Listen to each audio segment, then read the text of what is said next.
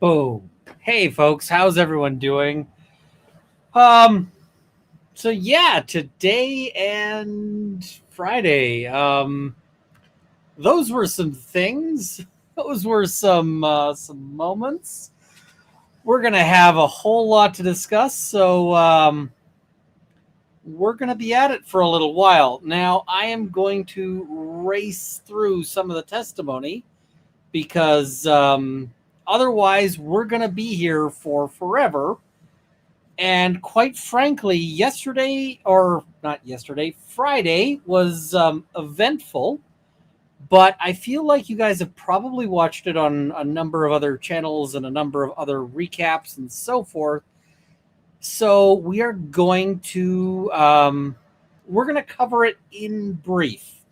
We're going to cover sort of the most critical, most important moments. And then we're going to get to tomorrow or today, because today was jam-packed with what the hell. And I have so many things I need to say about it. And yeah. Also, I'm going to give you fair warning that tomorrow I am going to be... I hope to be doing a stream. It's just I also need to juggle... I have to go get a toilet put in on the land. So, what is it? Somebody says, Rob never told us where you were yesterday. I was, what do you call it? Out at the land. I was at the undisclosed location. So when you saw me dialing in from a secret place, that's where it was. So, now, I'm also just going to, warn you guys, if you have, if you've got young children watching, maybe this one isn't the one to have them watch. If you are, if you're sensitive to swearing or to evocative language, maybe this isn't the thing to watch. So just giving you that little bit of warning, because we're gonna get demonetized. It's gonna happen. It's all right.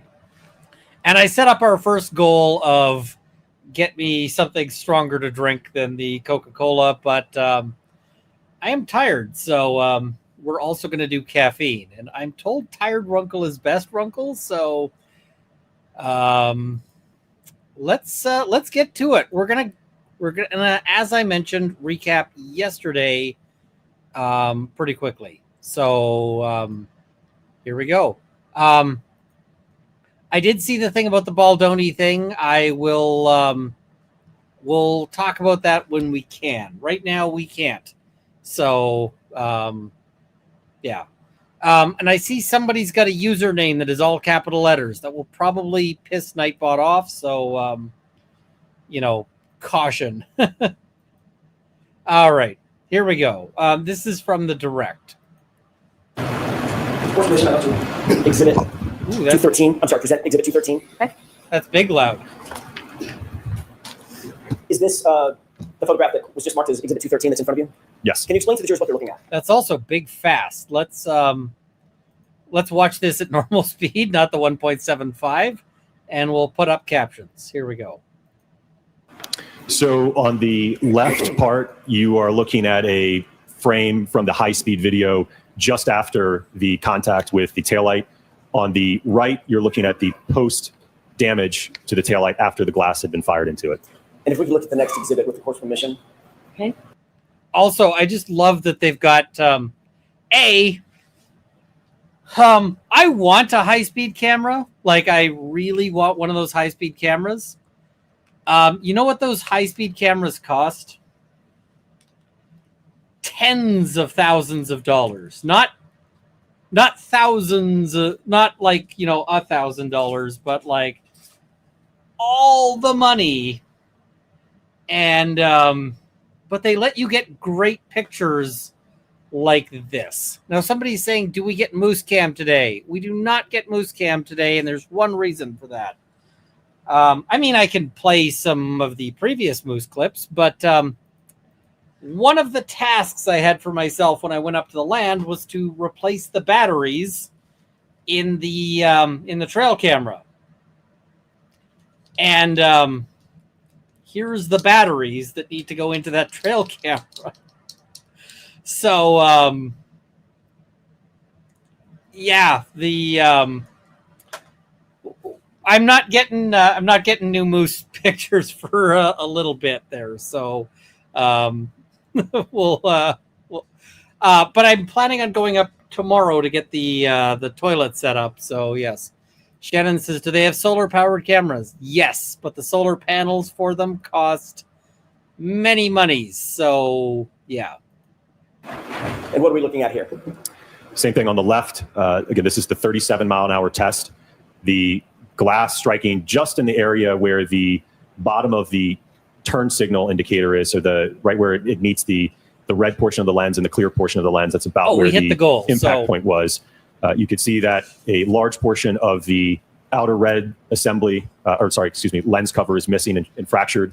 The clear portion of the part of the outer lens to the turn signal indicator is also fractured, as well as the underlying clear diffusers in that assembly.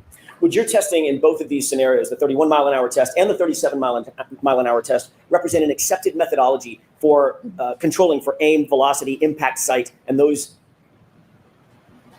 issues, if you will, as it relates to testing of this sort? Yes, we were able to control those variables. And is that so? Basically, this is testing the possible theory for damage to the taillight of maybe a glass was thrown at it, right? Maybe John O'Keefe was pissed off as she's driving away and yeets a glass and smokes the taillight. All right. So that's that. As I said, we're going to be real quick here. We're going to talk about some of the, details, but we're not going to go through everything in full detail. So here we go. I went in and I was like, we're going to cut most of this. trajectory or movement, if you will, of John O'Keefe's mass or his body subsequent to the alleged conduct? No, not that I'm aware of. Next slide, please. Do you recognize this photograph? Yes. What is this? So this is something that you probably have heard and certainly I've discussed already, but this is looking at the right rear corner of the... I'm just going to say, don't dox people, don't harass people, and Jennifer Coffindaffer is one of the worst human beings on the planet. Now, I suspect that why Coffindaffer went after Wolf's wife is that Brennan does, or at least Brennan tries to. We'll talk about that. We'll talk about that too, because it is messed up. But yeah, I mean, I feel like most of you know to leave things alone, and yeah, I'm being told I need a new goal. Okay.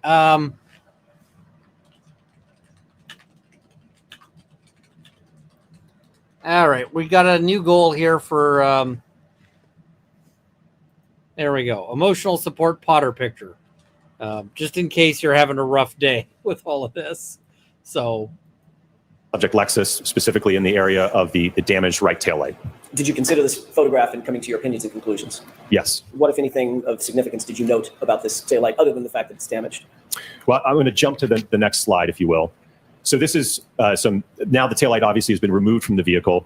So obviously what's important here is looking at what is the damage that we have to this taillight. What components were damaged in this alleged interaction. So we're looking at the clear diffuser at the bottom is fractured and missing. Same with the ones on the vertical side.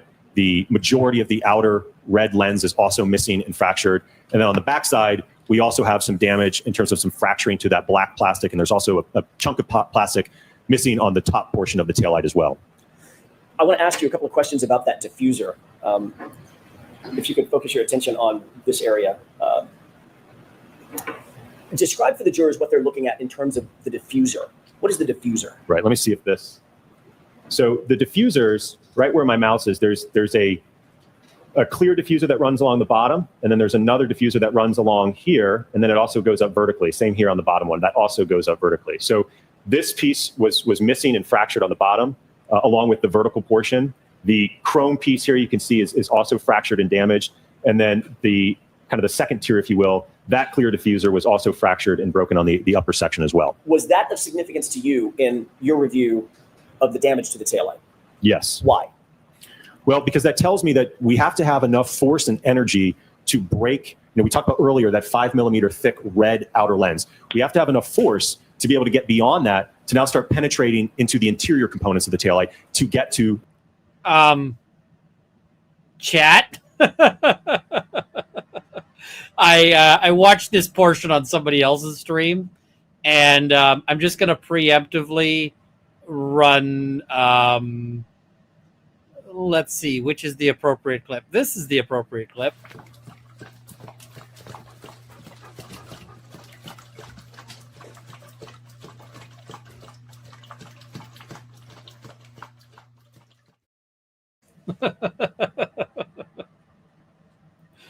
Again, those clear diffusers, and certainly cause damage to get induced out the back end of the taillight as well. Yeah, just a little. Yes.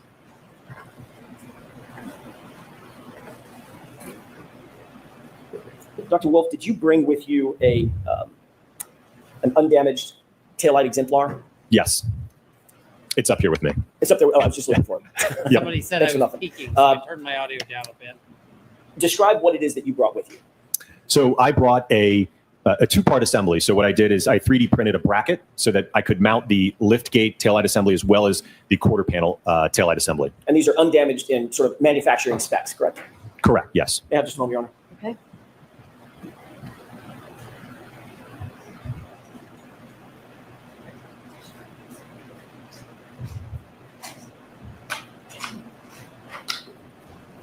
You have it with you up there at the witness stand? Yes. Could you?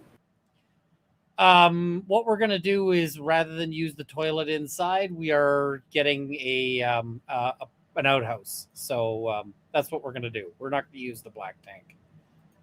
Retrieve that with the court's permission. Okay.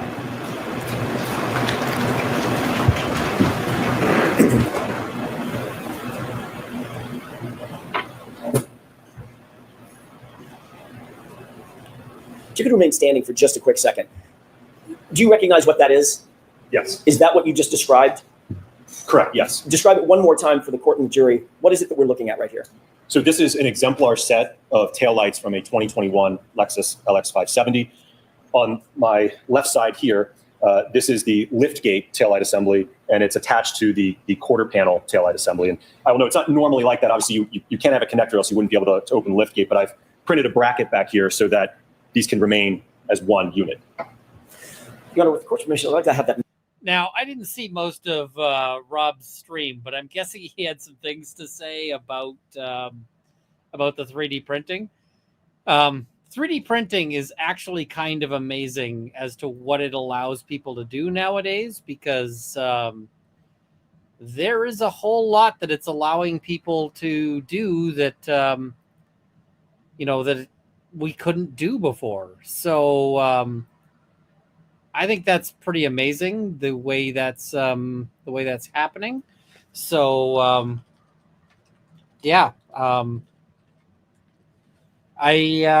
a big fan of like the possibilities there. It's pretty cool, some of this stuff. So yep. Marked as next in order.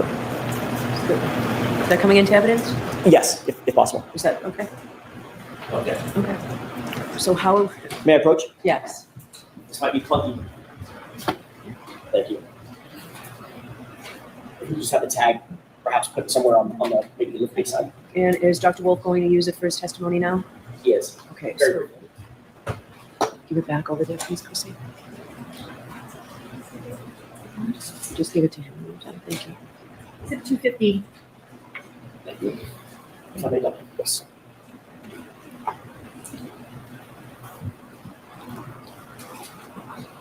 May I? Okay. Thank you. Dr. Wolf, you indicated that there was a 5 millimeter area of acrylic covering the diffusers, correct? Correct. What I'm knocking on, is that the 5 millimeter acrylic? Yes, both on the quarter panel part that you just pointed to, as well as the liftgate part. Mr. Those are- Jackson, why don't we give that back to the witness and let him do it instead of you? Sure. Is there, It's like the witness gets to testify, you don't. Fair. That is fair. That is reasonable. can you see through that loose material into the diffuser that you've just been describing? Yes, so as I mentioned earlier, in this Rob, area here, there's a calm diffuser down. that's running along the bottom. So Dr. Wolf, I'm going to ask you, may I have that so close to Oh, the court reporters? My apologies. Use the other side of the, Please do not stick that into the court reporter's ear. The court reporter does not appreciate the giant thing going into her ear. witness stand. Yes, Your Honor. So along the bottom is the clear diffuser that runs along and then goes up vertically. And then on the second tier, there's also a clear diffuser that runs along here and then goes up vertically. And you might be able to see it through, it kind of looks like there's little dots on it. So that's what I'm referring to in terms of the diffuser that's underneath. And that, again, so you have that outer material that's 5 millimeters roughly in thickness. And then those diffusers are about 3 millimeters in thickness underneath this. Could you make a determination, and you can go ahead and have a seat. Well, actually, you may not want to. Could you make a determination of the space, the gap between the outer plasticine area, the outer acrylic area, and the internal diffusers? If you could just estimate that gap. If I had to estimate, I'd probably estimate around an inch, maybe inch and a half. Okay. You indicated that something was of significance to you in this photograph about the diffusers on the subject taillight, correct? Correct. Describe, now that you're holding that, what was it that was of note to you, Dr. Wolf? So as I mentioned, we have damage not only to this outer thick portion, but it was enough force and energy to then penetrate deep enough to fracture the underlying diffusers that sit below this outer surface, and certainly enough force then to work its way back through inducement into the backside, and ultimately there was a top portion of the taillight that was also fractured up here. Was all that significant to you in your review of the subject taillight material? Yes. Okay, you can go ahead and put that away. All right, so that can't go back there because it's in evidence. So why don't you take it and I was just going to store it there until he's finished with his testimony, and then we can give it to the clerk magistrate. Okay. However you want to do it, Your Honor. All right, I have do you no wanna take preference. it? Is he using it still for his testimony? Not right now. All right, so thanks, Jim. Now let's talk about how much fun it is to be a clerk and to deal with evidence, because things I have seen court clerks have to deal with in evidence include an entire shotgun. I've seen clerks have to deal with a bag of drugs that was leaking. I have seen clerks have to deal with all sorts of things. And yeah, so giant taillight might be annoying, but not as bad as this. By the way, the court rules, like the courthouse procedures now, no longer allow the Crown to bring as evidence a bag of drugs. They're now supposed to just enter a picture of the bag rather than bringing the literal drugs to court, because the court is like, we are not really equipped to deal with leaky bags of drugs. So, but I mean, they may have to deal with things like a bloody shirt. They may have to deal with things like a used condom could be entered into evidence. I'm hoping that would be in a bag, and I'm very much hoping that would not be leaky. But so yeah. All right. Back to things. Thank you, Your Honor. Okay, May I continue? yes. Can we go to the next slide? What are we looking at here? This is Sorry, I think you mean the 500 grams of meth. Yeah. a collection of photographs that depict various fragments from the right rear tail lamp assembly of the Lexus. And I will note that, and I'll try to spotlight it, there are a few fragments in this photograph that are glass fragments, which, as I discussed earlier, there's no glass in the taillight, so these did not originate from the assembly. But altogether, from what I recall, there's about 50 fragments, I believe, that were counted or so, maybe a little less than that from the right tail light. If we could go to the next slide, please. What are we looking at here? So these are photographs depicting the sweatshirt or hoodie that Mr. John O'Keefe was wearing on the night of the alleged incident. And what was the role that this played in your analysis ultimately? Well, so one of the things that I noted, and I can go to the next slide, is there were a series of small punctures or holes in the sleeve, on the right sleeve of the sweatshirt. Spoiler alert, this is going to be a big deal. So if you're wondering, why is Runkle covering holes in the shirt? Well, this is going to be huge. Spoiler. In varying sizes, I think some as small as just a few millimeters. Again, I think there was maybe 10 or 12, I think I recall, on the right sleeve of that sweatshirt. If we could go back to the larger photo, the previous slide, do you see the right sleeve denoted on the photograph to the right? Yes. Your review of these photographs, what was the significance of the triangular sort of arrows or markers? I believe those were to annotate or draw attention to those holes. Okay, the defects in the right sleeve? Correct. Can you count those for us, please? On the photograph on the right, I believe I see a total of 9. And what about the photograph on the left, just the right sleeve area? 9 as well. If we can go to the next slide. What are the arrows pointing to in these photographs? So this is basically the previous shot, but what appears to be close-ups of some of those evidence markers. You indicated some of the sizes. What were some of the smaller sizes of those defects or holes? From what I recall, like I said, I think it was around 3 to 5 millimeters, maybe some of the smaller ones. How big is 3 millimeters in inches? It'd be probably around like an eighth of an inch or so. Can we go to the next slide, please? What are you describing when you say the word fundamental, or do you write the word fundamentals? So I want to discuss some very basic concepts that I hope will kind of resonate as we go through the PowerPoint, so that you have an understanding of the underlying physics and what I'm talking about. See, here's the thing. The defense has a bunch of nerds. And I don't mean this as an insult. I mean this as high praise, because when he says, I hope you're going to understand the physics and what I'm talking about, I think this guy genuinely does want you to understand the physics, right? He's like, I think this shit is real cool. And I love being able to talk about this stuff with you guys. This is really cool. This is really awesome. This is, amazing. And so,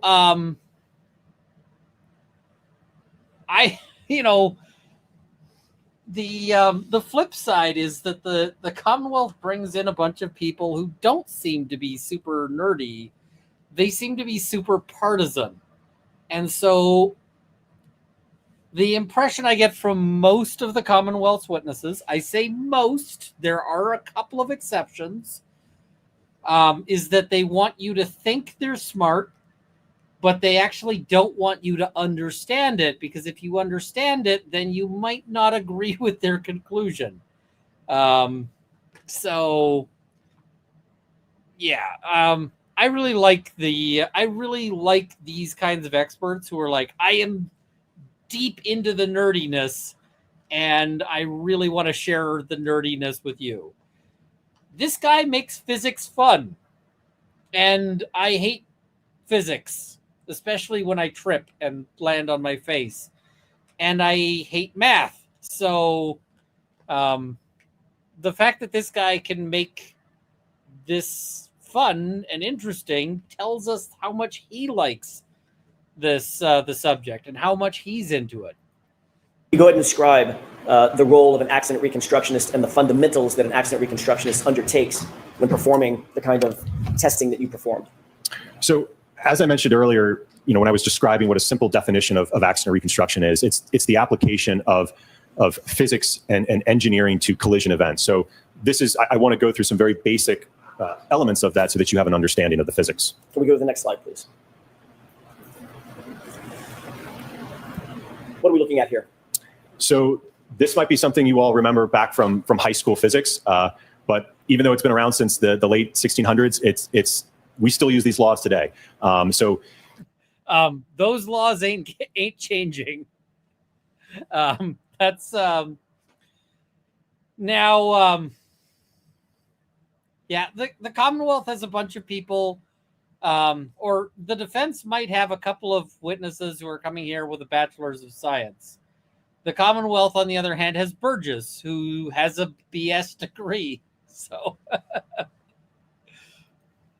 what we're looking at here is what I've done is just describe Newton's laws very simply. So, and again, you might be familiar with these. So, for instance, if we're talking about Newton's first law, an object at rest tends to stay at rest and at a constant speed unless it's acted on by an outside force, right? So if my arm is just here, right, it's just going to stay there until I give it a push or a pull, right? When I do that, that's going to induce an acceleration, right? So that's when we get into Newton's law, where if I apply a force to a mass, I'm going to cause it to change its speed. It's going to accelerate. Now, note, in actual practice, things don't necessarily remain at rest because there's gravity acting on them at all times. And there's also, wind resistance or, air resistance, all of these things.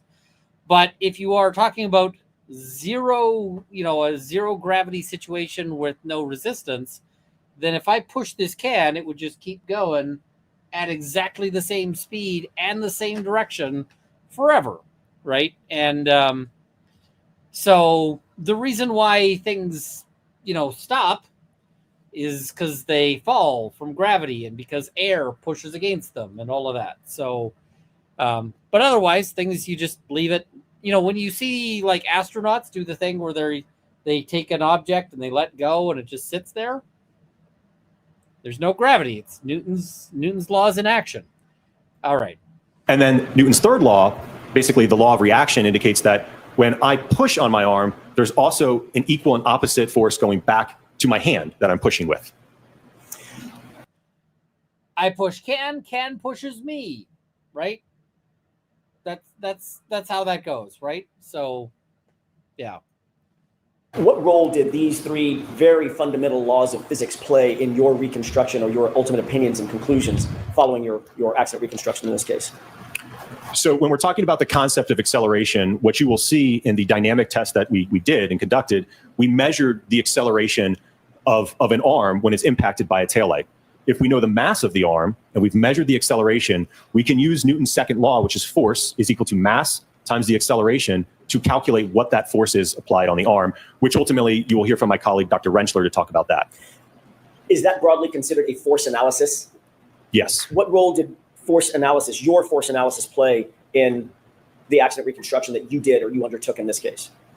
Well, there's certainly going to be a correlation between the impact speed and the damage that we see. The higher the impact speed, the greater the force. So from my perspective, I was interested in the speed and the force to look at what's the observed damage to the test taillights that we did. Do you think that's fundamental to an accident reconstruction? Yes. Did Dr. Welcher engage in any force analysis with regard to John O'Keefe's arm and the taillight? Not that I'm aware of, no. Let's move to the next slide, please. What are we looking at here?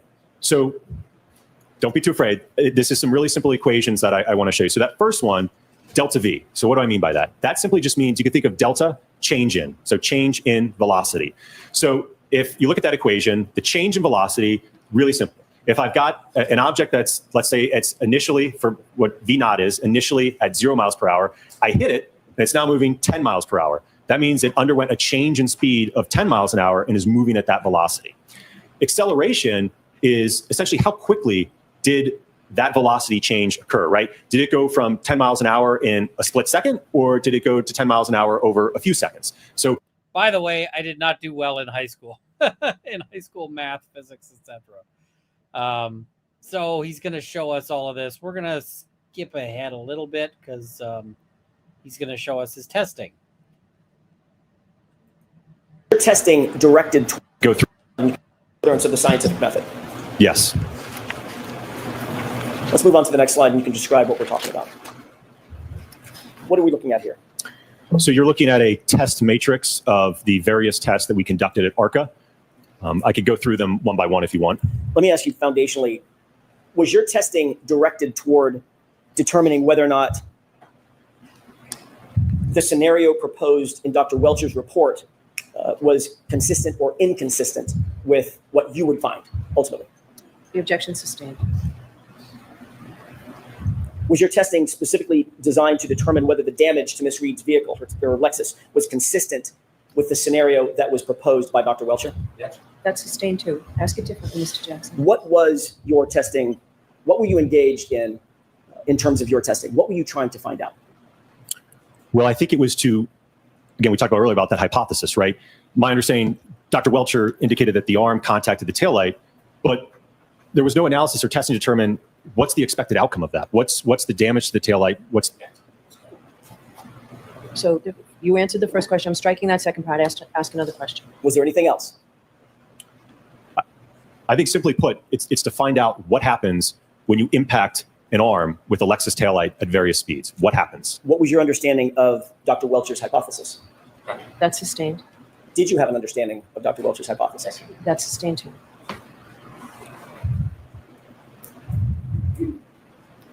Ultimately, what were you trying to find out? So this is really odd because normally you see experts actually comment on the results of the other experts, right? Normally you'd be like, so have you read, Dr. whoever's report? And they're like, yes. What do you think of it? Well, I think it's dog shit. Okay, why do you think it's dog shit? Well, because it is brown and sticky and it's not a stick. So process of elimination. Yeah. If you watch the depth trial, you saw a lot of commenting from, one expert commenting on the other expert. My audio is low compared to the court audio. Okay, I'll turn the court audio down a little bit further. I don't know why Judge Canone did that, and I suspect that it was probably because otherwise all of the experts would be being mean to the prosecution experts because, yeah. So, but they just can't do it. I don't get it. Through your testing? As I mentioned, I think it was determined when you impact a taillight at 10 miles an hour, 15 miles an hour, 25 miles an hour, what happens to the taillight? What's the expected damage? What happens to a sweatshirt when it makes contact with that? What happens to the fragments? How does the arm move? What's the acceleration of the arm? What's the change in speed of the arm? And certainly, as I mentioned, my colleague, Dr. Rentschler, will discuss what are the expected injuries in that type of impact. Did you see any of those questions answered in Dr. Welcher's report? Yes. Ask it differently. What did you see in terms of Dr. Welcher's report as it relates to those types of questions? That's sustained.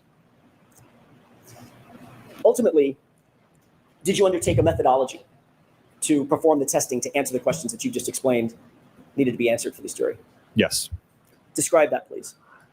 So we started out, we kind of worked at this incrementally, right? We didn't start right off the bat with utilizing an exemplar Lexus going right into an ATD or a test dummy, right? We wanted to start in the laboratory to have an understanding what happens at a range of speeds, in this instance, in our first two tests, between 10 and 17 miles per hour, right? What happens, what kind of damage do we observe, right? At 10 miles an hour, do we even break the light? At 17, what kind of damage do we get? What kind of accelerations do we get? And then we moved up to full-scale vehicle impact testing. Is that methodology that you just described generally accepted in the field of accident reconstruction, in the broader field of engineering? Absolutely. Everything from utilizing an instrumented test dummy to using an exemplar vehicle, to all the data acquisition systems that we had in the laboratory, as well as the vehicle. All of that is generally accepted techniques in the field of accident reconstruction. All right. So he says, yes, we're allowed to, hit things with cars. Cool. Now we're going to get to, I guess, what they actually do. And this is pretty cool. This is pretty cool. Measure head acceleration. So we applied the same linear impactor to be. By the way, the linear impactor is basically just a big punchy machine. It's just a big machine that goes stunk and at high speeds. It is a machine for smacking things, and they have an entire machine which they've decided to call a linear impactor, which is just a big smacky machine. And I think that is pretty awesome. This is not the cannon. The linear impactor is different than the glass cannon. The linear impactor is just a big smacky machine. So, smacky machine.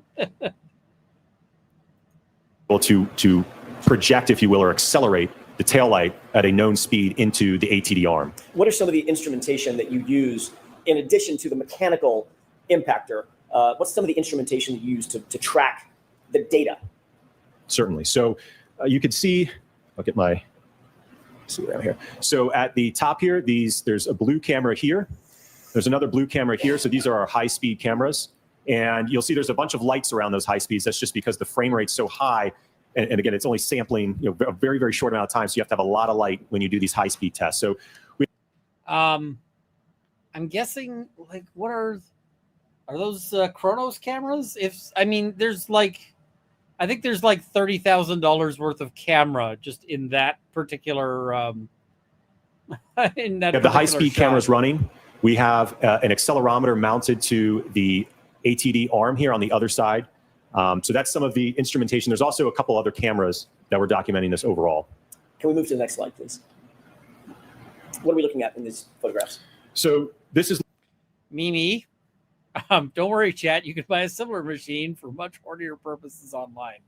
Do not use the linear impactor for those purposes because somebody will be very unhappy. looking at, and not to be confused, this wasn't the arm position when the impact occurred. This is just showing you the setup. So on the left is just kind of an overall shot. And then on the right here is a uniaxial accelerometer. So that's going to measure, we talked about that term earlier, right? The acceleration. So that's going to measure how quickly is this arm changing its speed, right? What's the acceleration of the arm as it's impacted? Does that accelerometer put into motion some of the mathematical formulations that you talked about earlier? Yes. This would be owned by Erica. Tell me about these photographs. So the importance of this is more specifically looking at the right photograph here. Might be a little bit hard to see. The awesomely soft Ultimate Hoodie made in Vietnam. I wonder if it is the Ultimate Hoodie. But we wanted to get the same exact sweatshirt or hoodie for the testing to evaluate if the taillight breaks, is there a mechanism for the fragments to penetrate and cause holes in the sweatshirt as were observed in Mr. John O'Keefe's sweatshirt? Next slide. Were you successful in finding the exact replica sweatshirt? Yes, and I will note, as I mentioned, I know it probably is hard to see, but the material blend on the sleeves are the exact same. They are 60% cotton and 40% polyester. Was it important in your mind to maintain consistency with the data that you had received concerning John O'Keefe's clothing? Certainly. I think we wanted to try to control as many variables as we could. Let's move to the next slide, please. Test A. This is a great question. Runkle, do you think juries are good about disregarding the question and what they hear when an objection is sustained? No. In fact, there is substantial evidence that that suggests that it may actually be the opposite. There is a fair bit of evidence that suggests that when a jury is told to disregard something, that in fact they weigh it more heavily. And so one of the ways that you can do this as a study is you get 100 prospective jurors. They're just usually college students, but usually college students taking a psych class who need to participate in studies in order to get credit. And you split them up into 3 groups. Group number 1 is shown is given the improper evidence. They just see it. Group number 2 is given the improper evidence, and then there's an objection, and they're told disregard this, like juror group number 2. And juror group number 3 is just never shown the relevant evidence.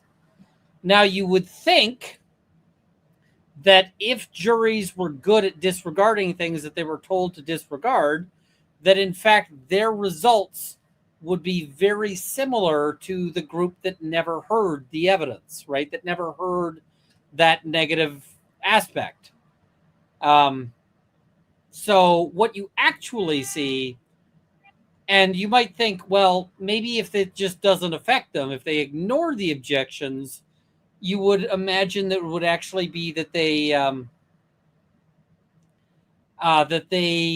hear, or that they just act like the people who didn't hear the objection. But instead, what you see is that they will actually tend to over focus, and so they will find like more guilt than the people who there wasn't an objection on it. So yeah, you can't really get juries to ignore things. We think we can, we pretend we can, but in practice, not necessarily so much. So yeah. Describe test A for us, please. So you're going to see a series of photographs and then videos, but test A was mounting a preconditioned taillight on that linear impactor to accelerate it into the hybrid 3 arm to, again, evaluate the damage to the taillight and the acceleration to the arm. Let's move to the next slide, please. What are we looking at in these photographs?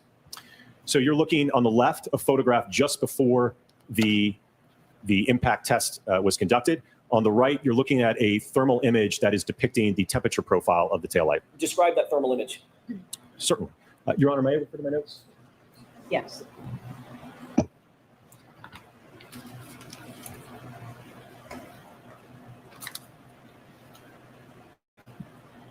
So what I did is I analyzed the profile of the temperature down in this area. And when we look at that segment, that lower portion here, where contact was made, the average temperature in that area was about 34 degrees with a minimum of about 33 degrees. How did you get that exemplar taillight down to around freezing? So all of the taillights that we tested were preconditioned overnight in a freezer. Why was that important? Well, it's my understanding that at the time that this allegedly occurred, the ambient temperature was 31 degrees Fahrenheit. So as I mentioned earlier, certainly there's a correlation between how plastics perform in cold weather. So we wanted to take that variable into account in our testing to precondition them down to temperatures that were consistent with at the time of the alleged incident. Next slide, please. What are we looking at in this slide, on this photograph? So this is a video. So they've been talking about how it's super cold on this day, and it's so cold, and it's so anything, and it's so whatever. So I looked up 31 Fahrenheit just now because I don't use freedom units. I use Canadian units, along with most of the rest of the world. So 31 Fahrenheit is half a degree Celsius below zero. 31 Fahrenheit is basically just freezing. And you know what Canadians do in just freezing weather? In just freezing weather, I don't bother to put like shoes on to go out into the backyard. I just walk into the backyard in bare feet. Because it ain't that cold. Like just freezing, we get way colder out here. So, you know, it's I'm like, okay, come on. Do you want me to go ahead and play the video? Tell us what we're about to see, and then I'll ask the court's permission. So you were looking at a camera that is mounted above the entire setup. If you look at the top portion of this video, you will see the taillight. Part of it's covered by the high-speed camera. But what will happen is the linear impactor will fire, and the taillight will be accelerated up to 10 miles per hour, striking the clothed ATD arm. With the court's permission. Okay. We're going to take this to normal speed. All right, so here's what we're going to see. Linear impactor. Accelerated up to 10 miles per hour, striking the clothed ATD arm. With the court's permission. Okay. Let's go ahead and play the video.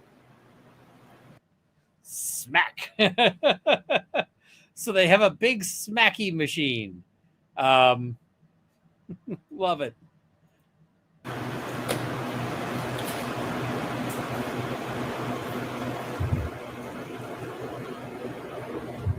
Next slide, please. What is this?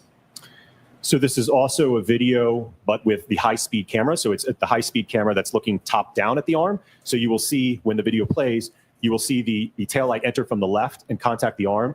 And I will note that this is essentially slow mode, so it's not happening in real time. So you'll see the taillight slowly moving, but it's actually in reality moving at 10 miles per hour. Understood. Go ahead and play that.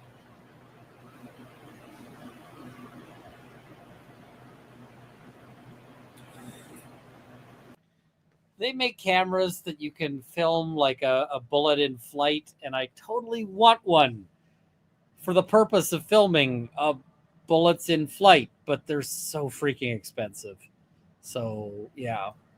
Can I ask a question now that that's played? How did you mount the taillight to the accelerator, the linear accelerator? Right. So we had to get a little bit creative there because you may have observed this when we had the physical assembly out earlier. The back of that, it's not some nice clean surface that we can just bolt on. So what we had to do is 3D print a bracket that we could bolt onto the linear impactor, and we used a polyurethane expanding foam to be able to marry those two together so that we could then bolt it onto the linear impactor to use it for this test. Did you see any debris from that foam mounting mechanism? Yes, there's a few flakes you can see of that polyurethane foam off the backside kind of going into being dispersed there. Okay. With regard to this particular 10-mile-an-hour test, what did you note in terms of the damage to the taillight? It was very minimal.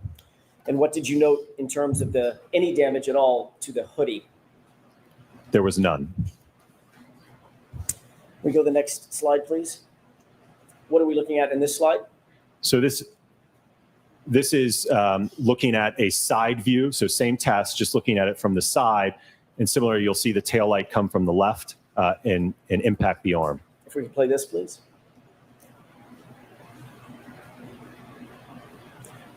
What did you note in terms of deflection of the arm, the test arm? Well, the arm essentially, and we'll see this in the data later, it reaches a common velocity with the tail light. Based upon the portion of the arm that was contacted, again, consistent with how Dr. Welcher has it oriented, it will become accelerated up to 10 miles an hour roughly. Over approximately what period of time is that arm accelerated up to 10 miles an hour along with the taillight? We'll see it on the data plots. I think it's about 10 milliseconds or so. How long, do you know how long? I'm sorry, but the language we use is Haas long. Do you know how do you know Haas long? I blink on average takes? Off the top of my head, no, I don't. Probably pretty quick. Somewhere around 250 That's not useful. He's like, I was hoping you knew that. milliseconds. Does that sound right? Sustain. He's like, I wanted to get the eye blink evidence in. I wanted that. And yeah, he doesn't successfully get the eye blink evidence in. Dr. Wolf, you missed out on the eye blinks. Okay, so then we get to some additional, even more fun testing. We're going to jump ahead here. Under this umbrella. Oh, wait, before we do that, I owe you guys a dog picture. So this is not a current Potter picture because we're going to emotional support Potter. So this is back in time Potter. This showed up on my Facebook memories.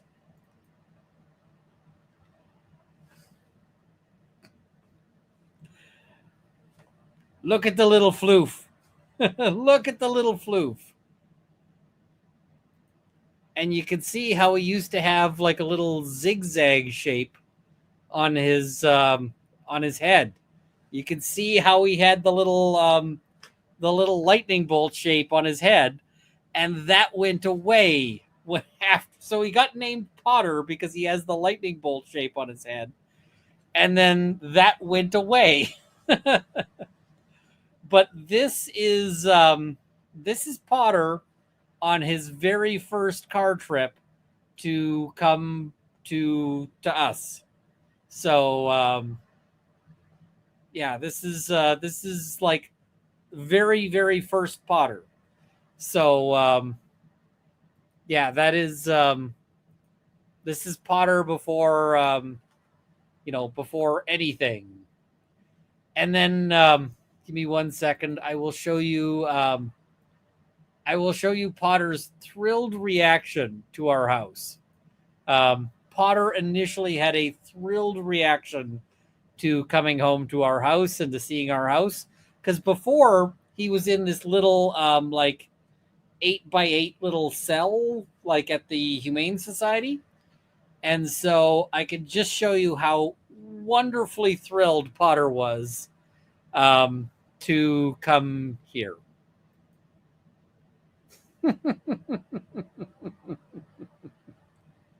He's like, I don't know about this. I am disappointed. He's like, nah. So yeah, that yeah. All right. Yep. So here we go. Back to it. And I got to bring this up. And I got to embiggen. There's another one over here. Another thing you'll note is we brought out the chest freezer when we were installing these in the Lexus to, again, keep them at that steady state temperature for as long as possible.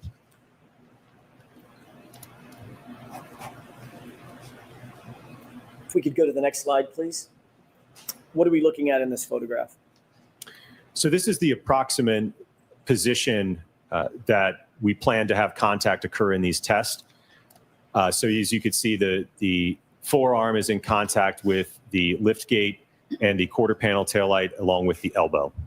Why did you choose this configuration for the arm, the forearm, the hand, the elbow?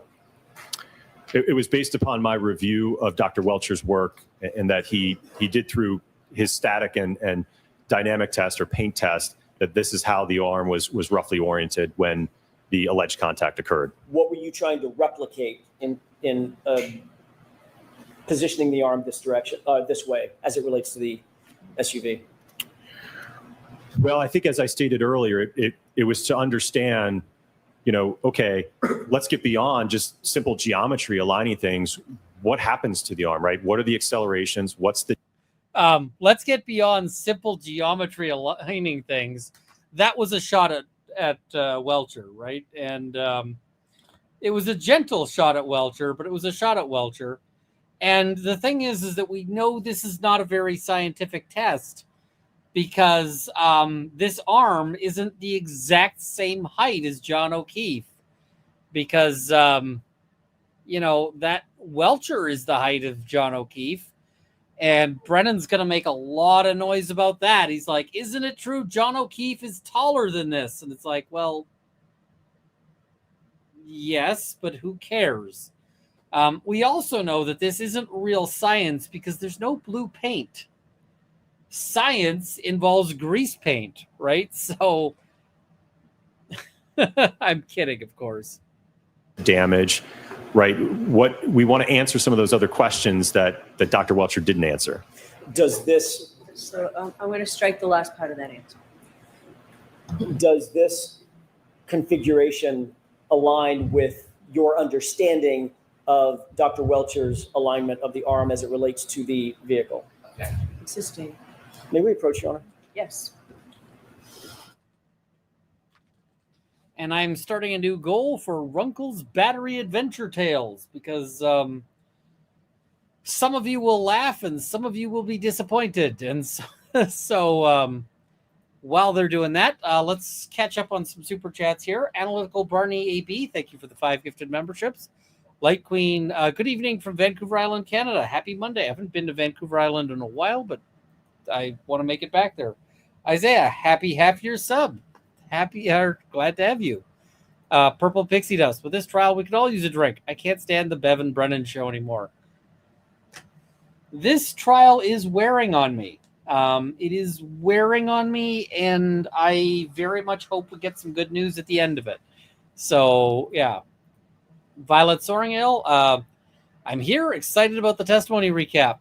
We're going to talk a little or a lot about the fights that happen, because there's some chaos. Happy to see you're alive from your undisclosed location. I did not see any bears, but I did. So we have we've got the fifth wheel there, and the two dogs stay in the fifth wheel when we're sleeping. The dog. And Zora was a total nuisance the first night. She was freaking out. But you know what? I heard coyotes late at night howling, and there's a reason why the dogs get to stay in the fifth wheel. So, yeah. All right.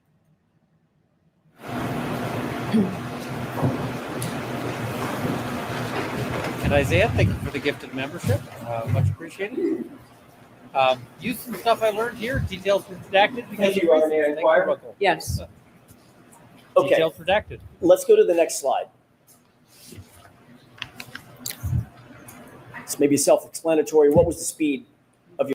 It is. You should have experts commenting on what the other expert does. And here she's like, no. It makes no sense to me. Am I sure they weren't wolves? I'm not 100% certain, but yeah. Any trouble with mice? So far, no. So far, no. We'll have to see. Your first test out in the field. 15 miles per hour. Next slide, please.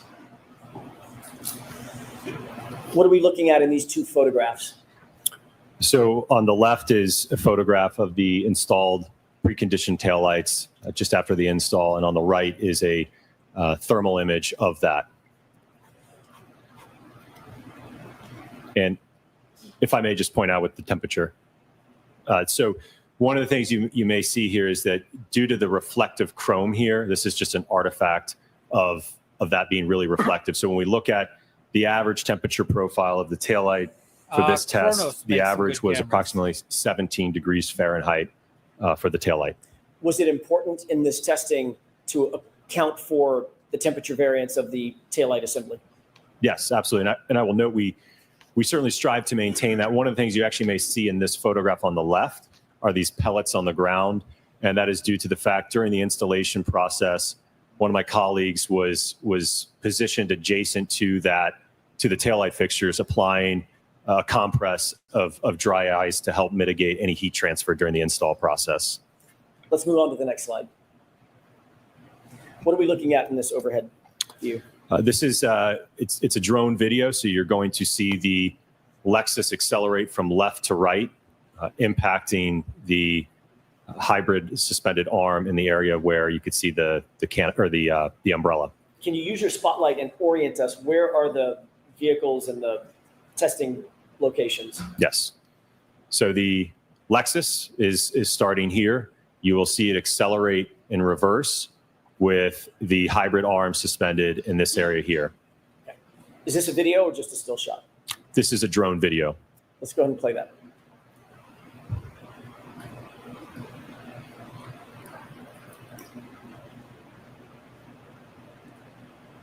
Dr. Wolf, is that in real time or slowed down, sped up? This is in real time. Okay.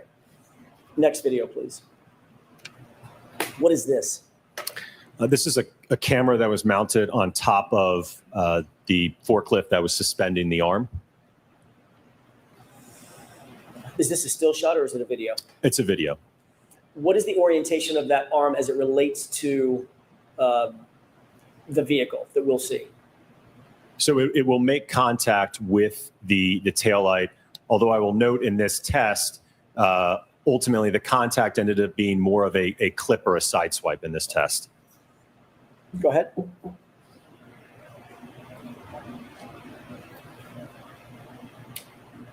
I'm guessing Tauflader Mouse has a lot more money than I do to play with on these things based on all of that. But the camera I would like to get is It goes for 16,000 US, which right now is all the money. So yeah, I cannot get one. Yeah, let me move the CC, or at least turn it off. Did you see the impact area? It's quick. Right. What did you mean when you said more of a side swipe or a clip? So I think the next couple of videos will help demonstrate that. Let's move on to the next one. What are we looking at in this video? Or, I'm sorry, in this photograph. So this is going to be a high speed I like his pose there, where he's just sitting there. Yeah. or a slow-mo video. You're going to see the Lexus come in from the right and then move across the screen to the left. And you'll see contact occur between the taillight and the arm. Okay.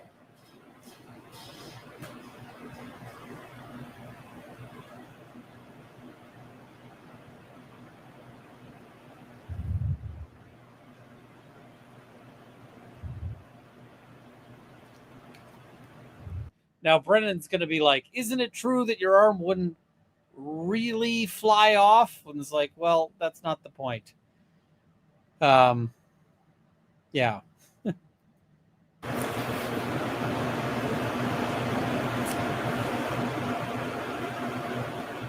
Can you explain for the jurors using this video what you meant by more of a side swipe or a clip? Right. So this is where Is it the law that engineers got to wear a polo tucked into jeans? It is. And yeah, I mean, I can't trust his testimony because he's not dressed up like the deceased. Yeah.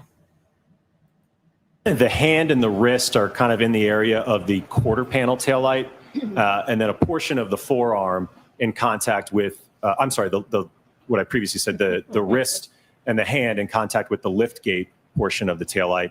And then on the forearm is more in contact with the quarter panel taillight. Okay. Can we move to the next slide? I mean, the thing is that Brennan does get some good questions out. He just needed to do it in a way where he doesn't come off as a total dick. And what is this angle? This is, yeah, same test, just a different angle with the high-speed cameras in slow motion. And this is at 15 miles per hour, correct? 15 miles an hour, correct. Can you explain for the jurors, given the fact that this is suspended, does that have any impact on the ultimate analysis or reconstruction, rather than being attached to an ATT? Effectively, mass is mass. So whether we have an arm that is suspended or attached, again, it's the arm is on a joint, right? So the arm can accelerate freely of the rest of the body, right? So if anything, even if it is attached to the body, there may actually be some additional force associated with that, just because there could be more mass attached to it. So he's noting, doesn't matter that it's not attached to an arm. Good. KDP says, same. Named my cat Hanuel Sky because of his blue eyes. Now they're yellow. Potter is a handsome boy. Yep. I think animals like to do that for us. So, or do that for us or to us. So yeah, they, and then he does a bunch of math and so forth. But, critically, we see things like this. Jumping ahead a little bit. And what happens to the arm in terms of the acceleration and the damage to the taillight at that configuration at contact. Okay, next slide, please. What are we looking at? So this is a photograph depicting the damage to the liftgate taillight as well as the quarter panel taillight. And what do you note in terms of that damage? So on the liftgate taillight, a significant portion of that thick 5mm red outer lens is fractured and broken off. The underlying diffusers are still in place. There was a small crack in, I believe it was the upper diffuser here. The quarter panel taillight had the clear section damaged with the outer lens missing, along with some fragments from the outer portion of the red part of the lens. Next slide, please. What are we looking at in this slide? So this is another photograph depicting the quarter panel taillight. As I indicated, there is portions of the red lens cover missing. The interior diffusers remained largely intact in this test. Next slide. What is this side by side depicting? This is showing the results of the 29 mile per hour impact test to the test vehicle compared to that of the subject taillight.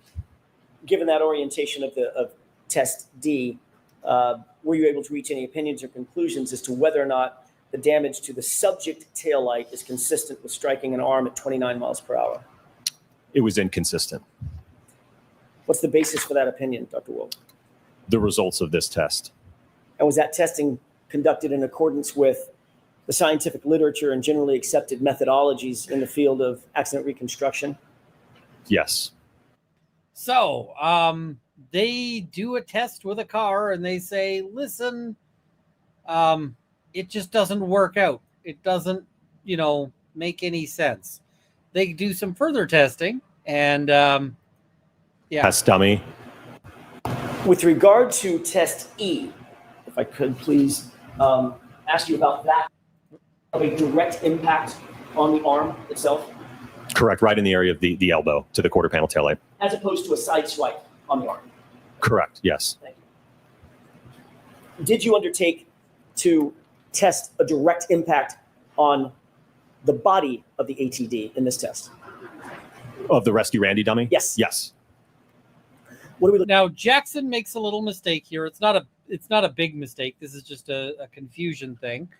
So there's two different dummies that they're working with. Dummy number one is the ATD, which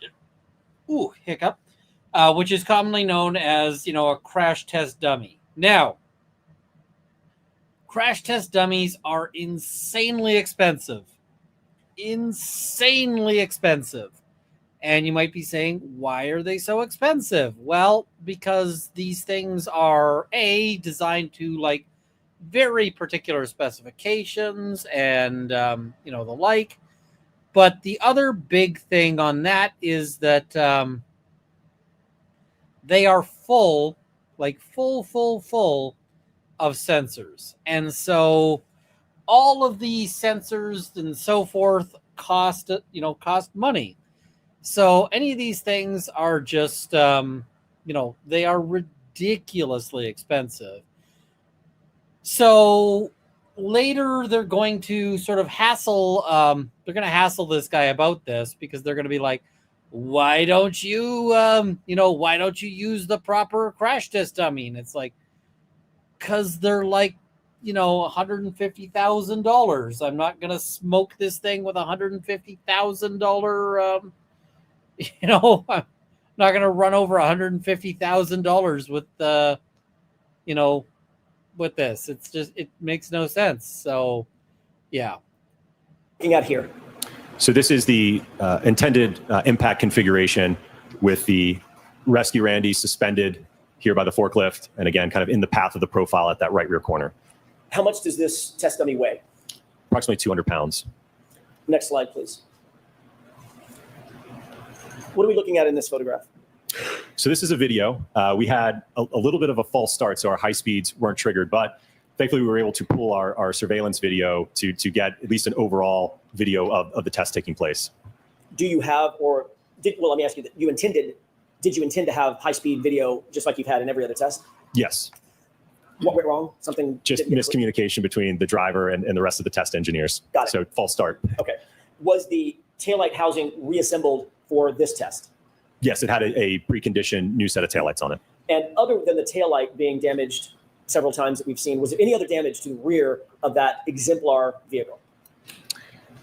I'm sorry, can you repeat the question? Sure. Other than the taillight damage that you rotated through in your testing, C through F, was there any other inherent damage to the the lift gate that existed when the exemplar vehicle was received by you? When it was received, no, it was in good condition. No defects or damage were noted. Okay. What are we going to expect to see in this video?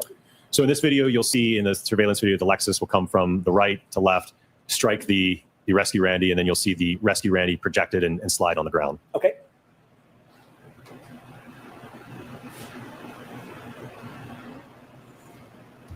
Can you play that one more time, please?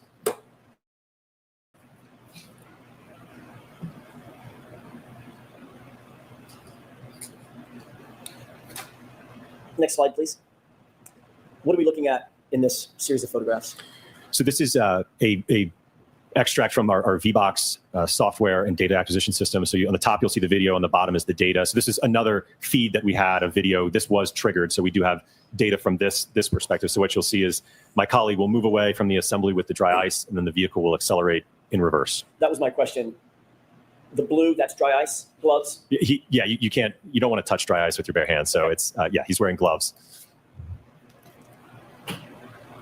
He's capturing the thermal. Yeah, the reason why you don't want to touch it is because it will absolutely, it'll absolutely mess you up. Images now.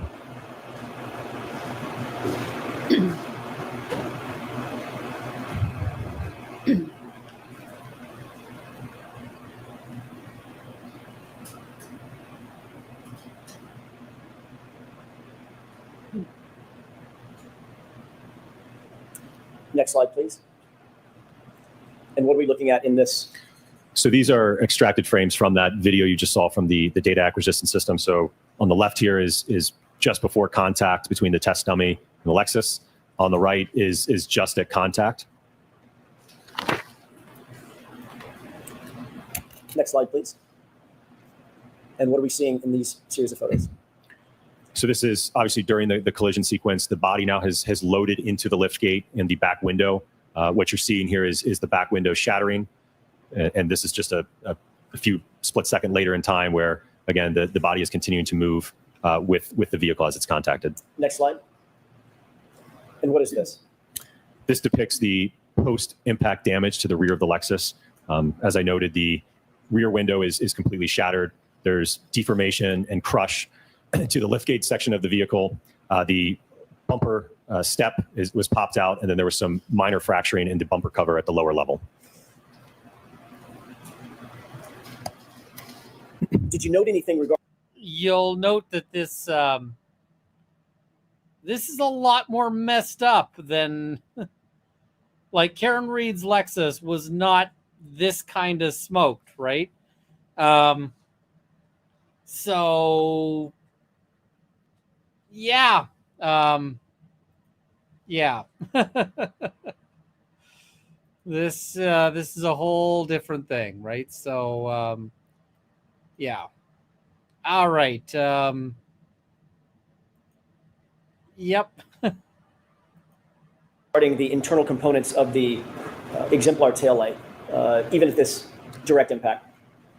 So the taillight, as you can see, it blew out the outer lens cover. I believe the part of the clear diffusers were actually still in place.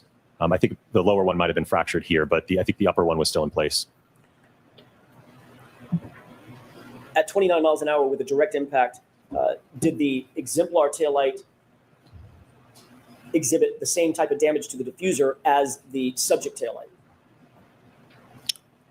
I'm not sure I understand your question. More or less damage in this photo to the diffuser specifically than in the subject taillight?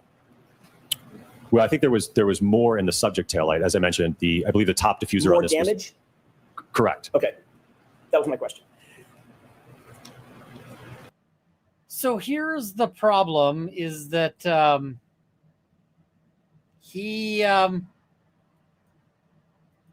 got a bit of Brennan's got a bit of an issue, because if you look at this and if you think that, if you're like, okay, the ARCA guys are accurate, are, truthful, are, that their evidence is good, this is a problem because the ARCA tests show that the theory of the Commonwealth doesn't really work because the car, like the vehicle goes, right? So yeah, that's a big problem for Hank. All right, so how does Hank start trying to deal with it? Let's look at how he starts his cross. We're not going to go through all of his cross. We're going to look at how he starts his cross, but here we go.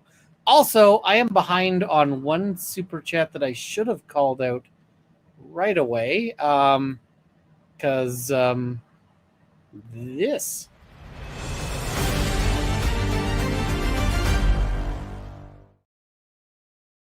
Volka says, for the curse word jar, as we'll need it. Thank you. So thank you. What is it?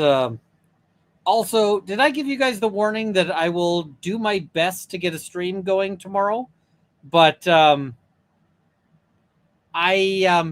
I'm going to have to also juggle getting a toilet delivered to the land. So yeah, we'll figure it out. We'll do our best. I might have to start a little later. We'll have to whatever else. Ian's audio and video aren't synced. How's that possible for a live? It might be on your end. Hit a refresh. All right. So here we go.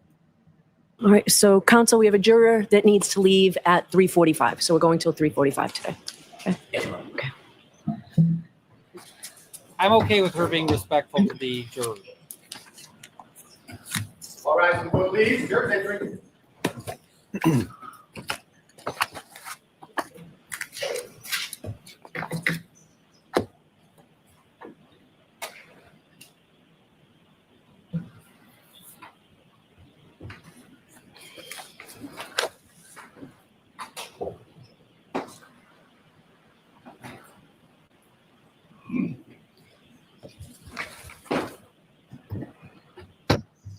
All right, let's get to hit the button and then we button too far. The work with the Department of Defense, was that during your time or before you got there? That would have been prior to my employment, yes. So when you were telling them about working with the Department of Defense, that really had nothing to do with you. That was ARCA before you began working there. ARCA as a whole, yes, the work that we do, yes. Not you. As I said, I wasn't involved specifically in that project, no. And you mentioned that you did some stuff, or the company does some things for the NHL. Yes. You didn't tell us much more about what you do. There's other things that ARCA does as far as clients, right? Certainly. Did you share with us that you work for lawyers and law firms? Yes, we do. And you do litigation, insurance companies? Yes. Okay. Is there any reason why? He mentions the insurance companies. Why does he mention the insurance companies? Because I'm sure he probably watched the same juror interview the rest of us did and went, oh, well, if they think that ARCA is with the insurance company, then they might discount ARCA. And I'm like, well, yeah.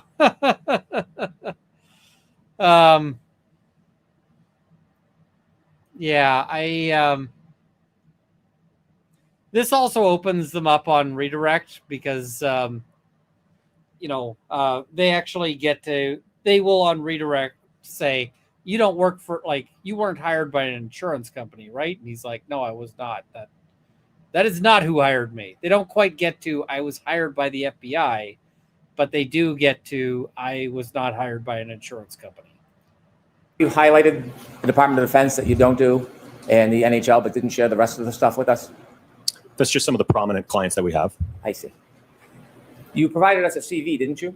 Yes. And that's like a resume, tells us a little bit about your education experience. You get to highlight some of the things, your accomplishments. Yes.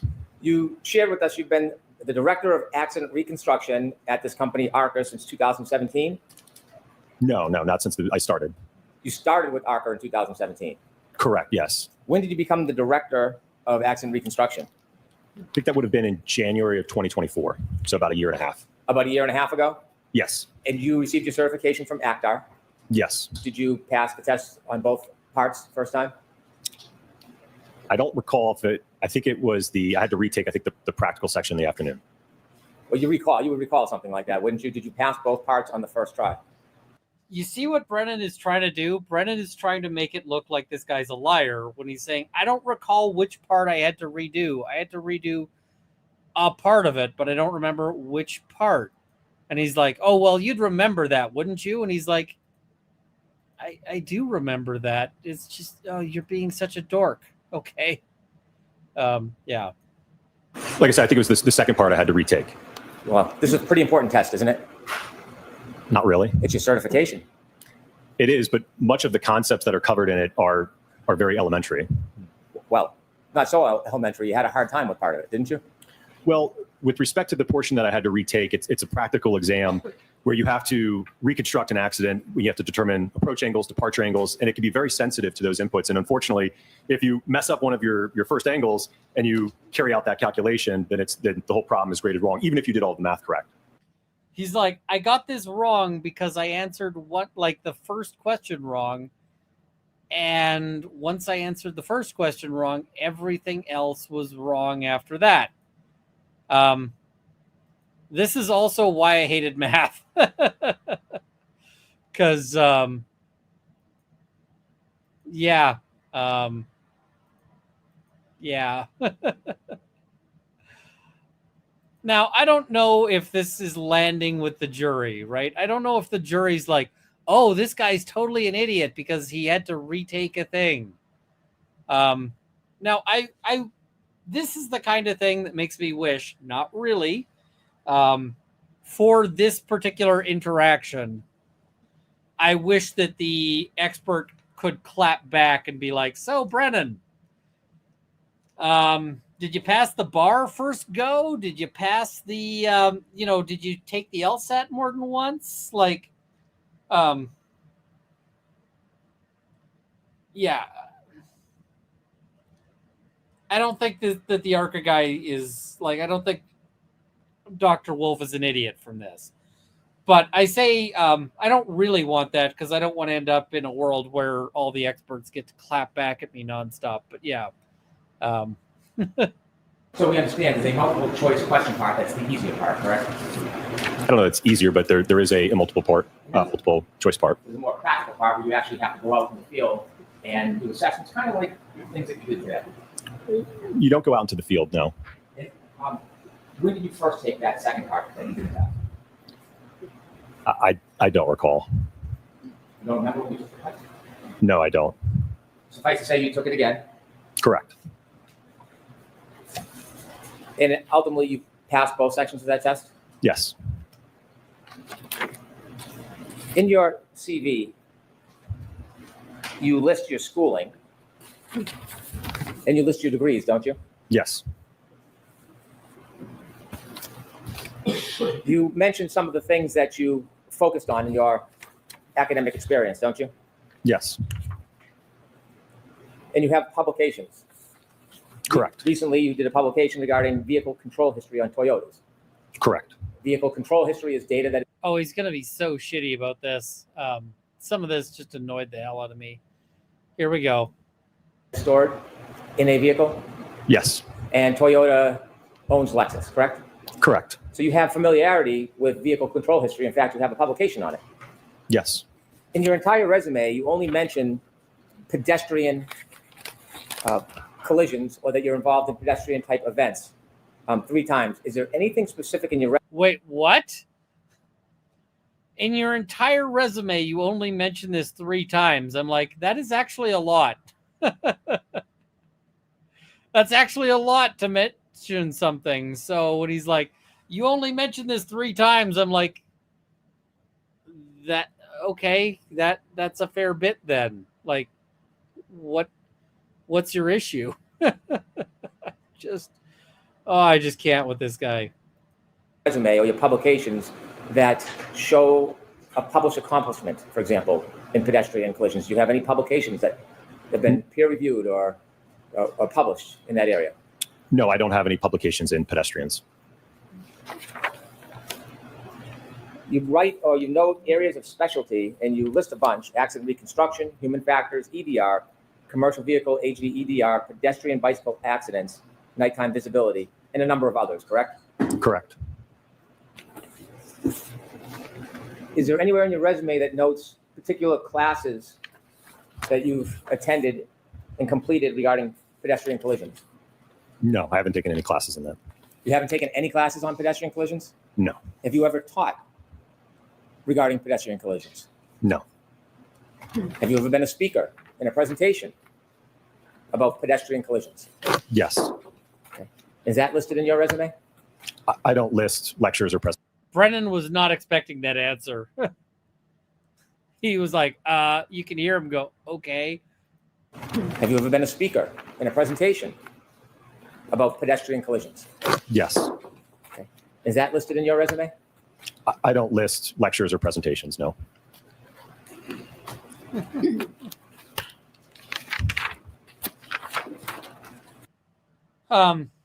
You can see he's like, okay, I guess we just got to, we got to go through this. This is the bullshit, but it is what it is. The thing is as much as this is shitty, this is what you do for any witness. You're gonna take your shot at them. You're gonna try to, whatever you can, because you gotta try to undermine them. You gotta try to poke holes. I get it. It is what it is. But yeah. You were asked questions about your involvement in this case. Yes? Yes.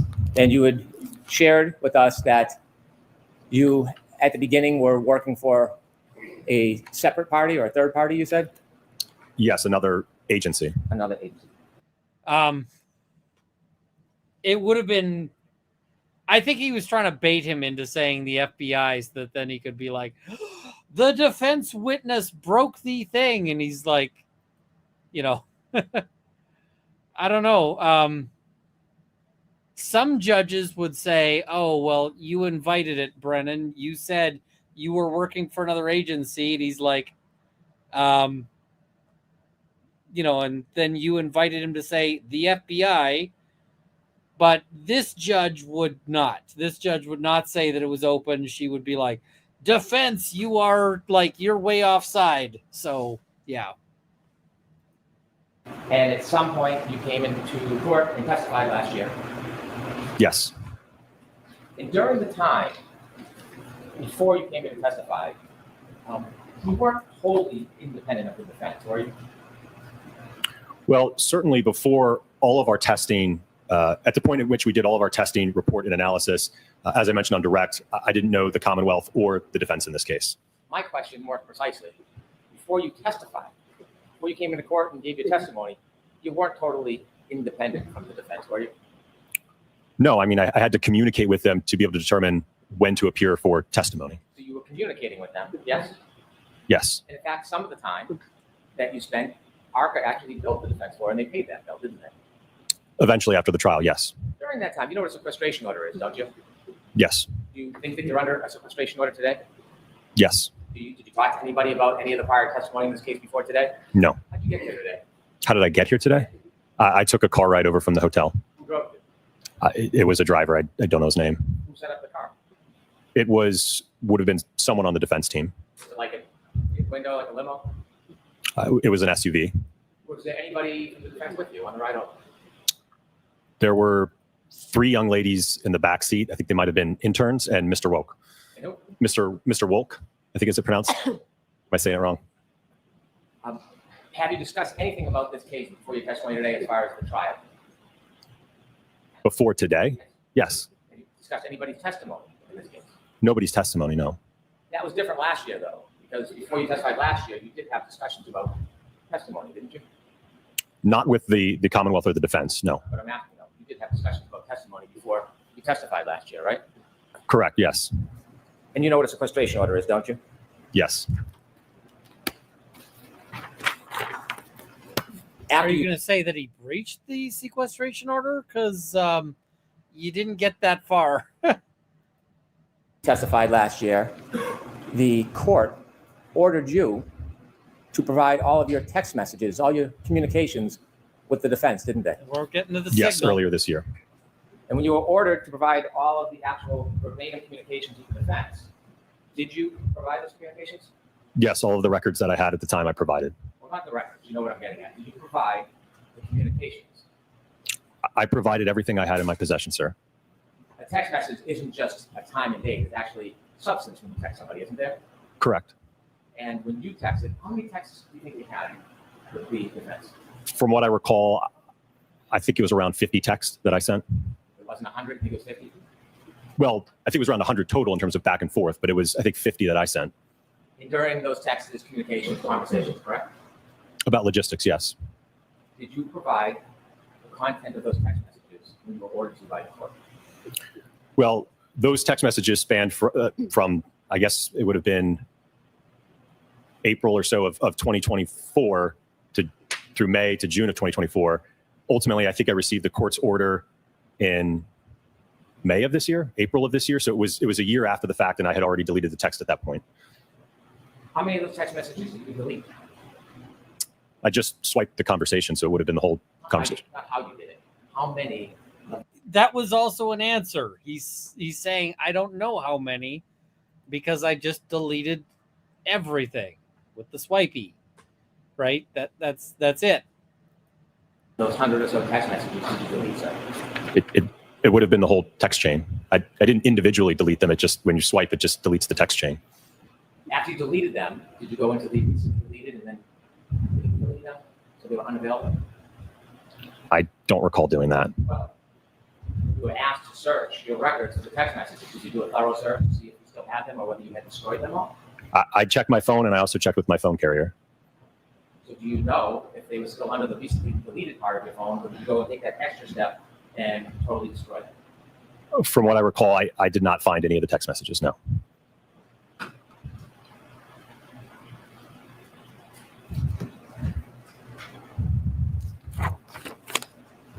Is there any reason why you deleted all of your text communications with the defense? Well, it's something that I routinely do. I work with attorneys and clients all the time, whether it's appearing for trial or inspections, and I don't have a habit of keeping a text chain that talks about logistics and things. It's just I routinely delete them after that communication is over with, and certainly after the prior proceeding, once it had concluded, there was no reason for me to preserve those. Okay. And so at some point, you switched from text messages to another form of communication, didn't you? Yes, earlier this year. Now, I'm just going to say, I don't think this landed as well as they thought, as well as Brennan thought it would.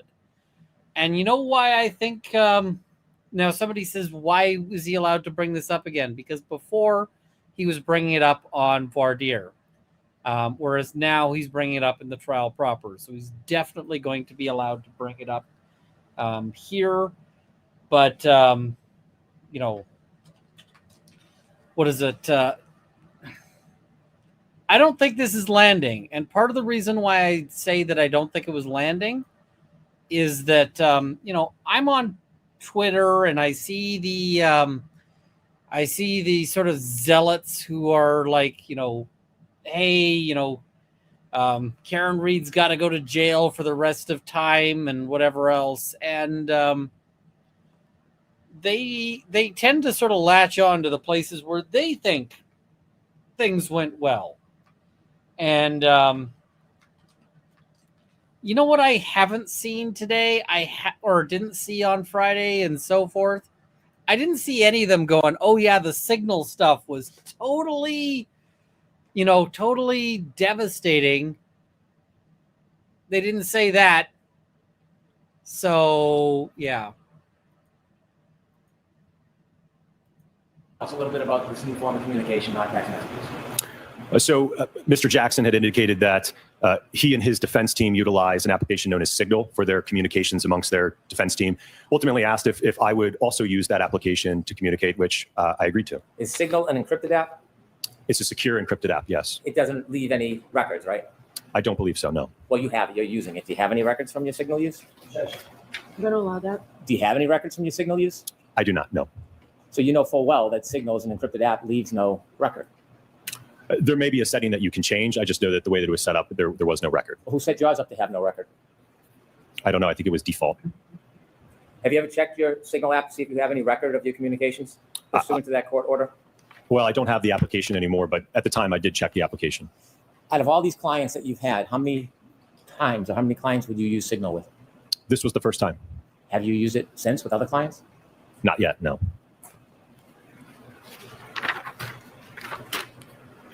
Before you testified last time, at the last proceeding, or should I say when you testified at the last proceeding, kind of like today, you attempted to portray yourself as totally independent, didn't you? Sustain enough. When you testified at the prior proceeding, did you attempt to portray yourself as totally independent? Yes. The truth is, before you testified, you were communicating with the defense and attempting the best you could to assist their cause, weren't you? I wouldn't characterize it that way. So before you testified, you wrote out questions that you thought could help, that you should be asked when you testified, correct? So something I routinely do before testifying is prepare an outline of topics and questions that would best help be able to get out my opinions and the analysis I undertook, ultimately so that you all have an understanding of what I did. So I'm asking you a question. You gave the explanation, but you're skipping over the answer to my questions. So Sustained. I'll ask you again. Before you testified, did you write out a list of questions that you wanted to be asked? Yes. And when you listed out the questions, you also listed out the answers, didn't you? A general response. It wouldn't be verbatim to that. I didn't say verbatim, but you list out the answers to each and every one of the questions that you had prepared. Yes. So for every question is an answer that you provided so that you could follow a script, so to speak, yes? I wouldn't characterize it as a script. One of the questions asks, so not being able to inspect vehicles is something that's not uncommon in your line of work? And your answer, absolutely not. Remember writing that out? Yes. And you put a footnote, a comment. And you said, not sure if you want to put this somewhere in direct examination. I have a feeling they are going to argue I didn't personally inspect the vehicles. I had enough information from the material I reviewed, so it wasn't necessary. Need to show the jury it doesn't matter in this case. Did you write that? Yes. When you're talking about So he's an expert who like communicates some of the things about about all of this. So yeah. All right. Okay. Fair. they, I have a feeling they are going to argue I didn't personally inspect the vehicle. Who's they? That'd be the Commonwealth. And so when you were writing out these questions as is your routine with the answers, is this the mark of independence to you? Well, I think, again, whether the Commonwealth asked me that question or the defense asked me that question, my response would be the same. It wouldn't change depending on who called me to testify. There are a number of cases, by the time I get involved, the evidence is gone from the roadway, the vehicle is gone. So it's certainly not necessary to inspect a vehicle. And I wanted the jury to have an... All right. I don't think any of that lands. And I'm behind on goals. So I have a goal of, can we get closed captioning? Yes, I turned it off while we were watching the video, but what is it? Would a prosecutor in my writing get away with this? No, I don't think they would. I also said that I would tell you guys a story time about batteries. So here's my battery story time. So I bought a new battery for the fifth wheel up at the land. And then I went up there and it was working great. Everything was wonderful. And then I shut everything down. And then when I came back, the battery was dead. So something in the fifth wheel is consuming a little bit of power, or I missed a light or something like that. So, I'm trying to recharge the battery, but I may have to buy a new battery, or because it might be just dead. But I was like, this cannot happen again. What's a fifth wheel? It's a kind of trailer, like an RV trailer. So I was like, well, this can't happen again. So I'm going to have to install a battery cutoff, like a thing to shut it off, just to break the battery connection, just so I've got a switch so I don't have to unscrew it each time. And so I went and I'm looking along the, Celestial Heather says, why not just get a generator? It's got a generator built into it. And the problem is that the generator won't run properly with the battery not functional. So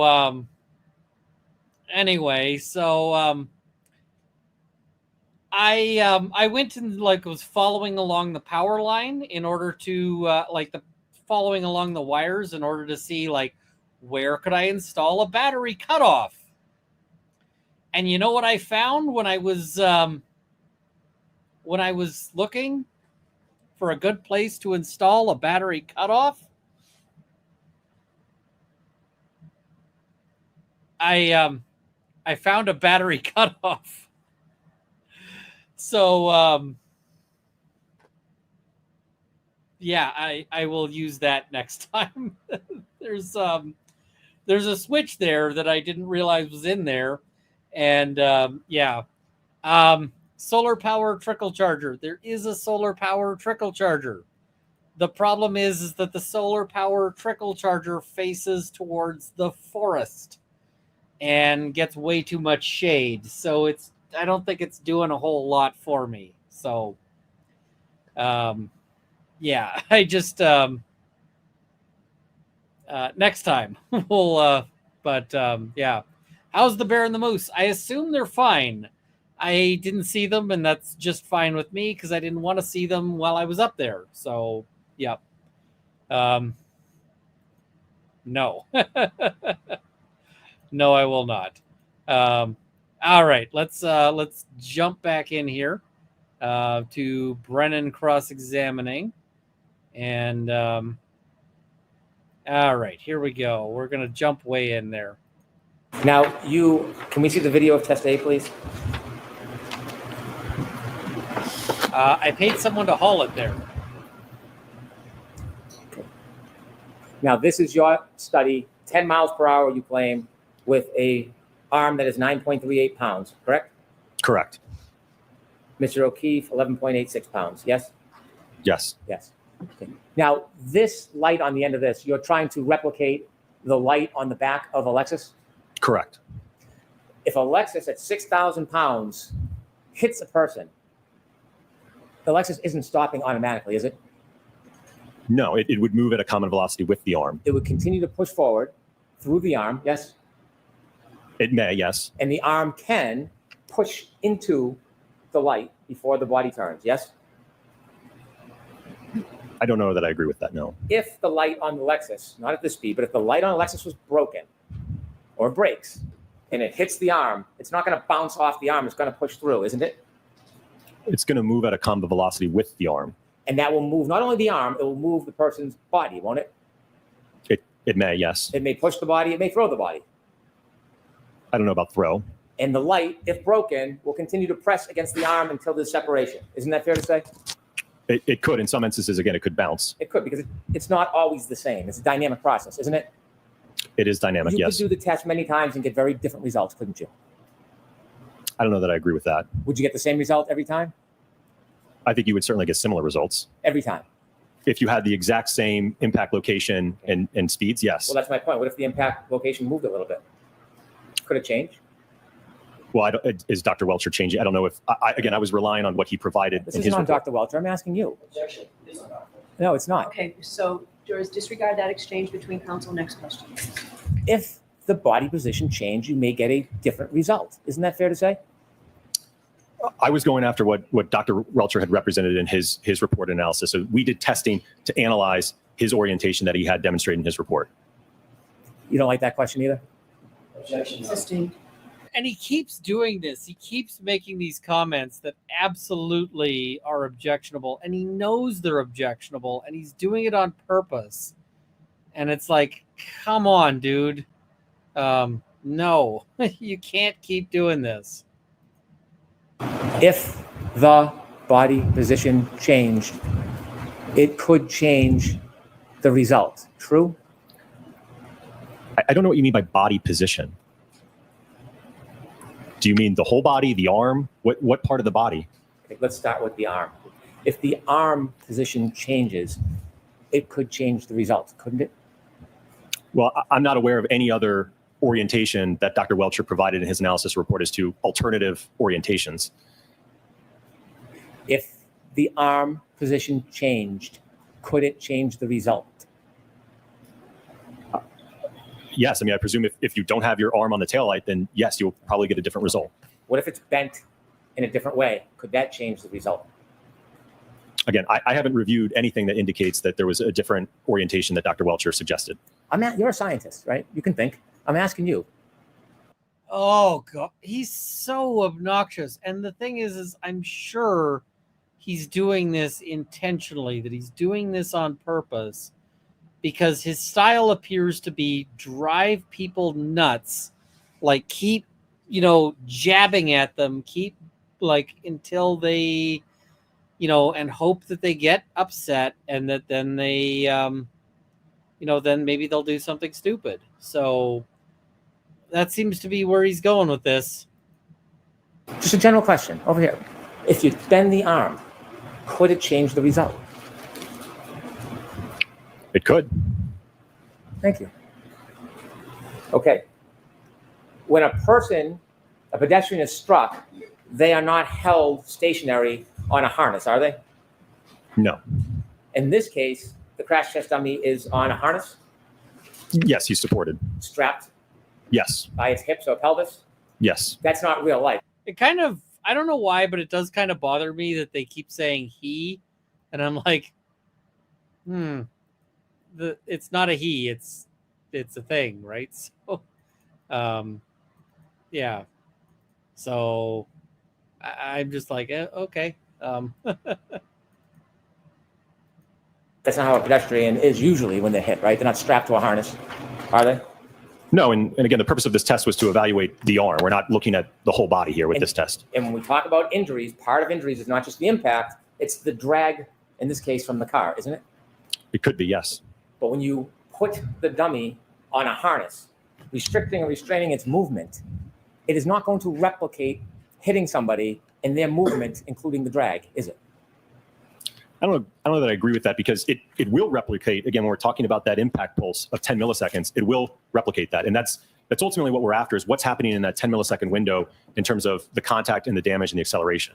I know that's what you're after. What I'm asking you is when you end it, when the light stops, unlike a Lexus, and the dummy is stationary, unlike a person, it affects the aftermath, the drag and the push after, doesn't it?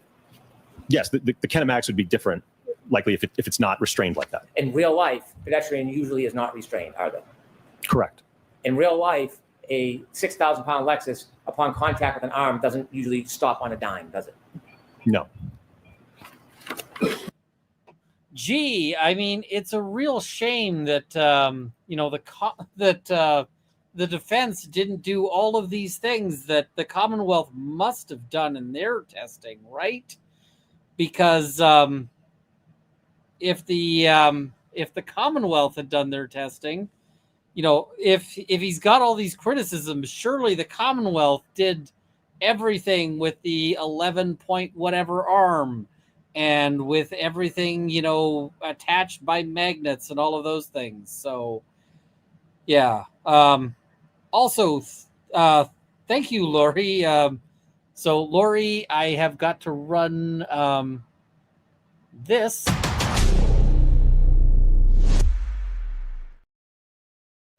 Lori sent in $100 via a PayPal. So, thank you, Lori.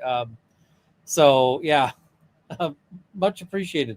I'm still laughing about the Commonwealth getting scammed by paying $400,000 for their testing. You're not wrong. Yeah, it's so frustrating. It's so frustrating. Could I have the photo from test A, please? Also, if you're watching on Twitter, come join us on YouTube. So there is we've got a chat no here. break, but there is a crack in this light that was a result of this experiment where this light hits that restrained dummy, yes? Yes. And this is at 10 miles per hour in your world and 7.67 if you take off the 26% weight. Changes to that form. We can move to test B, please. Now this test B, a similar test, it has the same limitations, doesn't it? This dummy is restrained at the pelvis. Yes. Could you show the video, please? There's two videos. We can see the first one.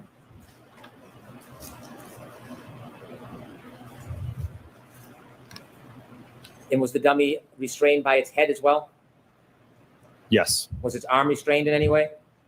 It was tethered, but it was free to move. This test you have at 17 miles per hour with the arm that's 9.38 pounds. Mr. O'Keefe, 11.86 pound arm. If you consider that 26% difference, wouldn't it be fair to say that this test, rather than replicate 17 miles per hour, would actually replicate 12.6 miles per hour? No, can you answer that? Not the way it's phrased, no.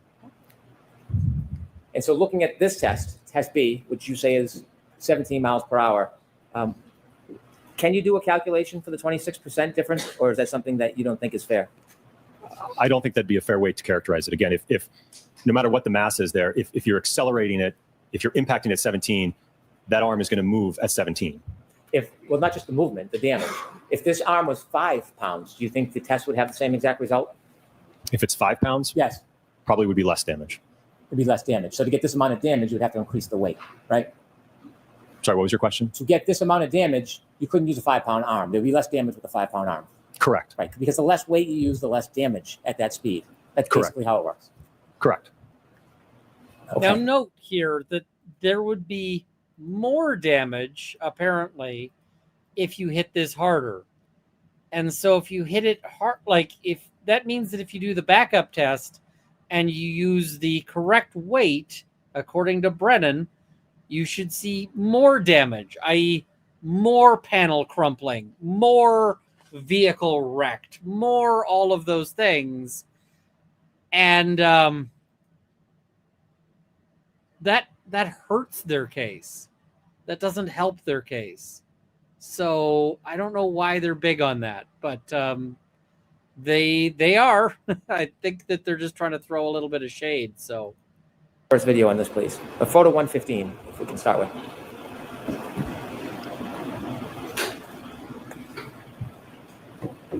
just trying to confuse the jury here. If you could stop it right there. Oh, And you can see the feet aren't as firmly planted on the ground as a person would be in most circumstances because of that harness, yes? Correct. And that affects gravity, doesn't it? Affects gravity? Well, when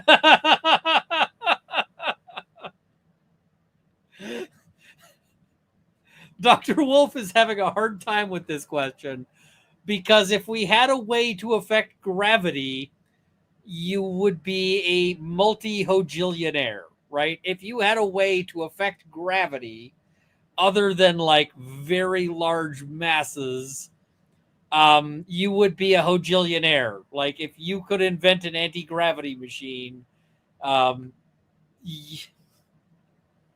you could like buy, you know, the island of England. You know, it's just like, okay, you know, like this whole thing of like, this affects gravity. He's like, no, that's a stupid question. the car hits, the gravity, the weight. Whoop. Feet, So let's see that you again. can stop it right there. And you can see the feet aren't as firmly planted on the ground as a person would be in most circumstances because of that harness, yes? Correct. And that affects gravity, doesn't it? Affects gravity? Well, when the car hits, the gravity, the weight of the dummy is less because it's held up by a harness, isn't it? Right. So gravity really is, again, is suspended at this point, just above the ground. The arm that, He's like, I'm not going to explain gravity to this guy. And it's just like, no, gravity is a constant. Gravity doesn't change just because it's in a harness. You could say it affects its stability. That might be an argument, right? It doesn't sit the same way, but yeah. extended, is there a glass in that hand? No, there's not more weight in the hand. So there's no object in the hand in any of these tests? No, because ultimately what would happen is because of the accelerometer being mounted on the palm of the hand, if you had a glass there, it would interfere with those measurements. I understand why you didn't do it, but would you say it's fair to say that if a glass was in the dummy's hand on these tests, it could affect or change the damage? Well, if you add another, you know, I think that the drinking glass we utilized for the testing last year, I think was 0.7 pounds. So if you add another 0.7 or pound to the hand, that hand contacts the liftgate taillight, you certainly could see damage to that taillight, which we certainly didn't see on the subject vehicle. So weight does kind of matter, right? It can, yes. Not just 0.7 pounds, the 2.5 pounds can matter too. Weight matters. Yes. Because that's kind of what we were talking about for the last half hour. Weight matters in these tests, doesn't it? Correct, but you can't look at this in isolation just between damage, and you can't separate it from the injuries, right? What's going to happen to the body in terms of the injuries in a 24-mile-an-hour impact? Does weight matter? In terms of the force? And so we see this dummy with the arm He's stretched. like, he asks the question and Brennan just moves right along. He's like, we're not even gonna, yeah. All right. So that's kind of how Friday went. Oh wait, let's jump to the redirect. We should watch some redirect. Other questions? All right, Mr. Jackson.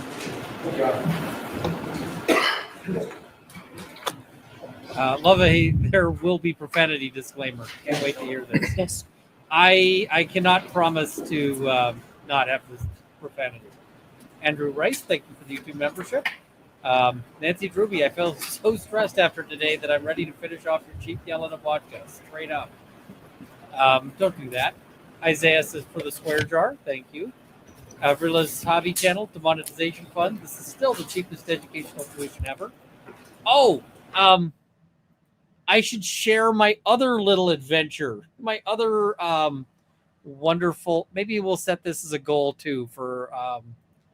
Well, we've got a hot sauce goal that ends in 6 minutes. After that, I'll set up an adventure for what do you call it? I'll set up a thing for more land adventures.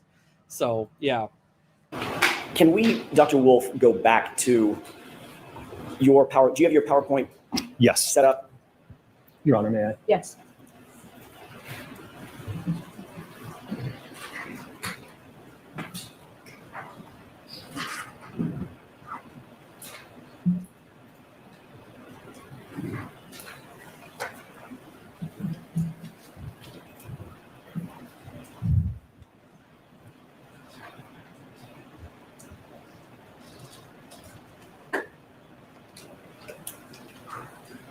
You have that ready? Yes. Can you go forward? And I don't have them memorized, so bear with me.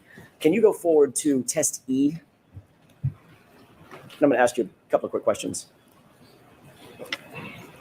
So the hot sauce goal is I'll have some of this, which is Melinda's Butchalakia Ghost Pepper Hot Sauce.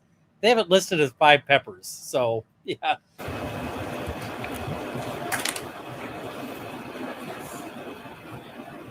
Okay, if you could scroll through, keep going. If you'd please to the next slide, the next. Is this a video or is this a still photograph? It is a video. Is this at full speed or is this slow? This is full speed. Okay, can you go to the next slide? Okay, go back one. I am working on getting another round of hot sauce done, and also on getting another round of hot sauce done with hopefully it's going to get done in an FDA kitchen. And if it's done in an FDA kitchen, then I will be able to ship it to the US. And so hopefully I can sell the hot sauce to all of you. So yes. What hot sauce do you recommend I buy until your sauce is ready? Actually, this Melinda's is pretty good. So, yeah. This is a test at what speed? This is the Lexus moving in reverse, contacting at 24 miles an hour. All right. Let's go ahead and play this at full speed if we could.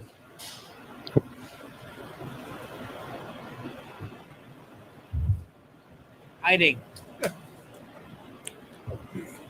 Dr. Wolf, that's awfully fast. Can you get to a point where you're moving frame by frame just at the point of contact?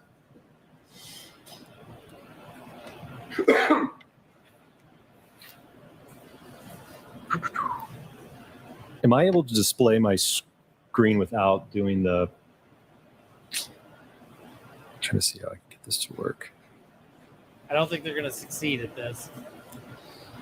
If you could just move forward frame by frame rather than... All right. The left arm, the right arm, there was whole... Jumping ahead a little bit here.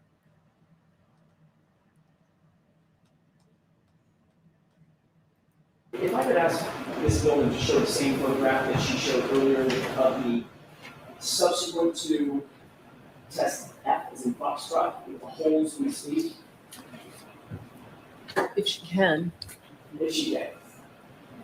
Can you do that, Ms. Gilman? Very kind. Thank you. Now, I thought I had a spoon in here, but we do not have a spoon in here because we just hit the hot sauce goal. So, hot sauce. Hot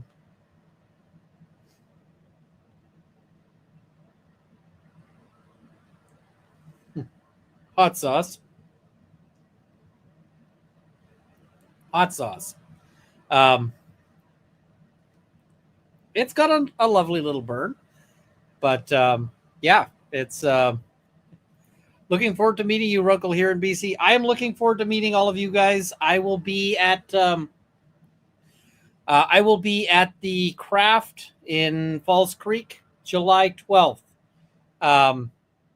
So July 12th, 6 p.m. you can see me. And somebody's saying, what bottle is it? It is Belinda's Ghost Pepper Buchalakia hot sauce. It is 5 peppers. It is what is it? It is a hot thing. So yeah, I quite like it. All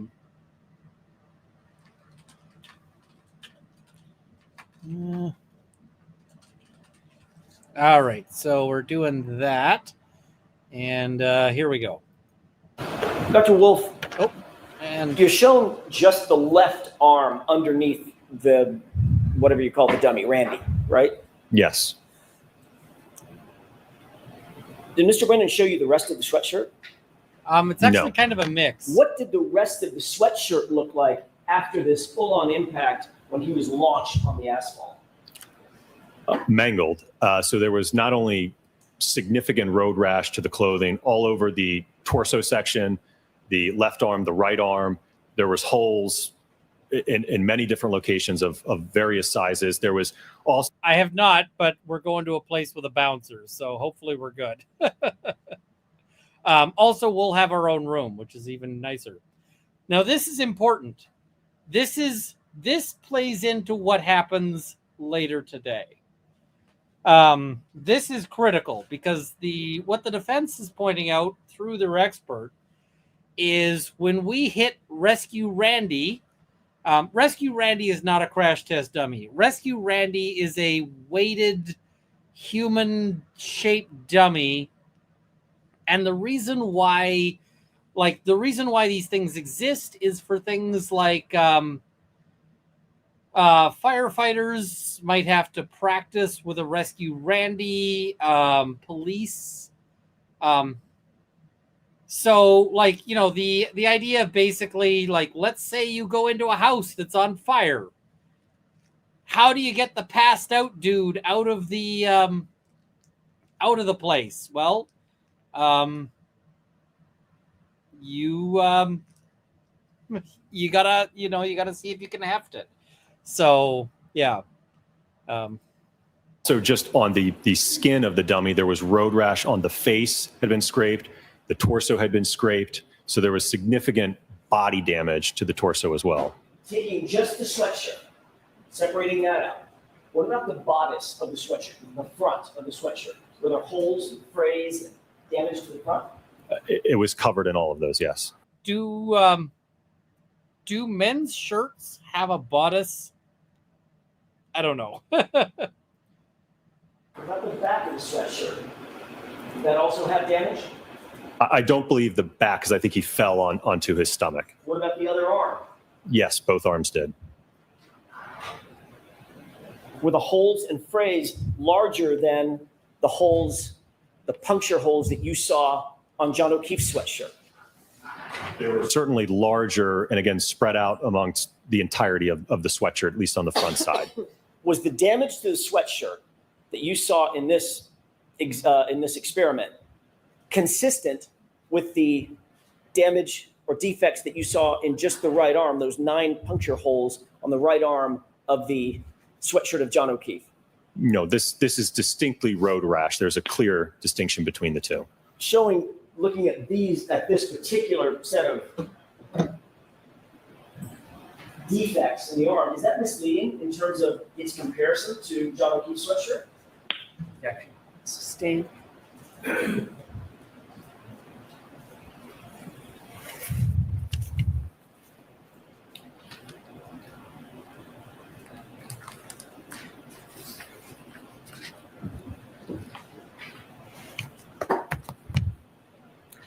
Your Honor, I'm going to ask to approach very briefly on an issue we discussed earlier.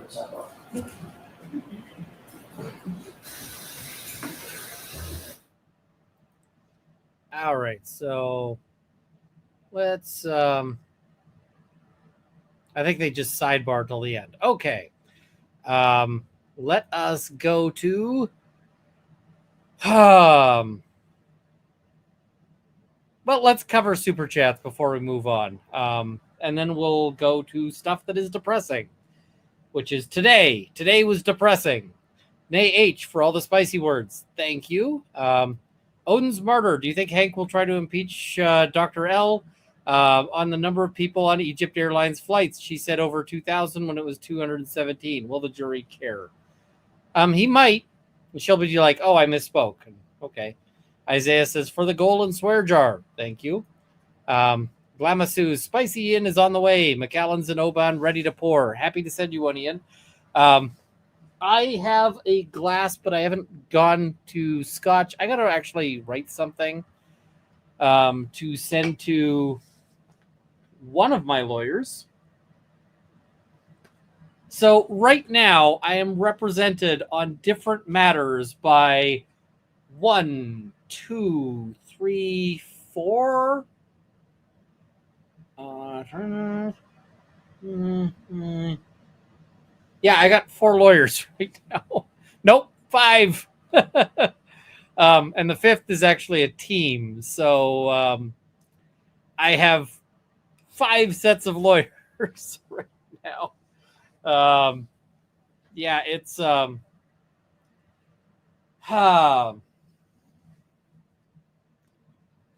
you're wondering, like, why would a lawyer hire a lawyer? Well, because sometimes you've got to, and yeah. Sometimes you've got to. I will tell you some of those stories when I can. And when I can. Why do I have 5 lawyers? Copyright trademark is 1. So trademark lawyers, 1 set.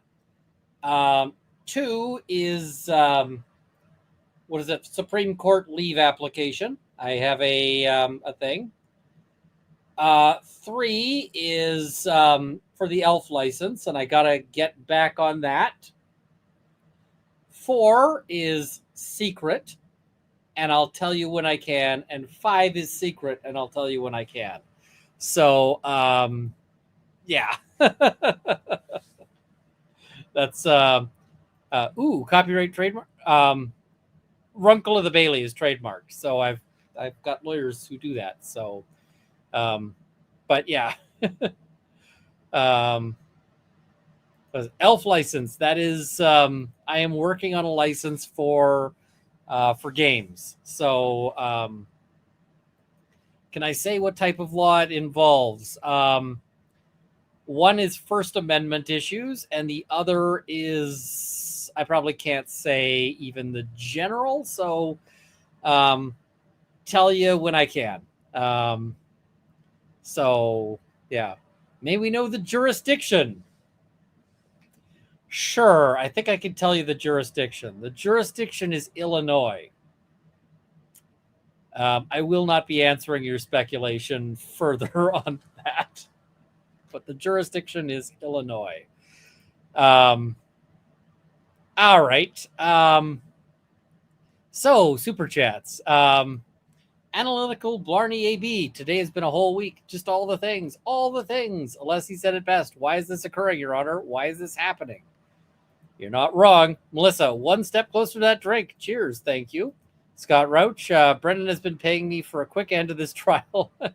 Or has me praying, rather, for a quick end to this trial. Brentwood Chic. Names for the land. Runkleville. The land of Runkle. Runkle, Australia. Keep it going, chat.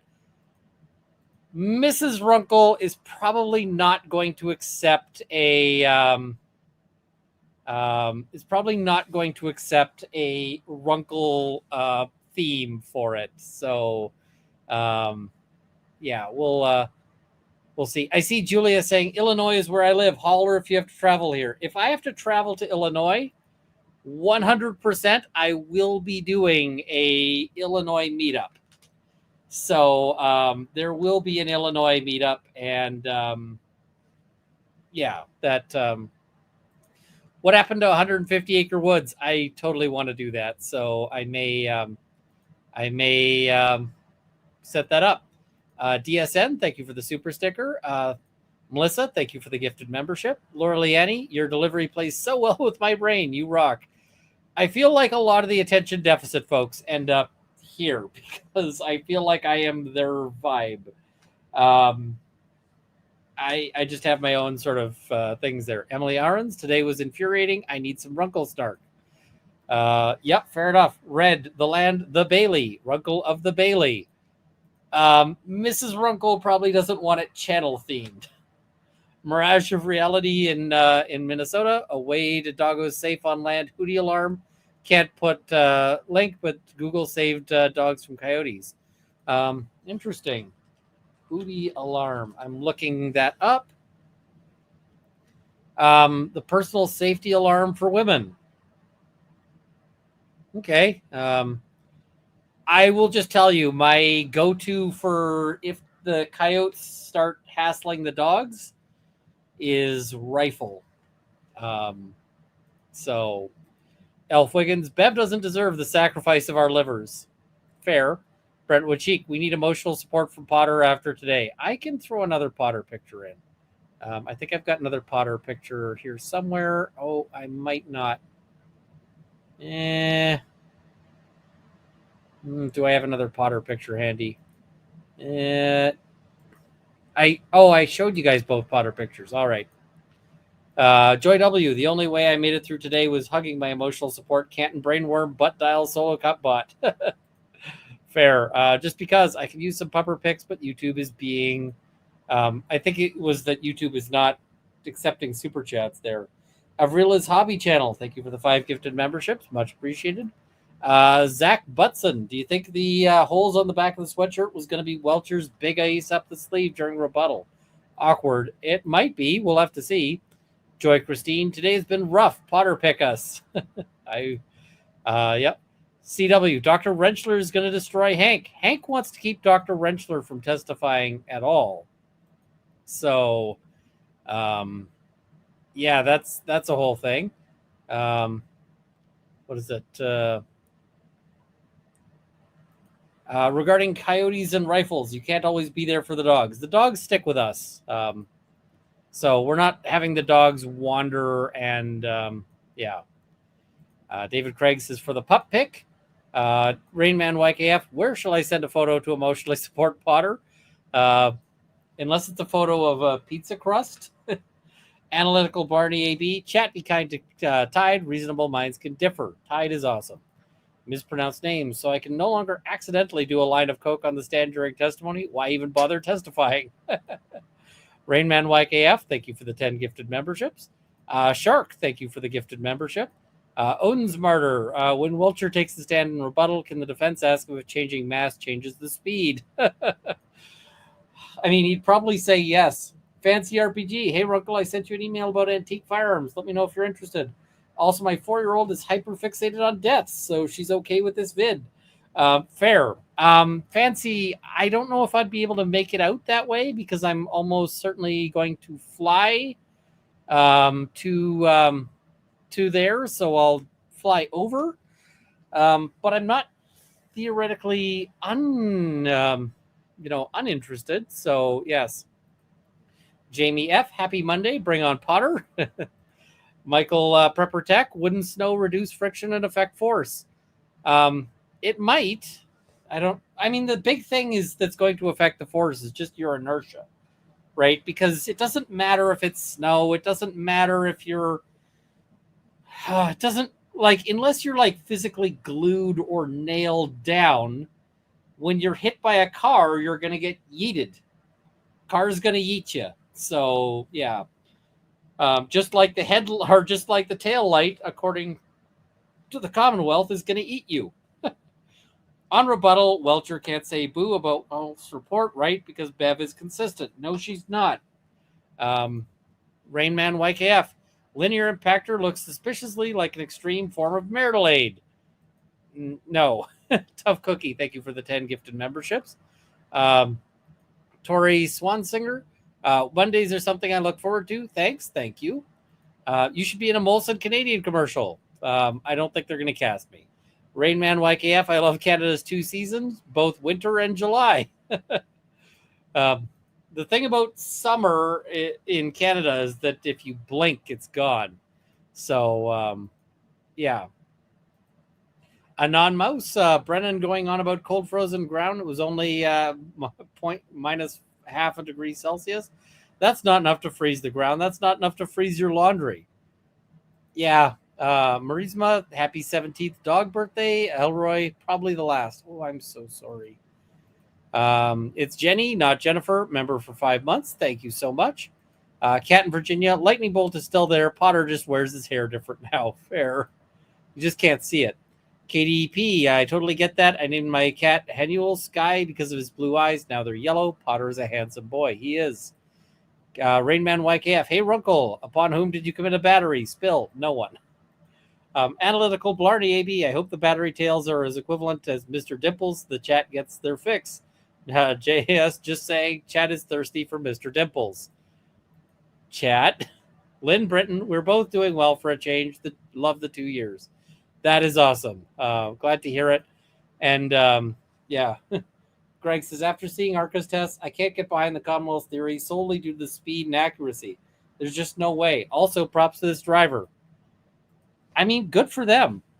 Odin's martyr, all Wolf needs is a red cape and S on his chest. I feel like Judge Bev would disallow that. Corey Cast, I feel that most of Brennan's grounds for objection against Dr. Wolf was, this ruins my case. There's a certain amount of that. Mispronounced name. Brennan had some good points on cross. He just had someone else do his homework, and as a result, he didn't understand any of his own points. I don't know if that's the issue. Maybe Lally was doing the work behind the scenes. Glamasuz, notice that Dr. Wolf brings his own spotlight.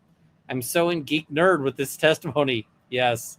Parrot Court, my black and white painted colt named Chuck Berry turned all gray. I mean, I empathize because so did I.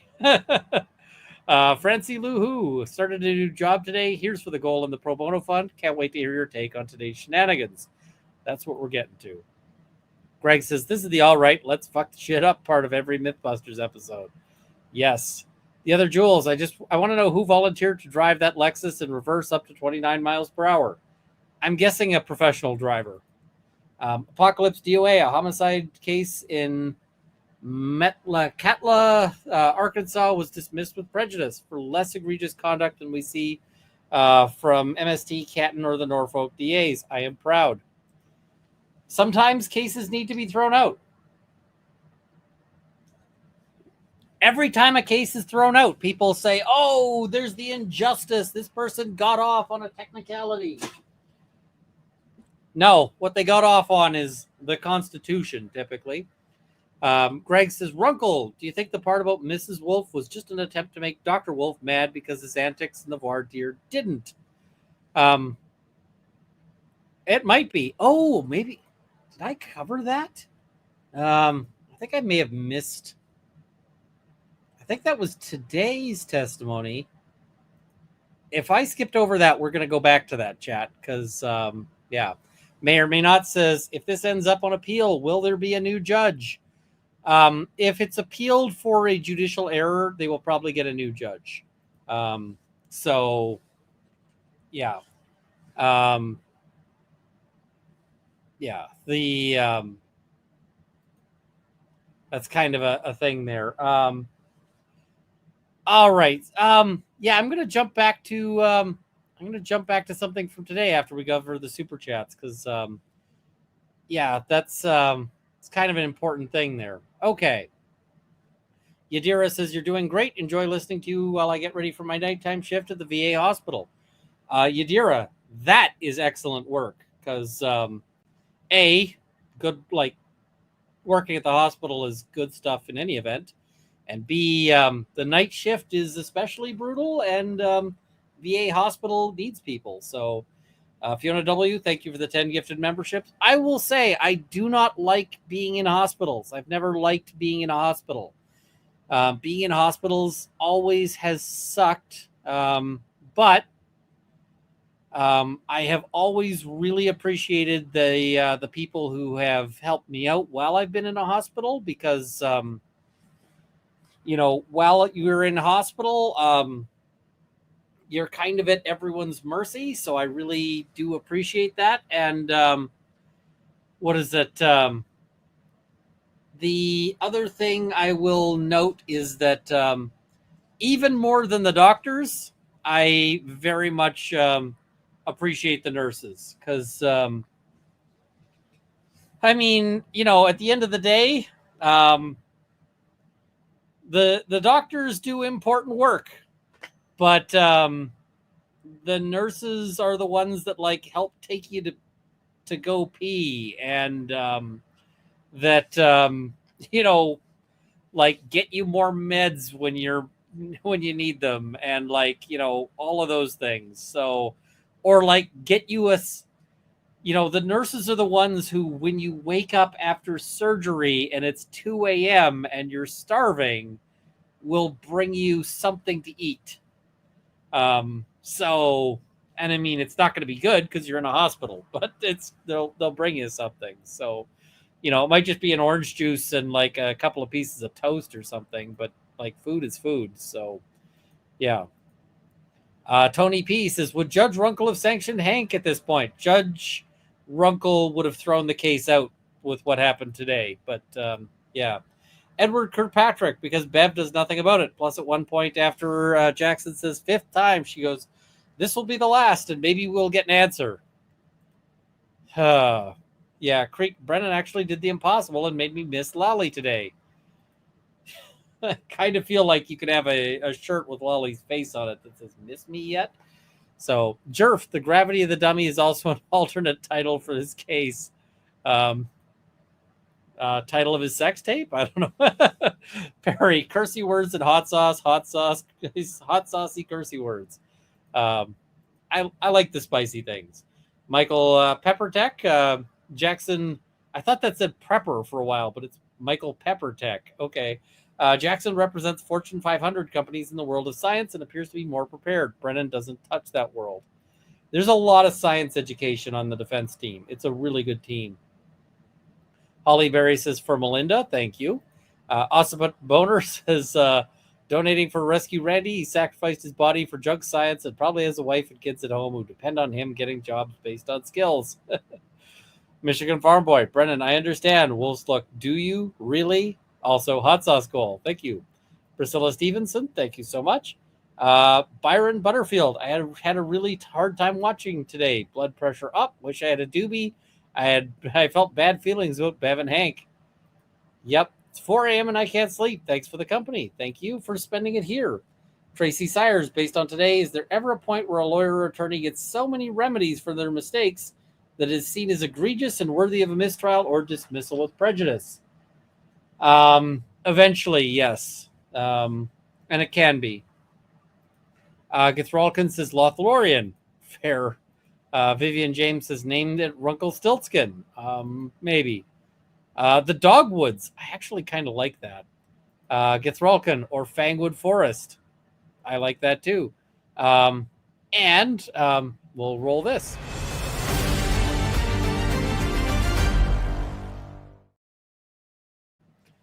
Michigan Farm Boy, have you found Illinois on a U.S. map yet? No. Illinois fundraising meetup, retainer fund, also Shangri-La land name. Thank you. Yeah, if I end up in Illinois, I'll make like a few days of it, and I'll hang out with some people. I'll set up a meetup. We'll do a thing. SF in Texas, my son has started doing leather work. Could he contact you for advice? If so, what's your email or a way to reach you? runkleofthebailey@gmail.com, but I'm bad at responding, or he can send me a message on Twitter. So, Oleg Mamatov, any new what not to do stories or jokes, sir? Don't forget that there's a shut off for your battery. And I can tell you the other land misadventure. Demon's sister, they don't take into account that his arm might be moving, right? No. Big dyslexic energy. Can I send proper pictures for those of us in the Bailey? Yes. If you're on my Discord, there is a whole channel for like a whole sub channel for puppy pictures. Michigan Farm Boy. Today, Hank seems to get the idea there was an explosion in the taillight that has the pieces exerting force with more velocity than the Lexus. Wolf, they are together, sir. Idiot. Land name must not be named. I'm kind of enjoying going with undisclosed location when I'm, although somebody's going to figure it out eventually. Cat in Virginia. It was on Friday that Brennan asked about Wolf's wife. Yes, we're going to cover that right now. So, yeah. I also said misadventure. We also ran out of propane while we were up there. There's 2 giant propane tanks, and we ran those out because they were basically almost empty. So we ran out of propane, which once you run out of propane, the generator shuts off. And once the generator shuts off, you lose heat, you lose the fridge, you lose the stove.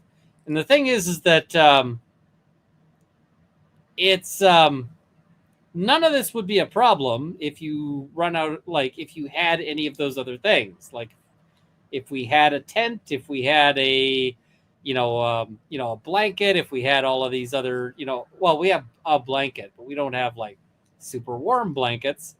So yeah. Laura B says, can anyone join the Discord? Yes, and Tide has been posting it, so if you find Tide's comments, you can, yeah. So off topics, is battery working? No, I gotta fix the battery.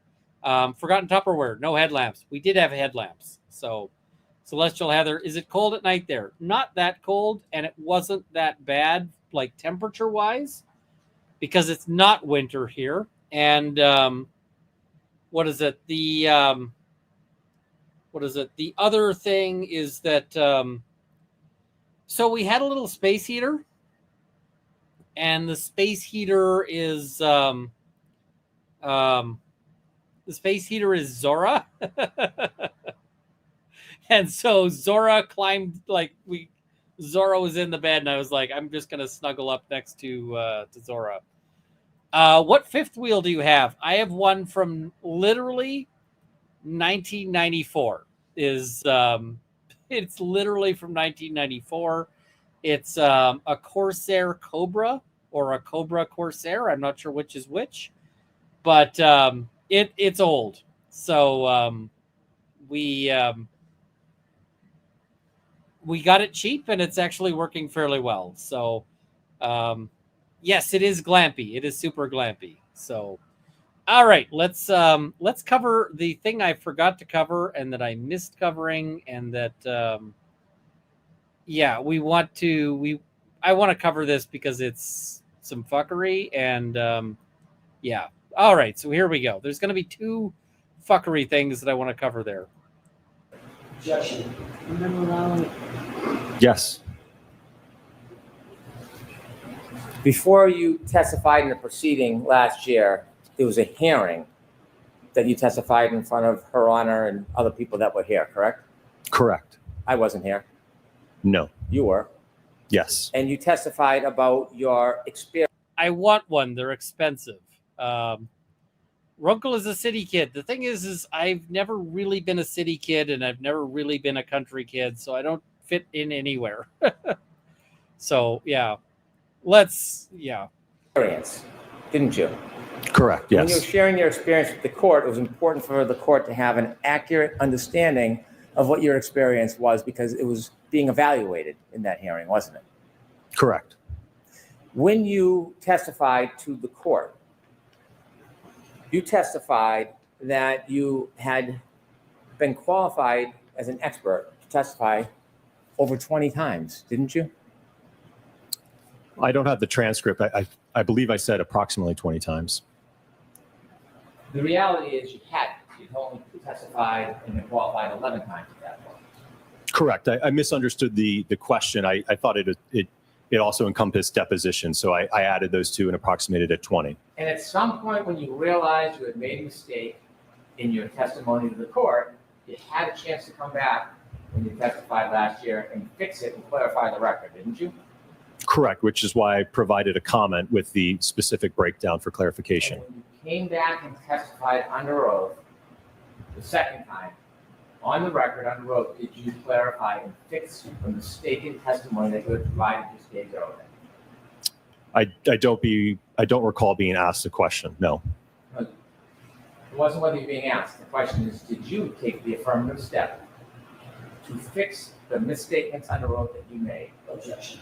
I'm going to allow it. No, this is such a massive, massive mistake from Judge Cannone. This is ridiculous as mistakes go. This is fucked up. This is fucked up. And I'm going to tell you why it's fucked up. Because this is misleading the jury. He says, did you affirmatively correct this error from a previous hearing? You literally can't. Like, the witness is not allowed to do it. And this is misrepresenting to the jury what is appropriate to do and not do into a, in one of these things, in a trial. It is absolutely misleading the jury. And this question should not have been asked. It should not have been allowed. When she says, I'm going to allow it, this is a massive, massive mistake. And this question should never have been asked. He doesn't get to just say, oh, in a previous hearing, I said something else. Like, this is ridiculous. And the unfortunate thing is, I see no way an appeal isn't immediate if needed. I mean, they'll file an appeal immediately, but appeals are always hard to win. It's, it's always tough. This makes me just straight up rage. And hence why I've got a goal for Scotch time. This is so ridiculous, right?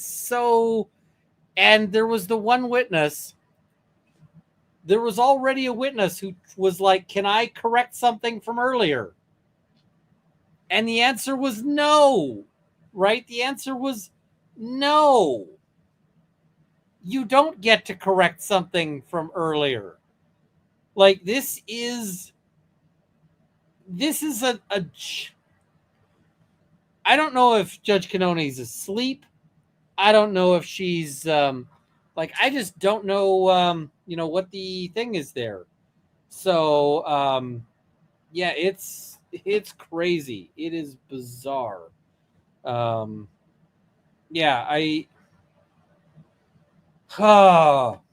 Rage. So much rage. Sure.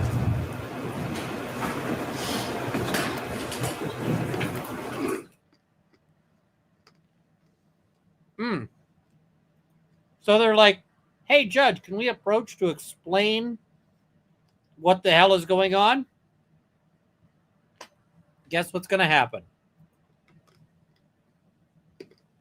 Guess what's going to happen?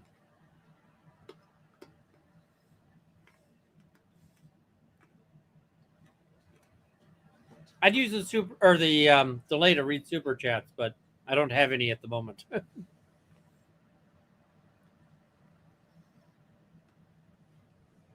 Somebody notes Corsair is a pirate. Yes.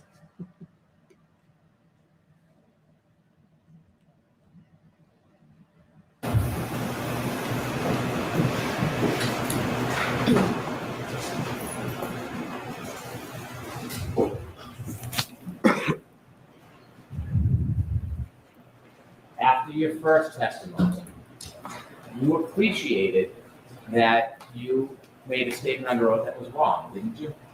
Yes. In fact, you made a note. I realized in my testimony I said about That's 20 fair. times when you asked me how many times I've been qualified. I misinterpreted your question, which is my fault, but in looking at my D&T list, it's 11 trials, 7 depositions, 18 testimonies total. Not sure if you want to clear it up or just leave it. Correct. Yes, sir.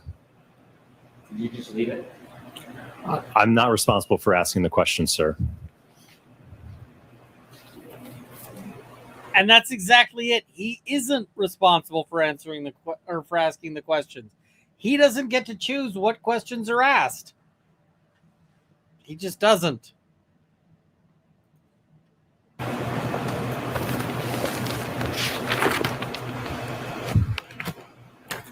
20 versus 18. Yeah. Do you ever heard the terms confirmation bias? Yes. Do you know what confirmation bias is generally? Generally, yes. Do you think that you suffer from any confirmation bias in this case? No. Do you have any close family that supports one side over the other? Not the facts or the data, but one side over the other. What? I mean, who the hell cares? I've mentioned before that I've got a brother. I mean, I'm sure it probably doesn't surprise anybody that I've got a dad and a mom, and, you know, I definitely have a wife. I've got all of the things, right? And I have never asked any of those people about what I'm doing in court, right? Mrs. Runkle doesn't know most of what I do, legally speaking. And like, if my brother called me and was like, you shouldn't do this on this trial, I'd be like, that's neat. Love you. Bye. Click. Right? So yeah, he's like, No. So this question is ridiculous. Do you have any close family that supports one side over the other? Not the facts or the data, but one side over the other. Close family? Yes. Not that I'm aware of, no. Wife? My wife? Yes. I don't really know what her thoughts are on the case. He's like, I never asked her.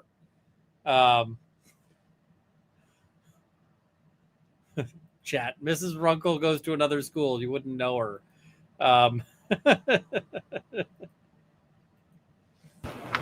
Approach? Yes.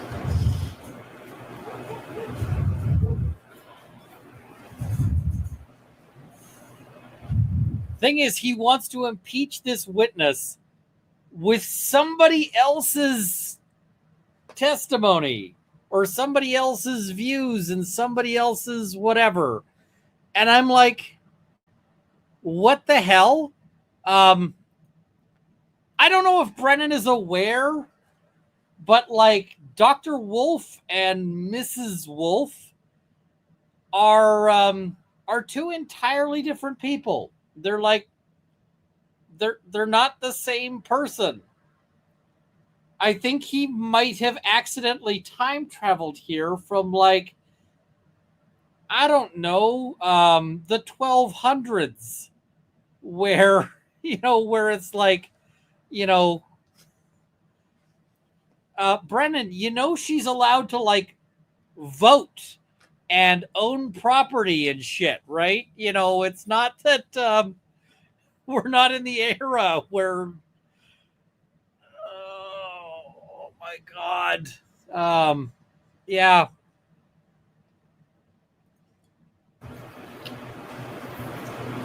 Have you looked at that document? Have you seen that before? No, I have not. Never seen that. No. Take it back. He's like, let me impeach you with her Facebook postings or whatever. And he's like, I never see it. I've never seen this before.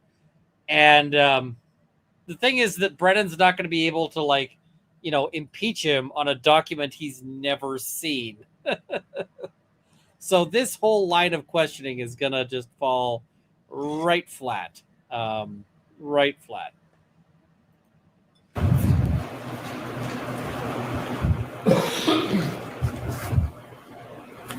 You're unaware of anything that may influence you to lean one way or another? Correct.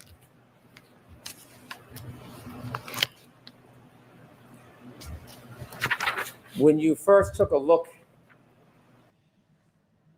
He got shut down hard on that, right? He got shut down. Like he just was like, well, shit. I guess like he wanted to be like, isn't it true? Your wife says that Karen Reed. Like,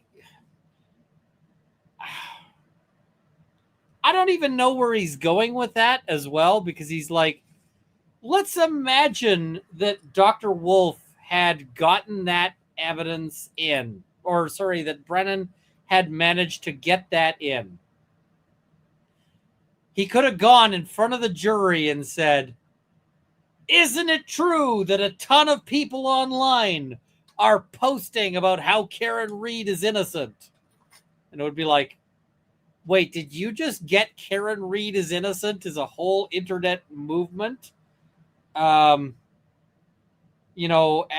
a, did you just put that into evidence? So, yeah, it's, I don't get it. I don't know what's going on. I don't, yeah. Also, chat, earlier today for lunch, I had pizza. And then Mrs. Runkle was like, do we have supper plans? And I was like, I am streaming, but you can have the rest of my pizza. So she had the rest of my pizza. And you know what I am regretting? I am regretting not having pizza right now. So, yeah. Why doesn't that open a door? Because it wouldn't be relevant either way. Runkle of the Bailey, after this trial, would you bring any expert on here for an interview? If they'd be willing, 100%. Just my understanding is that like Dr. Wolf, Dr. Rentschler, all of them are not really interview types. So, I mean, when the trial is wrapping up, I will send them emails and be like, will you guys appear? But, yeah, I can't make any promises, chat. So, as much as I would love to, I'd love to promise, like, I will, I mean, hell, I would bring Brennan on. If Brennan wants to come on and talk about what he did, I will totally, Welcher will for 300,000. Yeah, that's not happening. What if Welcher wanted to be on? I'd bring him on. I mean, I'm sure there's some interesting questions to ask him. Like, how come you cost so much more than Arca? Yeah. People saying, I wouldn't watch, no offense. Fair enough. I mean, I'd ask Brennan some questions if I could. So please don't invite Lally. I would invite Lally. I would happily invite Lally. The problem with inviting Lally is that I would need like a 12-hour stream just to get into whether or not it was snowing. So, yeah. Okay. Let's go and let's look at what happens today. What is it? Invite Dever. Ooh. I don't think Dever would, but I mean, fair. All right, let's see how today starts. Today starts not with testimony, but with arguments. And with a Judge Bevsai. So here we go.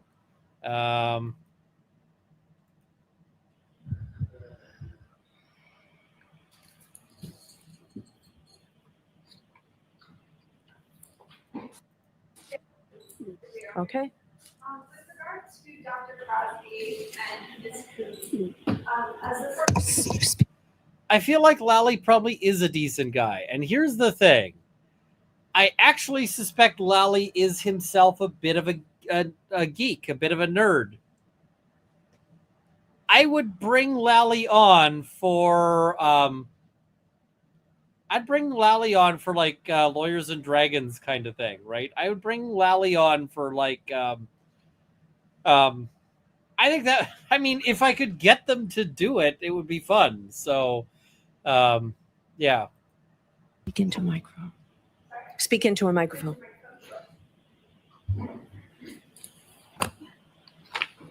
With regard to Dr. Crosby and Ms. Kuhn, the Commonwealth has been on notice that the defendant intends to present a defense regarding the arm injuries, that this was caused by a dog bite. They have been on notice of that, not just for months, but for years. That was presented at the first trial. The Commonwealth does not have a right to rebut information that they have been on notice of from the start of the case. So their decision to wait for rebuttal to call these two witnesses is improper, and we're asking the court to exclude their testimony. All right. So the reason why they're asking to exclude is because basically rebuttal is supposed to be for stuff that comes up during the case that you are like, oh shit, we got to respond to this. It's not supposed to be that the prosecution gets like a double dip, right? So yeah. Relates to Dr. Welcher, the scope of his testimony, our request is that be limited to very specific information. What if any weapons do you what if any weapons do you have? Is it snowing? Yeah, fair. I'm not saying Lally is a good guy. I'm just saying I bet I could talk to him. Specifically responding to the new testing that ARCA has done. As the court knows, the Commonwealth has proposed a number of new testing ideas, as well as information that is greatly outside the scope of what ARCA intends to testify to. And so we're asking that the court limit their testimony from engaging in new testing that has nothing to do with what ARCA has testified about at this trial. With regard to Dr. Welcher's testimony, the court has made very, very strong rulings that Dr. Wolf, as well as Dr. Rentschler, are not allowed to speak to the credibility of Dr. Welcher himself. And so some of the information that the Commonwealth proposes is to directly attack the testimony of Dr. Wolf and Dr. Rentschler. And under the court's rulings, we're asking that the court limit that scope as well. And I told you I would. Thank you. All right. That's all, Brennan. Your Honor. Thank you. Mr. Brennan, do you want to be heard? Regarding DNA evidence, evidence cannot be rebutted until it is introduced, because the defense has a number of potential ideas of areas of testimony. It does not compel the Commonwealth to try to anticipate or deflect attacks, especially if they're meritless. And so the issue of dogs and dog DNA does not become relevant until the defense calls a so-called dog expert. They raise the issue, it's proper grounds for rebuttal. There are three witnesses, Ms. Hartnett, UC Davis, and Dr. Crosby. If Dr. LaPosada is precluded from testifying about dog bites, we would not call Dr. Crosby as a witness. However, regardless of what Dr. LaPosada says, we would ask to call Ms. Hartnett and to call the witness from UC Davis. It is an issue that directly affects the assessment of Dr. Russell, the very expert they chose to call in the case in chief. And so we can now, from my perspective, properly rebut it. The second issue regarding Dr. Welcher, limited to the new information you will see from the testimony or have heard. Most of the testimony is new, but we understand it's limited. We don't expect Dr. Welcher to have a direct comment on the credibility of any witnesses, but he will address the tests, how he believes would be the proper procedure, and there'll be a number of issues that have been raised on direct examination, but it will not in any way have a comment on the credibility of the defense experts. All right. So the case law supports me allowing this motion. I'm allowing the Commonwealth's motion. So the motion for rebuttal witnesses is allowed. Mr. Brennan has said he will not call Dr. Crosby, depending on the testimony that comes in. So of course, the Commonwealth gets what they want, because of course they get what they want. Yeah. all right, Jim, I'm just going to give you this. Thank you. All right, so the motion regarding the testimony of Dr. Lopesada.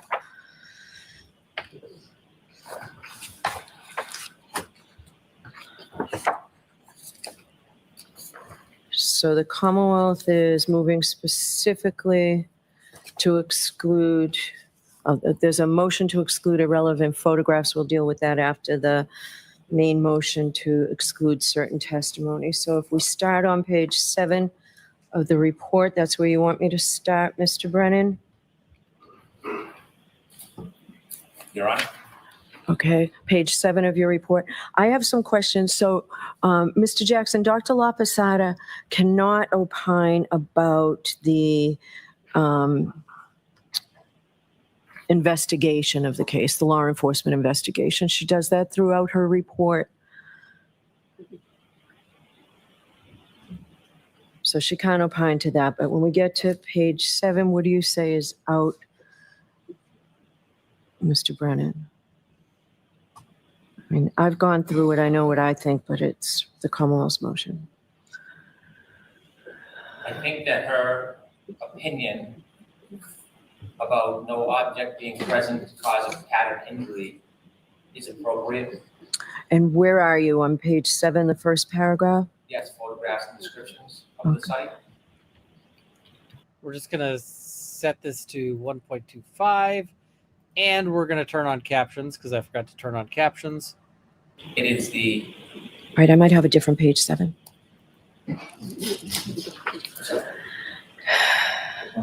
So my page 7, okay, Top paragraph. okay, yep. Dr. Lopesada's proposed opinion that photographs and description of the site where Mr. O'Keefe's body was found show no object capable of producing a pattern injury, I think is appropriate. His body was found on flat, grassy ground, probably frozen and covered with a minimal amount of snow. I agree it's appropriate. It is the next paragraph where it begins in the middle of the sentence. It is logical to conclude that Mr. O'Keefe was injured elsewhere and his body was moved to the front line. There's no basis in fact for that. It's the proper opinion. Yeah, so I told you that on Friday, Mr. Jackson. Great, okay, so that's out. And Mr. Jackson, again, the medical examiner erred in her diagnosis of hypothermia. Again, that's the improper critiquing of the expert. She can say that it wasn't hypothermia, obviously. Okay, so same with the first sentence of the next paragraph, the Wisniewski spots were misidentified. Great, all right, so we can probably do this much quicker then. All right. So some of this they're saying is not, not what we All right, need. so page 8 is fine. So now we go to page 10. So this is the dog bites. So if you want to pick it up at, what does the Commonwealth say about this? At this point, there's no basis provided that she has the training, expertise, methodology to provide an opinion regarding the dog. What's the offer of proof on this, Mr. Jackson? It'll be more extensive when I establish the foundation testimony. Basically, she's not only done autopsies involving dog bites, the wound pattern recognition related to the source of those dog bites. She's also taught classes on wound pattern recognition, source of coming up with diagnoses concerning the source of specific pattern of wounds. She has a methodology that she uses.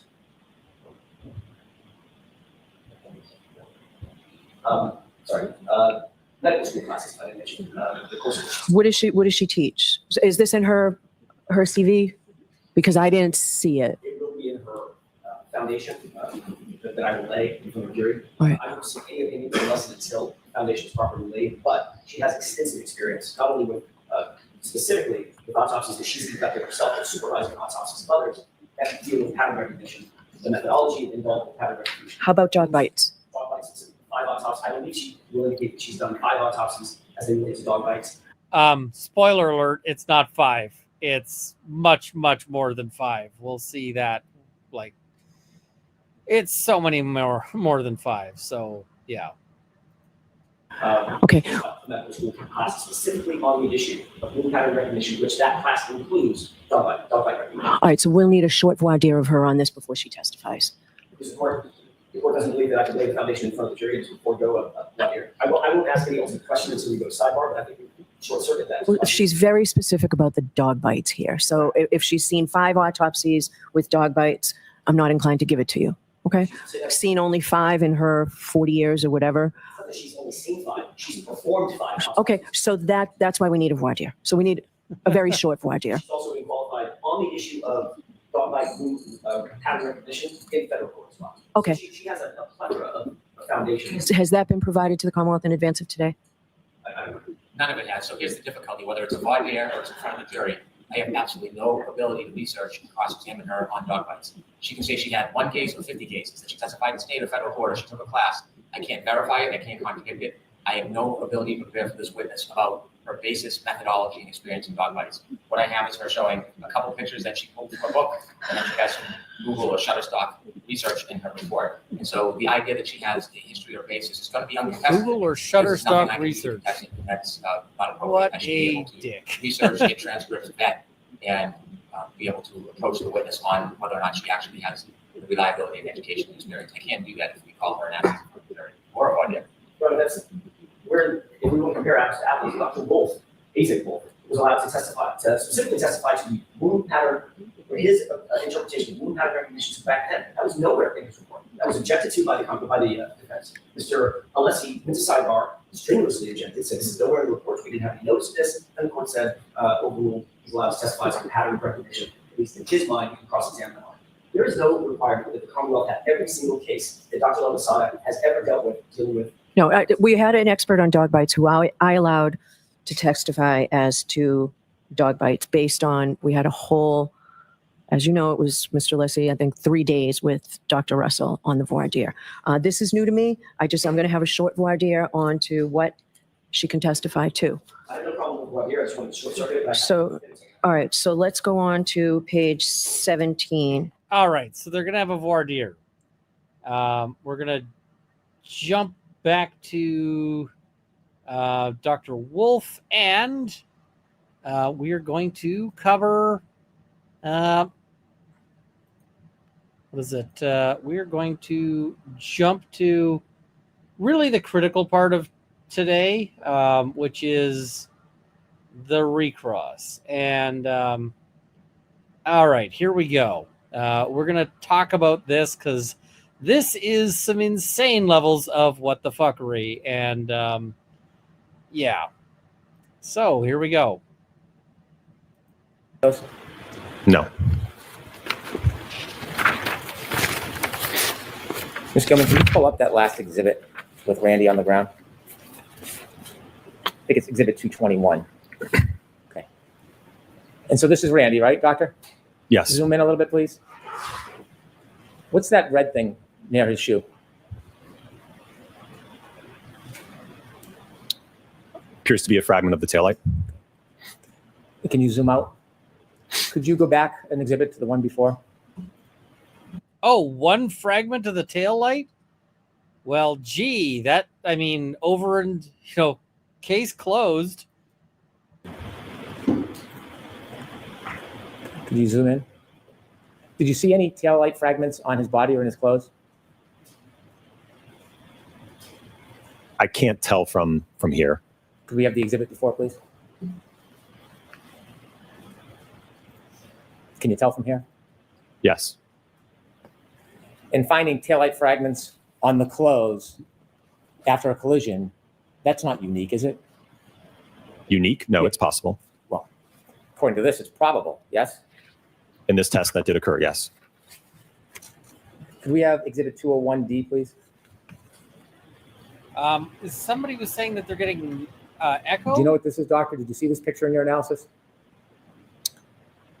Don't know if I Getting recall echo, that but, specific photograph. Do you know this is taillight shards found in Mr. O'Keefe's clothing? Objection. Sustained. Did you consider this photograph during your analysis before you gave your opinions regarding cuts and tears and lacerations? No, sir. Can you take that down, please? I'm seeing people say no echo. Okay, good. When you did your analysis, did you know that a drinking straw was found on the concrete on the street in front of 34 Fairview? I don't know if it was on the concrete, it might have been on the asphalt, but I do recall a drinking straw, yes. Did you know that there was a glass found near Mr. O'Keefe? Could you put that up, please, Cindy? Objection. Sustained. Did you talked about cuts and injuries. Did you? Sustained. It sounds like it's beyond the scope. Very well. When you did test D, All right, now we're going to get into some real fuckery here. And yeah. So here we go. did you say the peak acceleration was 780 Gs? Your Honor, may I refer to my notes? Yes. Page 11 of your report. And Creek, thank you.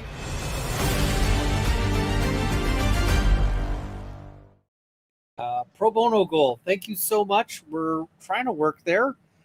Trying, so much appreciated. It helps. So, all right, here we go. I think I lost an exhibit.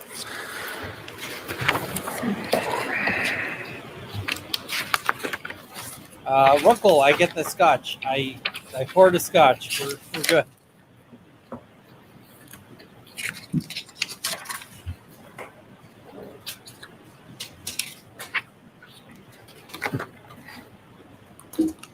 Okay. Is that what you described it as? For test D, Yes. the acceleration of, we talking about the hand? Yes. 780 Gs, yes. 780 Gs. Okay. When you did your comparison before you gave your opinions, you showed us a scuff on the exemplar vehicle, photo 77. Beyond the scope, Mr. Brennan. A few more questions, Dr. Wolf. You showed us holes in Randy's sweatshirt from test F. You remember that? Yes. And you talked about what you would or wouldn't expect in a collision as far as holes. And did you say something like that was inconsistent with Mr. O'Keefe? Yes. That's what you said on redirect, right? Correct. Okay. Did you consider whether there were holes in Mr. O'Keefe's sweatshirt separate from the holes in the arm? Sorry, can you repeat the question? Yes. When you were making that opinion about consistent or inconsistent, did you ever consider whether there were holes in Mr. O'Keefe's sweatshirt other than the right arm? Well, I know that there was cutting to the, May I approach and retrieve the exhibit, Your Honor? Yes. Excuse me, sir.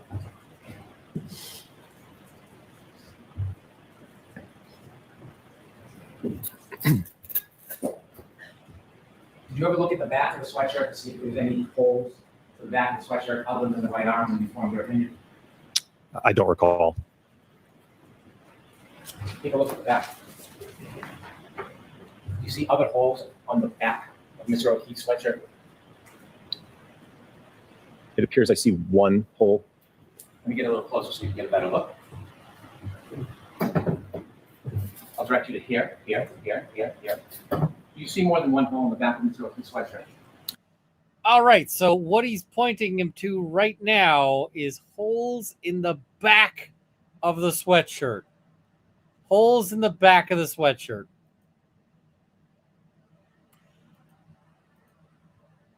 We're going to take this down to 1 speed. Yes.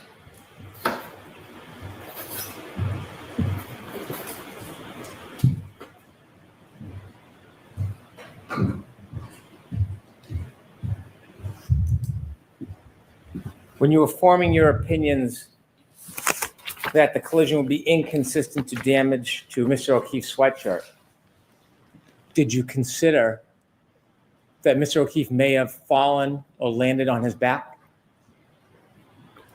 Well, in looking at those holes, they're inconsistent with road rash. And again, to get those kind of holes, you have to have prolonged sliding contact on a rough surface. Did you consider that Mr. O'Keefe may have fallen or landed on his back? Well, if you just fall and land on your back, you're not going to be sliding to get those abrasions and tearing. And again, those are not consistent with road rash. He's like, those are not road rash holes. So, well, in looking at those holes, they're inconsistent with road rash. And again, to get those kind of holes, you have to have prolonged sliding contact on a rough surface. Did you consider that Mr. O'Keefe may have fallen or landed on his back? Well, if you just fall and land on your back, you're not going to be sliding to get those abrasions and tearing. And again, those are not consistent with road rash. Didn't ask that question. Did you consider? I didn't ask that question.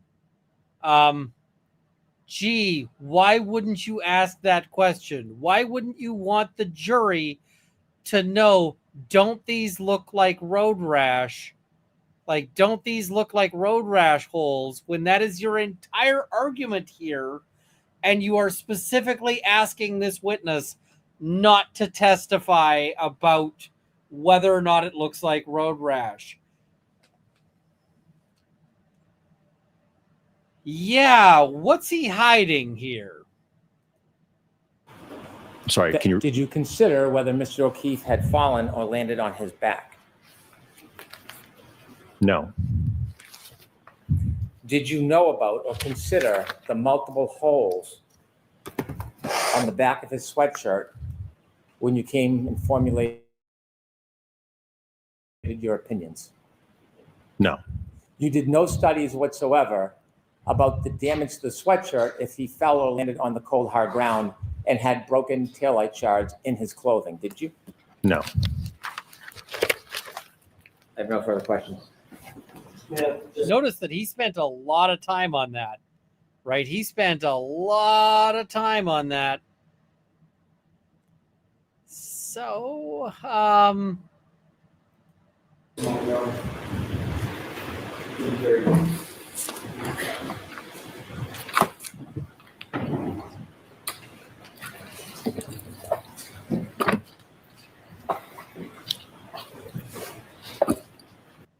all right. Let's jump to why that is super freaking important, because yeah.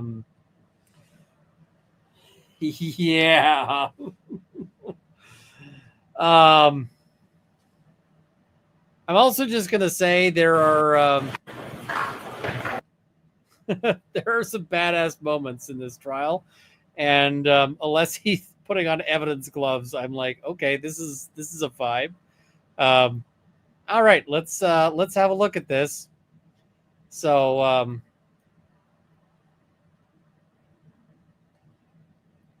Mr. Alessi would like to address the court in detail about that. All right, so the last witness was your witness? Is there a reason? This is a separate issue, and I'm asking Mr. Alessi to address the court on this. Okay. What do you want to tell me, Mr. Leslie? Bear with me a moment, Your Honor. I need to put on evidence gloves.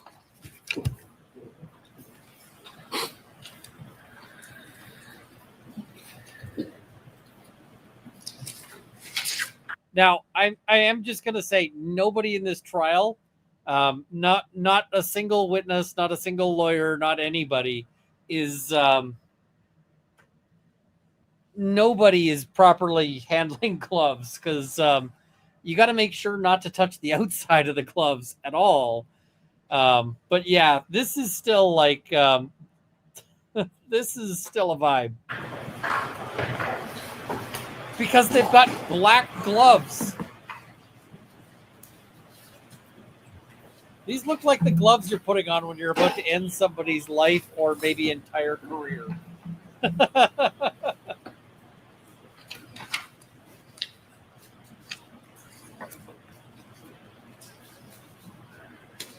Your Honor, the defense moves for a mistrial with prejudice based upon intentional misconduct that just occurred before the court and for the jury.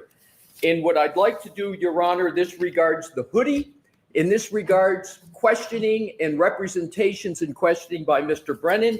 And what I'd like to and need to do, Your Honor, is to have two documents marked as exhibits, and then I am going to use Exhibit 88, which is an evidence, which is the Hoodie, which is why I'm putting on the evidence gloves, and it will become quite obvious very shortly what the issues are. All right, so what are the things that you want to have marked?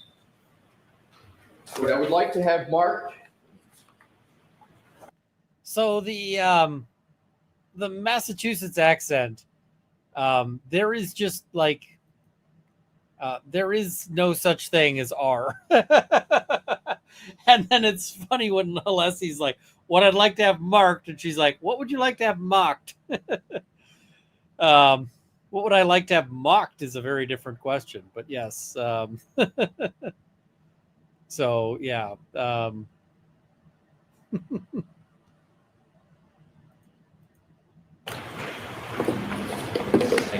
Well, what I would like to have marked, the first document, and I want to get the specific title. These two documents are from the criminalist file, specifically Ms. Maureen Hartnett's notes regarding cuttings from the Hoodie sweatshirt that's in the crime lab file folder. Okay. So the first is the back of the hoodie. So with your honor's permission, I would have that marked for identification. Exhibit YYY. Friday.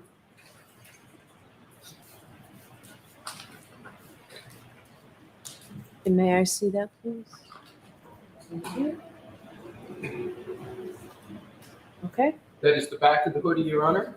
And if I could please have the next marked in order exhibit for identification. Exhibit ZZZ for the identification.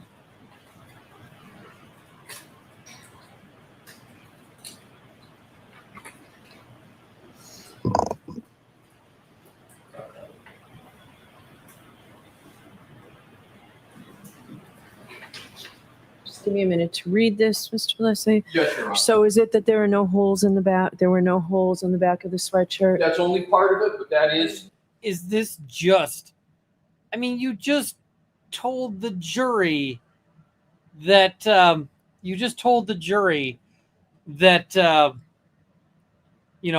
isn't it possible he landed on his back and that all of these holes are road rash? Whoo! I mean, this is such a huge thing. This is so huge. that is in fact the case, your honor. Okay.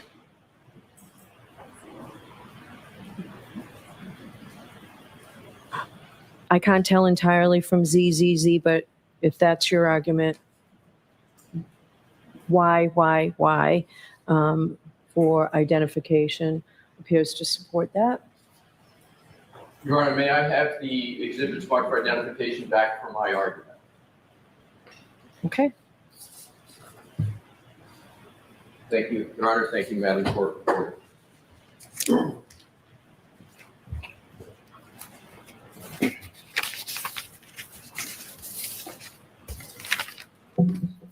Your honor, what we just saw is Attorney Brennan question Dr. Wolf with regard to the hoodie sweatshirt that heretofore has been in the plastic casing for trial.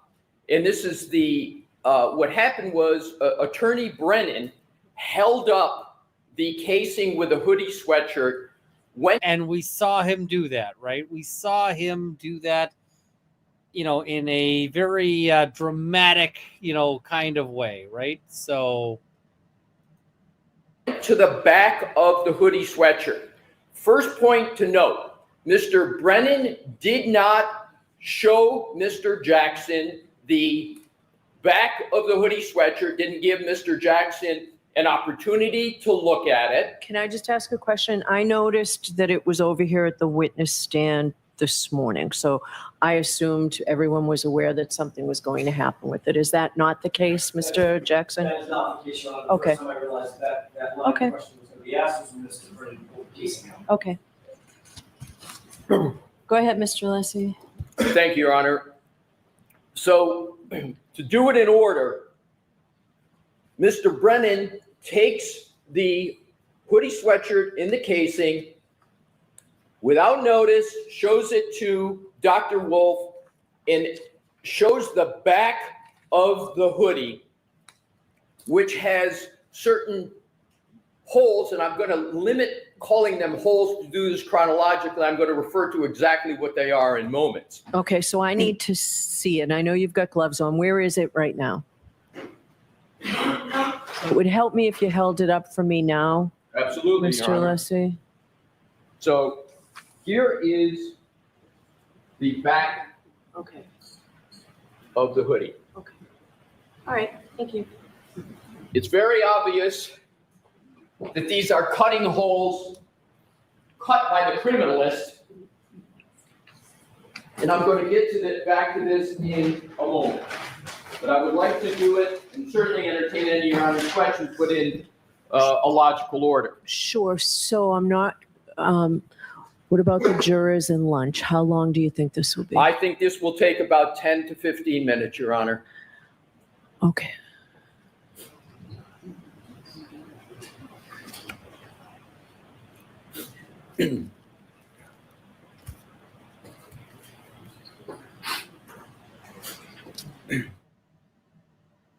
All right, thank you. Go ahead, Mr. Leslie. Thank you, Your Honor.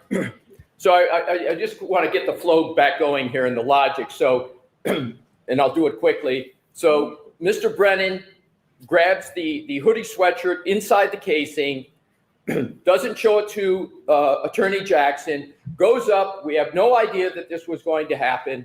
Goes up, confronts the witness, Dr. Wolf, shows the back of the hoodie sweatshirt. To my knowledge, the first time the back has been referenced of the hoodie sweatshirt. Shows Dr. Wolf, confronts him, and basically says, couldn't these holes be caused, and I'm paraphrasing, from a fall backwards?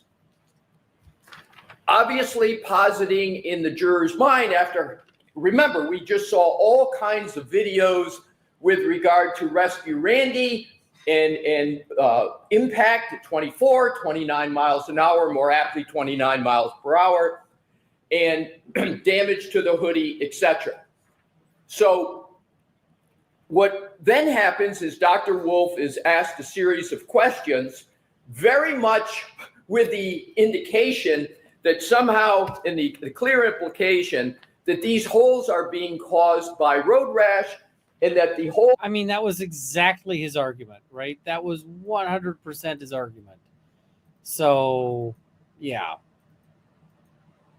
Holes in the back of the hoodie sweatshirt, Exhibit 88, could have been or likely were caused with regard to some type of impact. Clearly presented to the jurors with that in mind in that questioning. Here is the basis for the mistrial with prejudice. Those holes in the back of the hoodie sweatshirt are clearly, unequivocally, without doubt, caused nothing to do with any type of event on or about January 29th, 2022. So do you have something you said, when you said obviously cut by the criminalist, do you have something that shows that chart that I couldn't understand quickly? Is it on that? Yes, Your Honor. back? What Okay. we have is two documents to show that. Right. So the second one, when was that provided? These, when you say provided, you mean with regard to when did the defense get these in Yes. a discovery? Let me get the date, Your Honor. Sure.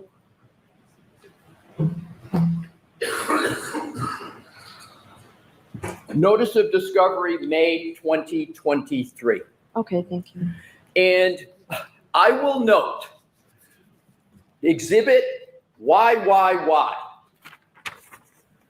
The only, I believe, I'm holding up YYY, which is the back of the hoodie, I believe is the only one, to my knowledge, not put into evidence, not turned into evidence. This is the one that it clearly shows the hoodie before the criminalist started her work with the cuts. There are no cuts to YYY, and if we need to, we'll bring Ms. Hartnett in to confirm. All right, so He's like, we got her. Like, she'll come out here. She's not even our witness, but you better believe, yeah. ZZZ in evidence? ZZZ is not in evidence, and that is part of the basis for the mistrial. It is no coincidence that these two documents are not in evidence, because if they were in evidence, they would clearly have prevented the stunt that we just saw occur with regard to Dr. Wolf. So that is part of the intentional misconduct, Your Honor, is these are documents from the criminalist's file. It's the Commonwealth's documents.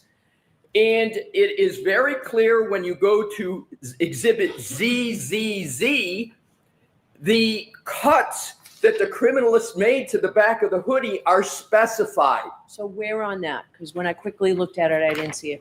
What does it say? Go ahead and read it to me, please. It's item number 7. I'll read it from the top. LIMS 22-218-4, analyst MSH, which is the initials for Ms. Hartnett. Dates: May 11, 2022, May 12, 2023, and then May 18, 2023.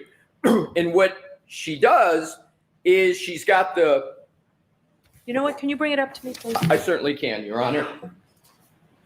And I can conduct my argument from right here if that helps, Your I Honor. just want to point out to me where it says, where it shows the back. This is the back. So you can see the back of the hoodie. That's the back of the hoodie head. And then you can see the various. Let me just get a check on this, Your Honor. I'm not. Right. Mr. Brennan, you should come up and look at this as well. Thank you. And I'm So Mr. Leslie's taking it. yes. All right, so this is why. I didn't see where Ms. Hartnett said that she cut it off. It was showing here, Mr. Leslie says exterior front. Can I get the check? Label cuttings. Pardon me? The label cuttings. Right, but if I can, Your Honor, Sure. I want to clarify this. Yes, are you willing to, let me just make sure I get. Mr. Jackson, it says exterior front, what Mr. Leslie was pointing me to. Well, yes, a second. It may print the wrong page. I can do it, but Mr. Wolf, can you print the back? And Your Honor, are you comfortable using the computer at the back? Because I think we just had the wrong one. We need to mark it though. Understood. We will. He's printing it right now.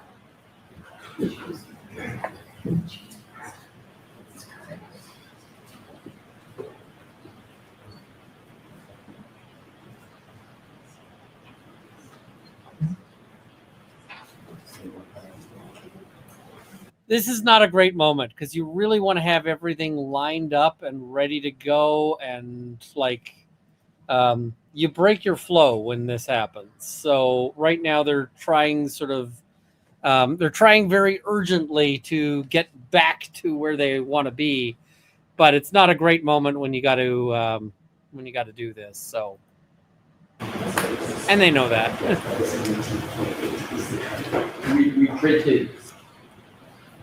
We wanted to have the front and the back show all the cuttings, but what only printed out was the front. We are now printing the back. Your Honor is correct. Especially with this judge who will take anything that she can in order to, in order to reject your argument, right? So, yeah.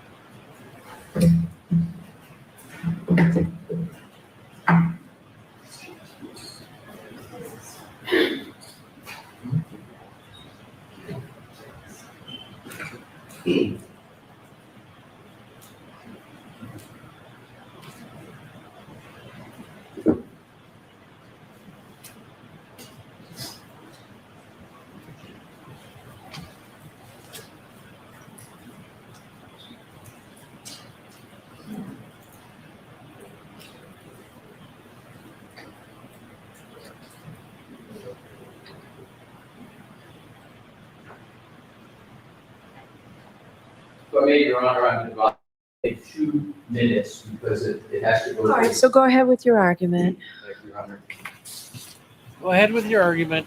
Sigh. So, Your Honor, what is being printed is which we will mark, will be the front of the hoodie. The purpose of Exhibit ZZZ and the one that is being printed is to show and to give the court, and we're going to request to give to the jury the complete picture and the complete true story about these holes in the hoodie that were presented as if they were caused in some manner by something else other than the So criminal. that's I'm just going to note here. This is Alessi knowing his room. Because Alessi just made a I'm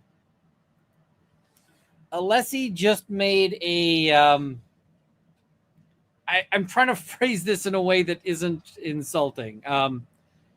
This is an argument that is a losing argument in the sense that it's an argument that is you make when you know you're going to lose.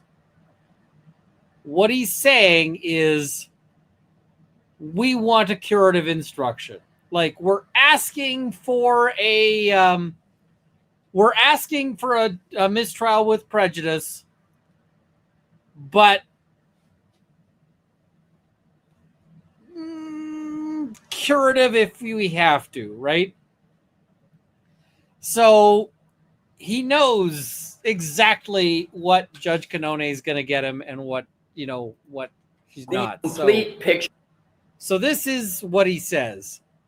The court, and we're going to request to give to the jury the complete picture and the complete true story about these holes in the hoodie that were presented as if they were caused in some manner by something else other than the so criminals. that seems perfectly reasonable, and I'd be inclined to do that. I appreciate. So what she says is, I will give a curative instruction. I see somebody saying he could have, when she denied, he could have asked for the curative. He could have, but I mean, sometimes you got to know your room, right? Sometimes you got to know exactly what they are doing. What is it? Sandy says, Runkle, do you think they keep moving for a mistrial because they think they're losing and they're desperate? No, I don't. If the other side does something that gives you a possible mistrial with prejudice, you fucking take it. Now, I know that there's some people, I've had these clients where the clients are like, I want my acquittal. I want my whatever, right? And the thing is that the court never says that you are innocent. What they will say is not guilty, right? And the thing is there is no universe where Karen Reed is universally beloved. There's a universe where she is, where she has a fan base, where there's people who are like, we support you. But there is no universe where she is universally beloved and everybody, like, there's no universe where Coffin Daffer writes her an apology letter. There is no universe where, like, the, Wendy Murphy is like, I was wrong, right? She's never going to be invited to, like, the O'Keefe family dinners. She's never, like, none of these things are going to happen, right? The main thing, the primary thing, the sole thing from Karen Reed's perspective is not going to jail for the rest of time. And so if you get a result that is not going to jail for the rest of time, you freaking take it, right? You absolutely take it, and you never, ever look back, right? you don't roll the dice on this. You do not ever, like, put it this way. If a judge said, I am going to, so the equivalent in Canada of a mistrial with prejudice would be like a stay of proceedings, right? And if the judge says, ever says in a case I've got, I am inclined to grant a stay of proceedings here, there is no way, not a single circumstance ever where I say, I would like to, instead of this, I would like to go to trial. I'd like to go to verdict, right? You never would turn down a stay. You'd never turn down a mistrial with prejudice, even if you think that it might be even better if she gets the jury saying not guilty, not guilty, not guilty.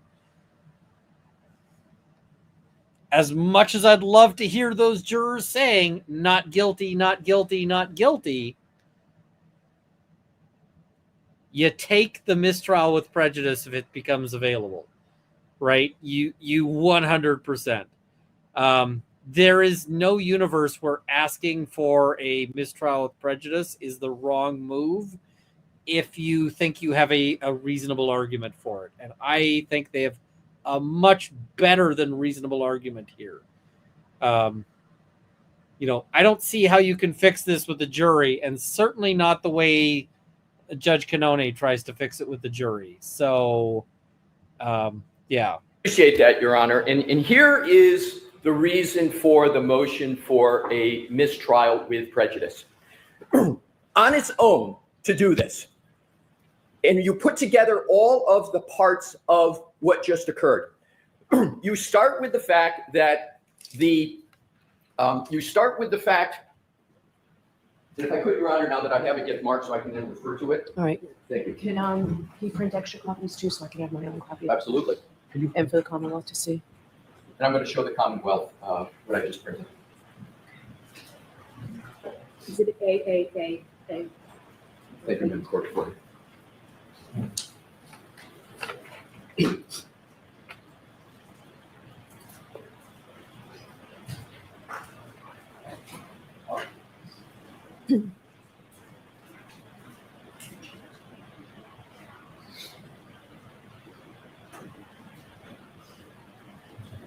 Sure. And here's another document change must be done.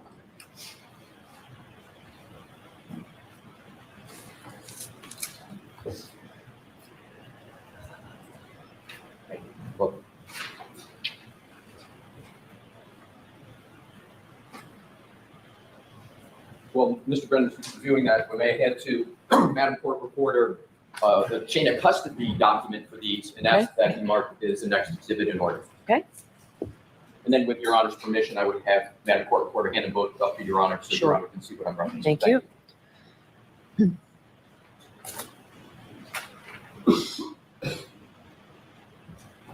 Exhibit B for ID. Thank you. Here's, thank you, Madam Court Reporter.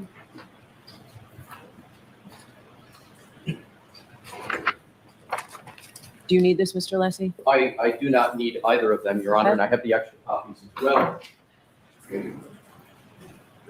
Okay, so Your Honor, I now have enough copies for Your Honor and for the Commonwealth.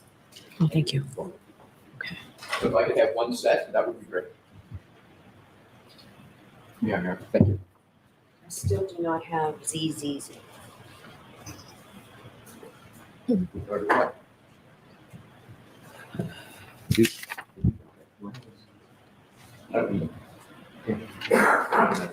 All right. Thank you. Okay, go ahead, Mr. Leslie.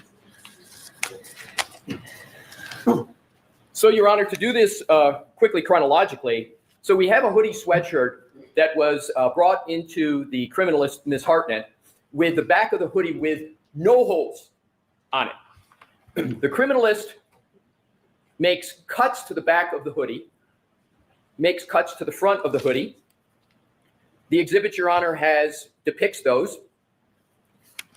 there's a chain of custody document that describes the chain of custody for the hoodie and the cuts in the chronology.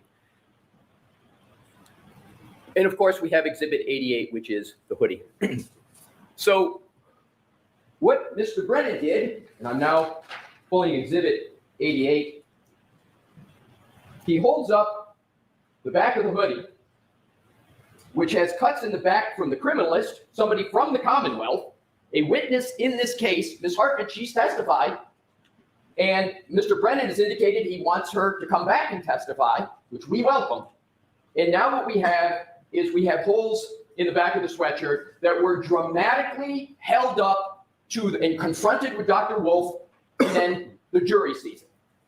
With the clear, unmistakable, purposeful intention of having the jury conclude that these holes could have come from events on January 29th of 2022, when in fact the Commonwealth well knows from its own documents, from its own criminalist, that those holes in the back were caused by their criminalist as part of their examination and sampling of the hoodie. What could be more egregious? What could be more misleading than— I love his delivery there. I'm going to go back and put it at 1 speed. Nation in sampling of the hoodie. What could be more egregious? What could be more misleading than that? And what could be more important for a context than the alleged collision that never occurred? That's the topic before some of the most significant and probative witnesses in this trial that the Commonwealth has been attacking from the jump of pretrial. They picked the most opportune, sensitive time to pull this stuff. This is intentional. This is irremediable. This is on the key issue of this case. And I mean, as much as people hate Brennan, I will say something that, you know, you might find Brennan's not an idiot. Brennan is not at all a moron. Brennan is smart. Brennan is clever. Brennan is very surprising at times, because when he was cross-examining these people, he's like, "Isn't it true you failed your exam once?" And I'm like, he's clearly got some, he's clearly been doing his homework on this. But on this, he's like, "Oh, whoops, I didn't know what I was doing." I'm like, bullshit, you didn't know what you were doing. Bullshit. Yeah, I don't believe it. So, yeah. Whether there was any collision at all. On its own, Your Honor, on its own, this is a mistrial with prejudice. But I add to that what just happened, and I'm not going to repeat or go into other than to reference. This comes on just mere days after the Commonwealth raised the specter of absence of DNA on the same hoodie sweatshirt without having the criminalist, the Ms. Kuhn from UC Davis come in. I know Your Honor already ruled on that. Right. And So let's move along from right, that. that's what, and I'm going. She's like, "I'm not giving you any points on this." And the thing is she should, because even though she didn't, like, it is still an issue. So, yeah, I hate everything about this. I'm going to come back to this. Why is this occurring, Your Honor? Why is this happening? The Commonwealth has no case. They have no collision. They are desperate and are trying to create evidence of specters of collision where the evidence doesn't support it. So what have we come to? We've come to the manufacture of evidence. We've come to, incredibly, taking a Hoodie, a key piece of evidence in this case, and holding up to Dr. Wolf, the ARCA expert, to try to make it seem like Dr. Wolf didn't do his job. You didn't account for these holes. How could you be a credible accident reconstructionist when you talk about some holes, but you don't talk about these holes?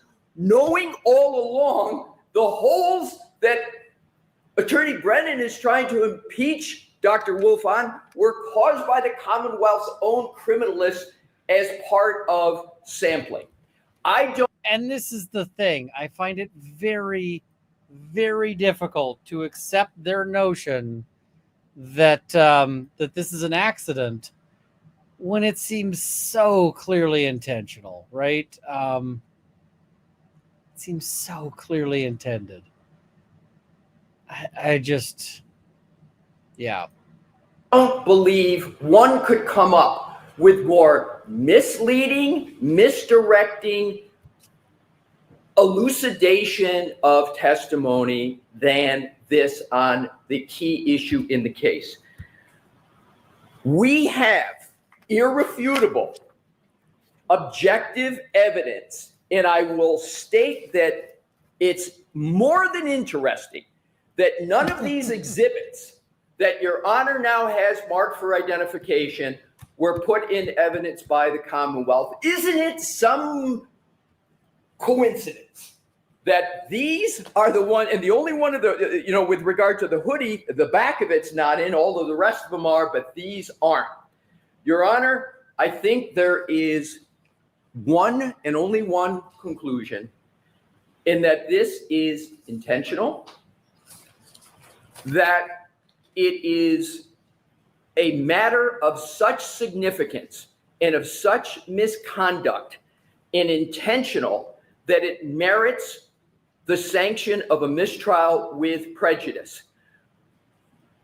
Now, mistrial with prejudice is basically the nuclear option, right? Because, you know, once the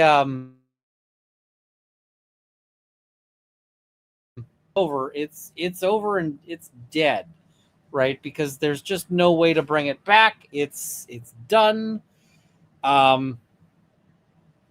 So it's a hard ask, but I don't think it's a dumb ask here. I think it's a fully legitimate ask. So, yeah. The amount of effort, the amount of work, I can't even begin to think to remedy this in front of the jury. He's like, it's going to take so much explanation to explain to the jury how we could possibly do this, like how, you know, and yeah, that's we're gonna see some of the some of just how bad this goes. So yeah, go backwards on this. That should not befall the defense. That should befall the prosecution. Ms. Reed, again, is entitled, like every other defendant in this wonderful Commonwealth, to a fair trial. The prosecution is supposed to be held to a higher standard, to do justice, to create a fair trial. This is the antithesis of a fair trial. Ms. Reed rights under the Constitution and the Declaration of Rights have once again been trampled on, and it is becoming evidently clear the more desperate the prosecution gets because it can't prove its theory, including its own medical examiner can't support them, that they're now resorting to conduct like this. Your Honor, at some point, this has to come to an end. At some point, Ms. Reed's rights have to be protected. At some point, and you can just tell that Judge Canone is probably rolling her eyes here. Confidence in the judicial system, the public's confidence in the judicial system. That this guy here, who apparently is the Commonwealth's appellate counsel, is sitting here going, man, I really hope she gets acquitted because I really don't want to have to write an appeal on these issues. So, yeah. Prosecutors will conduct themselves with their duty to present a fair trial. That has to be enforced at some point for Ms. Reed to receive the fair trial that she and every other defendant in this Commonwealth is entitled to. All right, thank you. Mr. Brennan.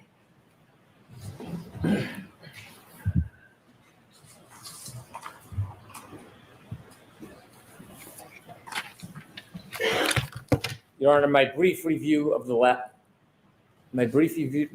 lab paperwork and looking at the hoodie, it appears that I made a mistake.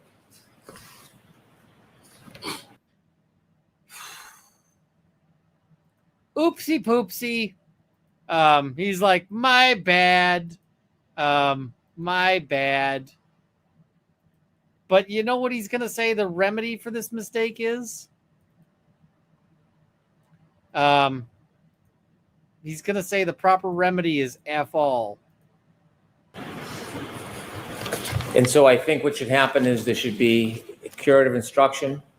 There should be a stipulation. The court should. Okay, so here's the curative instruction he wants to use. He wants a stipulation, which means that the judge would say both sides have agreed. And then here's what he wants. Instruct the jury that during Mr. Brennan's cross-examination, he asked Dr. Wolf about holes on the sweatshirt or holes on the back of Mr. O'Keefe's sweatshirt. The parties agree the holes were made by a crime lab technician. This was done inadvertently but should not have been asked. The court should strike the questions and the answers. And you should instruct the jury there to completely disregard any questions or answers about the holes in the back of the sweatshirt. And the court should allow the defense to introduce the lab paperwork. All right. So basically, the curative instruction is we both agree that there was a mistake and it's no big deal. And yeah. That is a pretty weak sauce. That is a pretty weak sauce thing, but okay. Let's see. So I'm not going to allow the mistrial motion, Mr. Litt. Shocking. Who could have seen that she wouldn't do the right thing where that benefits benefits Karen Reed? Who could have possibly seen that? Yeah. See, what I'm going to do is instruct the jurors. I'm going to put in what's been marked for identification, Y, Z, A, and B. 4 of each letters. I'm going to put all these into evidence.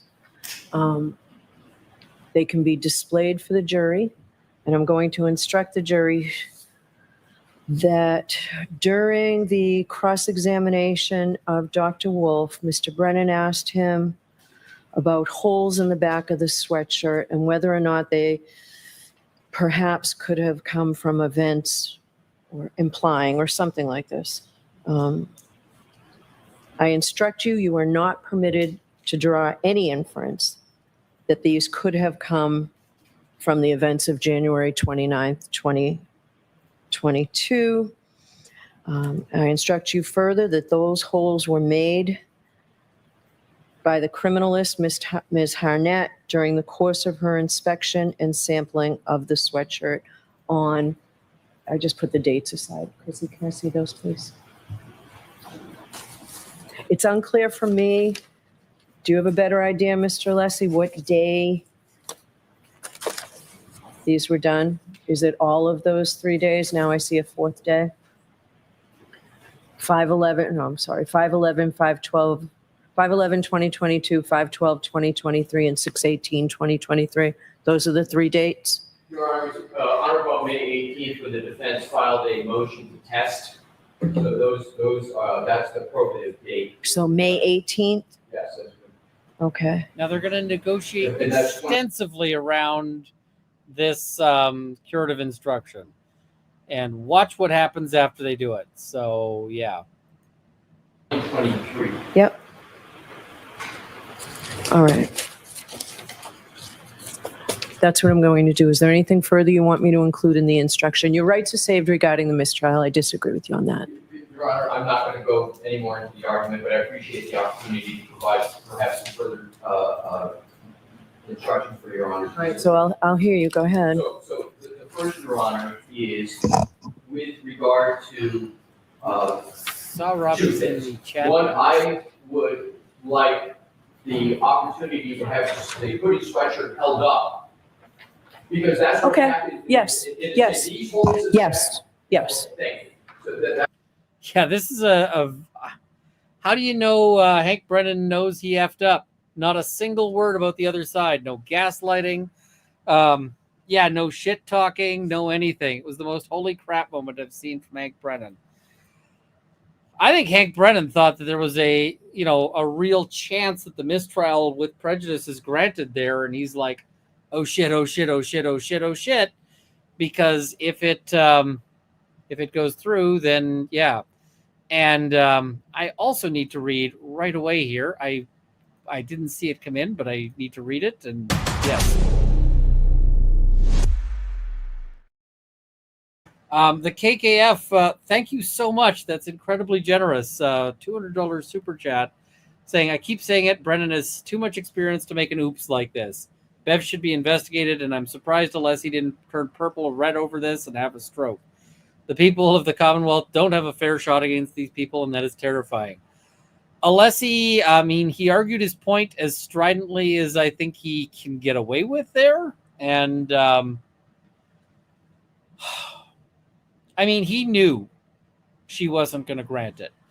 And we knew that. We knew that too. Shay B, coming in hot and late tonight, wanted to let you know I'll be showing my support through PayPal and Patreon moving forward. Thank you. I'm going to try to do better. I need to get a system to alert me when a PayPal comes in.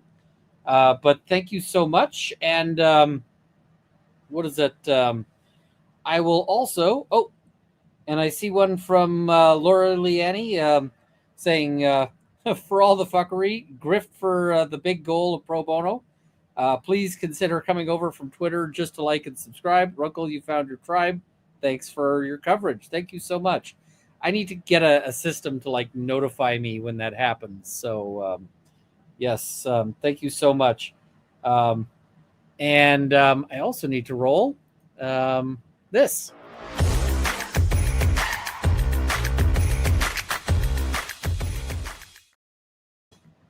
Thank you for 50 gifted memberships. Thank you so much. Wow. Okay. I mean, Alessi is doing so well here. It is amazing.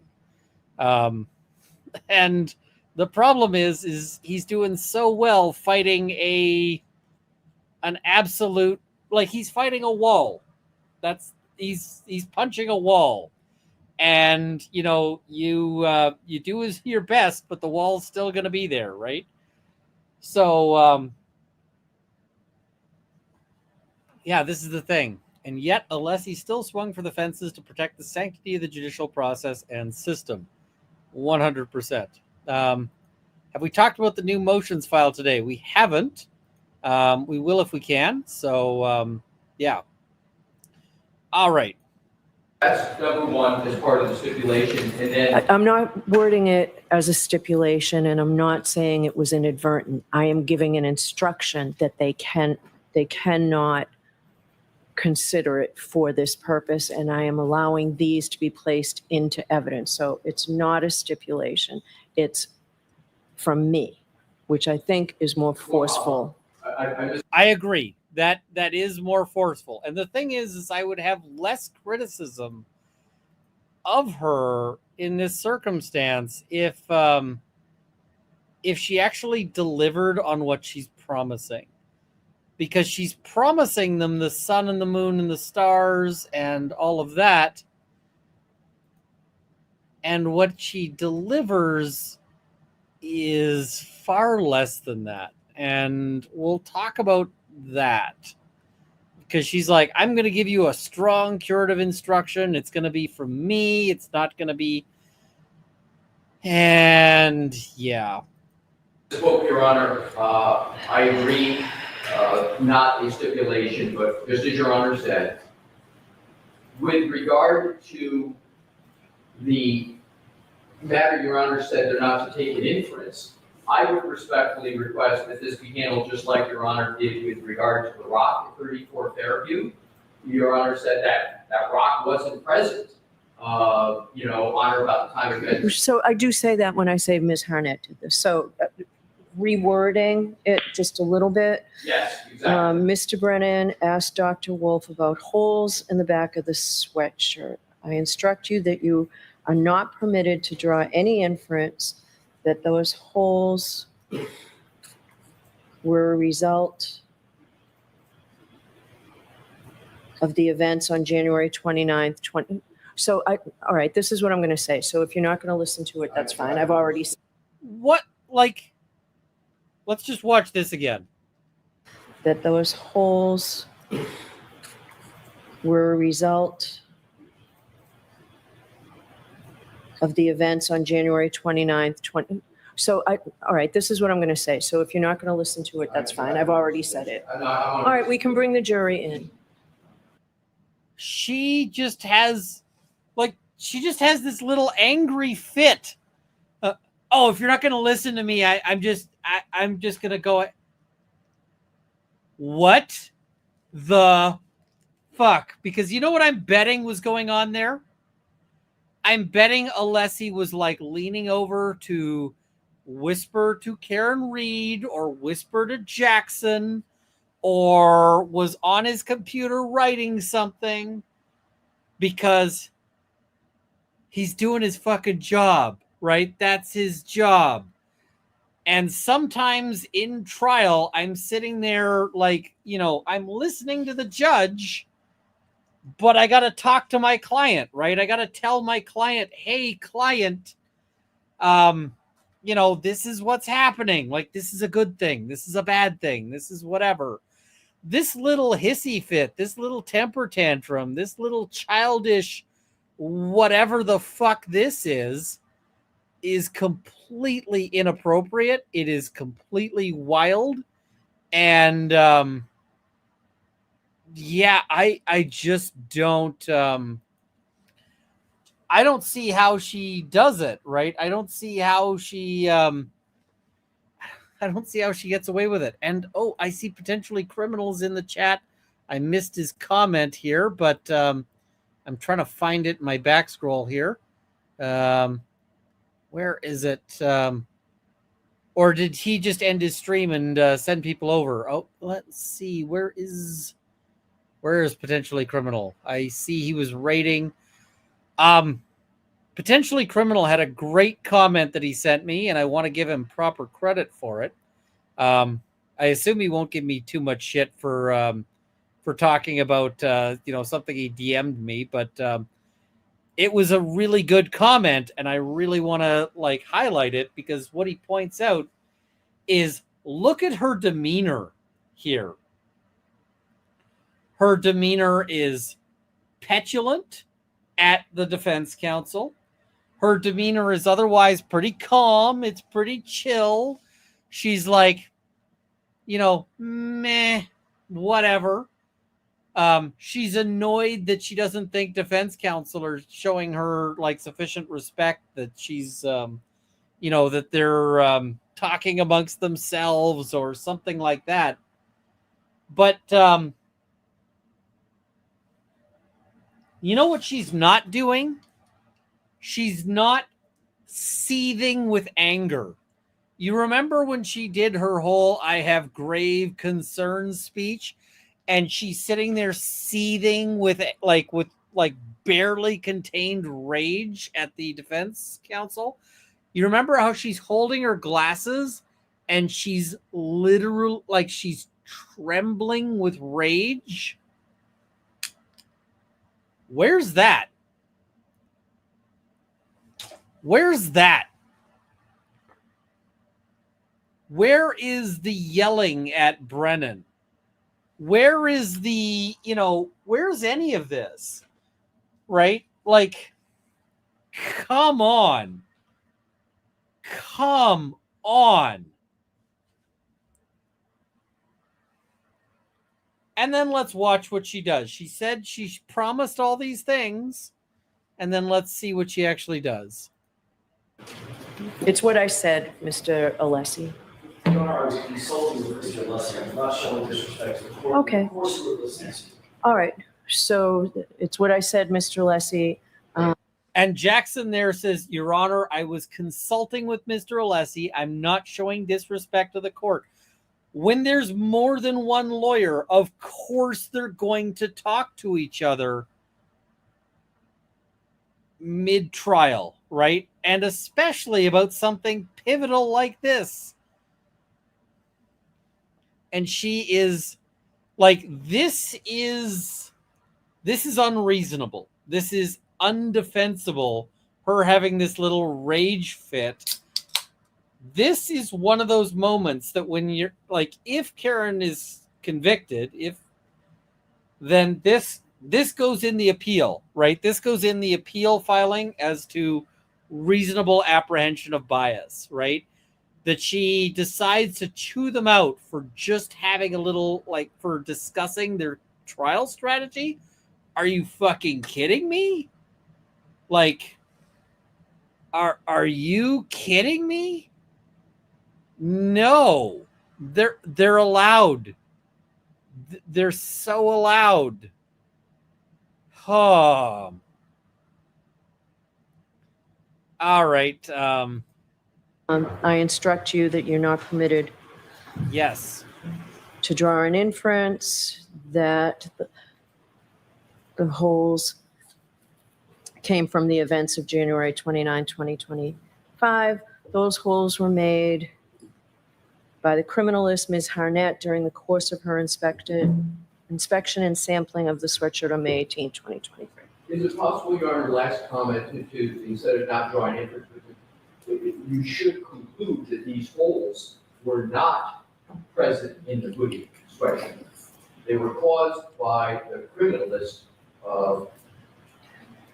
So I can just leave that all out then and just say, Mr. Brennan asked Dr. Wolf about the holes in the sweatshirt. I instruct you that those holes were made by the criminalist, Ms. Harnett, during the course of her inspection and sampling of the sweatshirt on May 18th. It's probably neater that way anyway. All right, let's bring them in, please. Judge, just as a housekeeping matter, the sweatshirt's been taken out of the plastic sheet, and it might need to be remarked. The plastic sheeting was marked, but if we're going to put it into a bag or something like that, we might need to have it marked. But we don't need to do that right this second.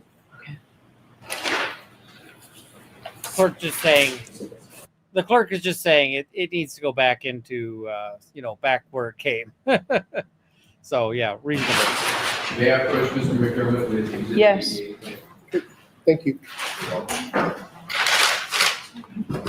I like that clerk.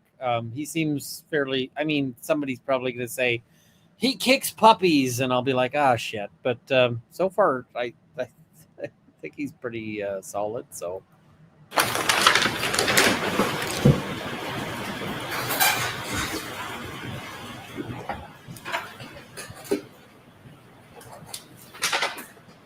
The 83 mark. All right, thank you. I'm sorry.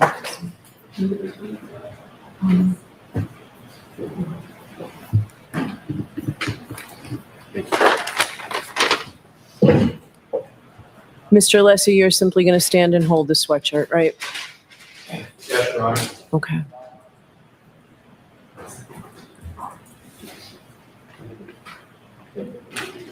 So this is exhibit 223. In Your Honor, I would hold it as Your Honor begins to read. Is that consistent with Your Honor's explanation? No, I want you to hold it up with the back. What would you like me to start with? You do that first, and then I'll give the instruction. Thank you, Your Honor.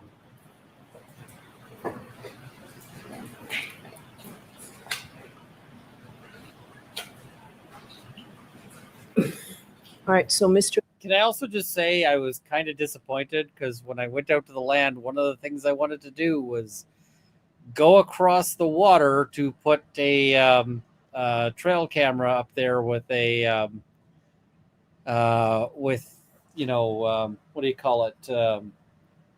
With a solar panel, because I've got the one solar panel. And then my boat had a leak, and I was like, "Damn it, I can't go." That frustrated. So okay. Mr. Lessie, why don't you just, where are you going to stand? Pardon me? Where are you going to stand? I would suggest, Your Honor, right about here. All right. So you can stand there, you can hold it up, then I'm going to ask you to put it down, and then I'll give the instruction. And then I will return it to Mr. McDermott or the court officer. Return. Yes, Thank court officer. Bear with me a moment, Your Honor. I'm going to re-put on the. All right, then we will take the luncheon recess. When we come back, we'll have the voir dire. By the way, today she gets really, really salty about the jury not getting a whole lot of jury time because there's a whole lot of stuff that happens in the meantime. So, yeah. Actually, is Dr. Lapisada here? She's here. She's on next. I'm gonna call up. John Taylor. For just the measurements? Your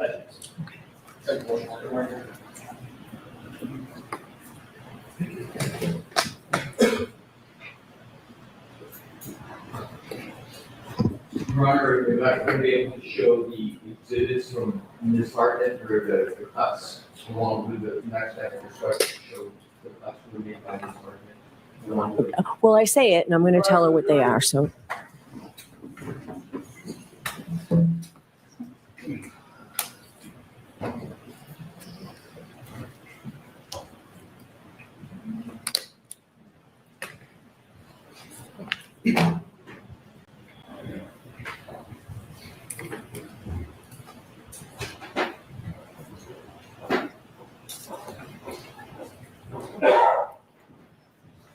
All right. How long does it take the jury to get in? We're gonna also see the world's most overqualified witness, and it's quite acceptable. Get your patience, Mr. Lessie. Why don't you hold the exhibit up for the jurors, please?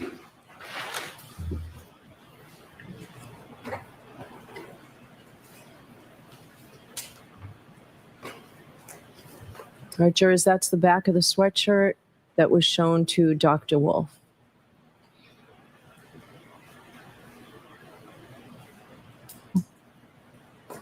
Okay, thank you. Why don't you go ahead and put it back in the bag? I'm just gonna say, Alessi holding up this like stained, shirt while wearing the black gloves has got to be at least a little menacing. Rob says the tone is 100%. You should be appreciative and grateful for the ruling I gave you. This is why Alessi makes these arguments, because he's the one who can. You're not wrong. You're not wrong. Yeah, this is insanity. She's awful. All Brennan needs to say is, oops, my bad. Yeah, that is not something that she allowed for that. And I'm going to grant this motion for extreme pigeon business. 100% we are going to do that because, yeah.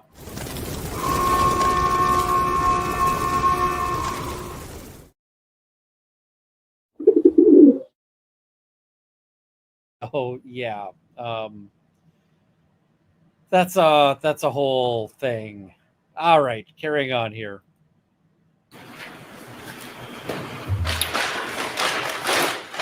So jurors, I instruct you that those holes were made by the criminalist, Ms. Harnett, during the course of her inspection and sampling of the sweatshirt back on May 18th, 2023. Okay? So, What? What? That is such a weak shit.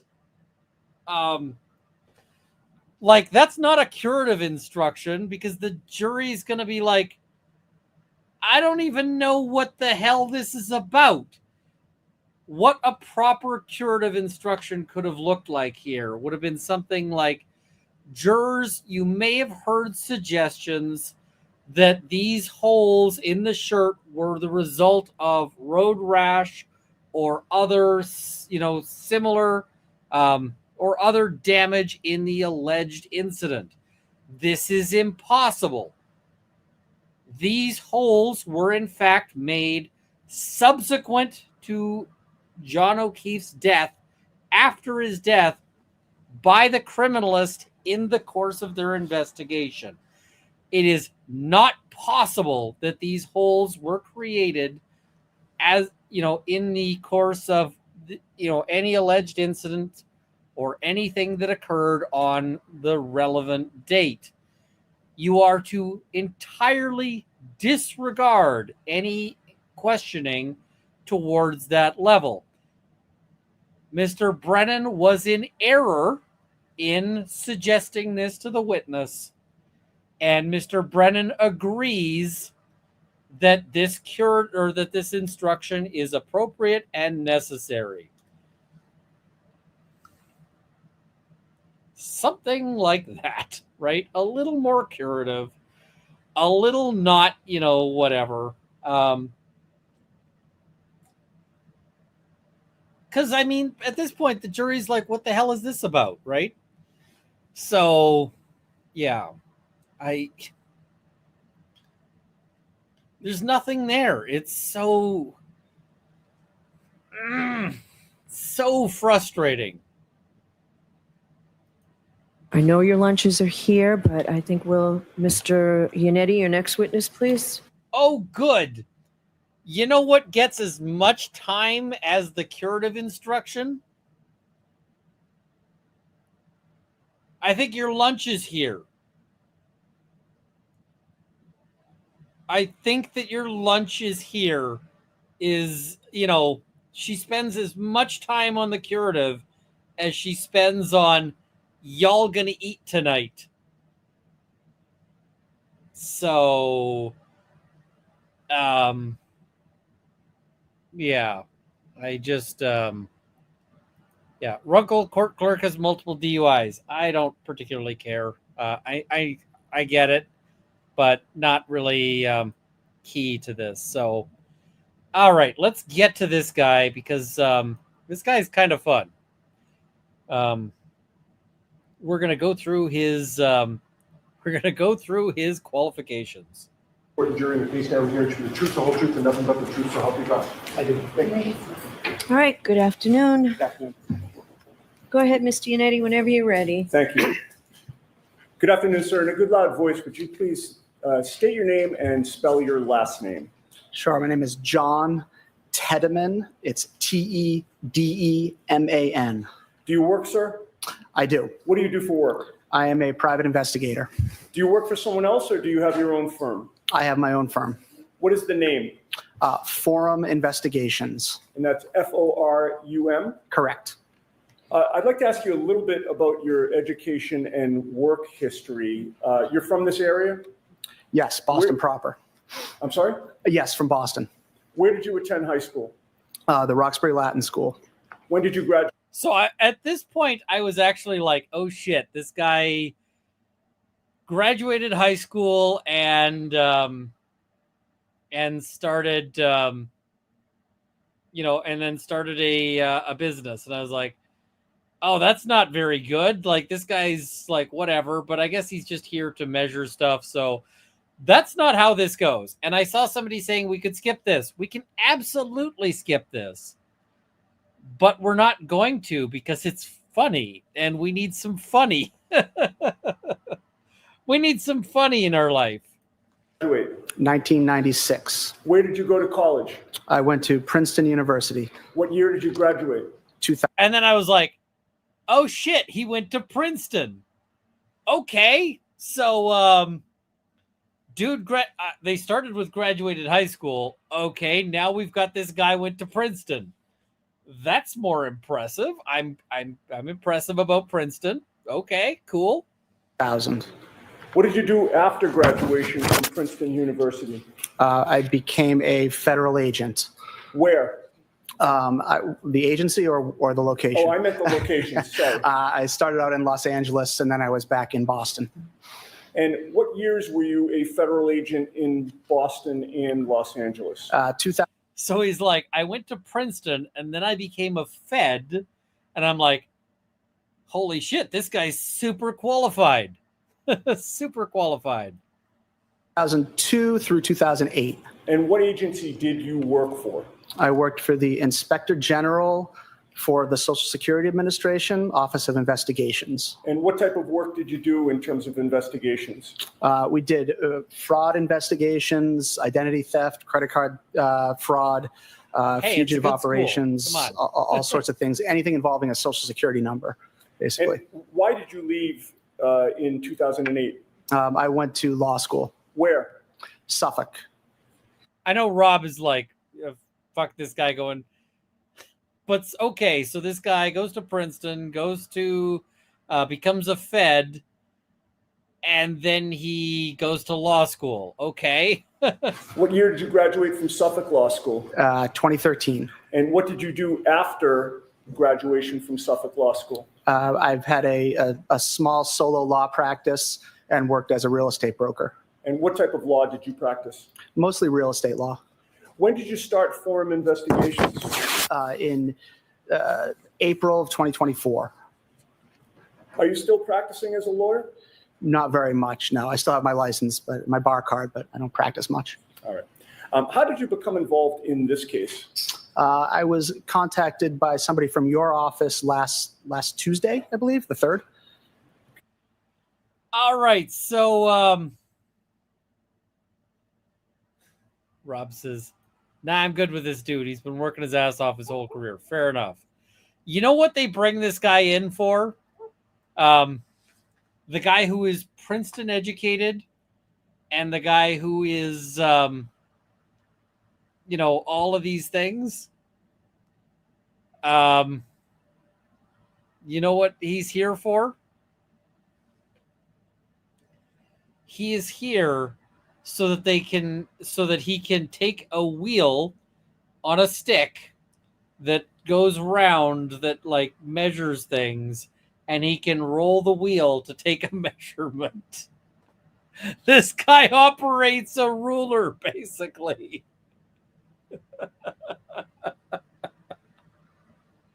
I mean, it's a fancy ruler, but he comes out and he rolls a wheel, and I'm like, they have the guy with all the qualifications ever. And I would be like, this guy is so awesome at whatever he wants to do. And then they're like, roll the measurement wheel. Now, to be fair, he's the last minute fill in. They gotta, but I'm like, this guy is literally the most overqualified person on the planet, because they're like, we need a retired, we need a former federal agent to come out here and measure the things. And I'm like, okay. I get it. But yeah, you have to have somebody to testify to it. And sometimes you hire a private, sometimes you hire a PI for stupid shit. As an example of stupid shit I've hired a PI for, I have literally hired a PI to come into my office, shown him a Facebook profile, and told him to print it and like take, whatever. The reason why is because I can't testify about this witness's Facebook profile, but I needed somebody to, so private investigator, right? And the guy's just like, his entire job was to come in and be like, yeah, this is this guy's, Facebook profile. Here it is. Because I thought the guy would deny the Facebook profile. And then you know what he did? You know what the accused did? Or not the accused, the complainant. The accused is my client. You know what the complainant did? The complainant admitted it was their webpage. And I was like, well, shit. That's like, I have this entire private investigator who I am paying not a lot of money but not a lot of money. It was like $500 to have the guy show up to testify and whatever else.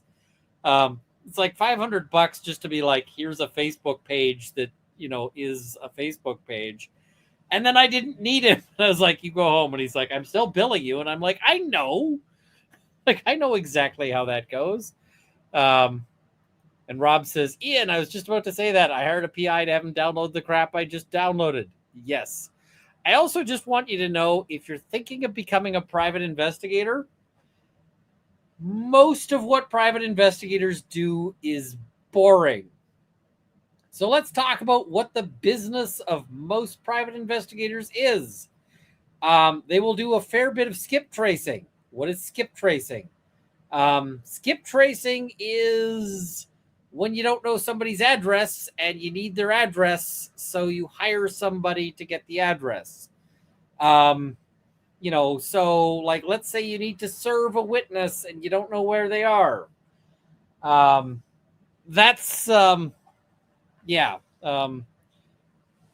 Another thing that they do is they do like investigations for insurance and for infidelity or family law issues. And you know what insurance or family law infidelity, surveillance is about? It means you watch people and you just wait for them to do a thing, and it takes forever. But all you do is you sit there watching their shit. And so like, and you might be saying, what is this about? Well, what's it about is, let's say you've got a guy who makes an insurance claim. He says, I was injured in a car accident. And as a result of being injured in a car accident, I cannot work. I can't pick up my kids, like lift my kids. I can't, do chores around the house. I can't, whatever. And so what do? You follow them and you just wait. You wait, can you see? Does the guy go out and mow his lawn? All right. Does the guy go and do heavy lifting?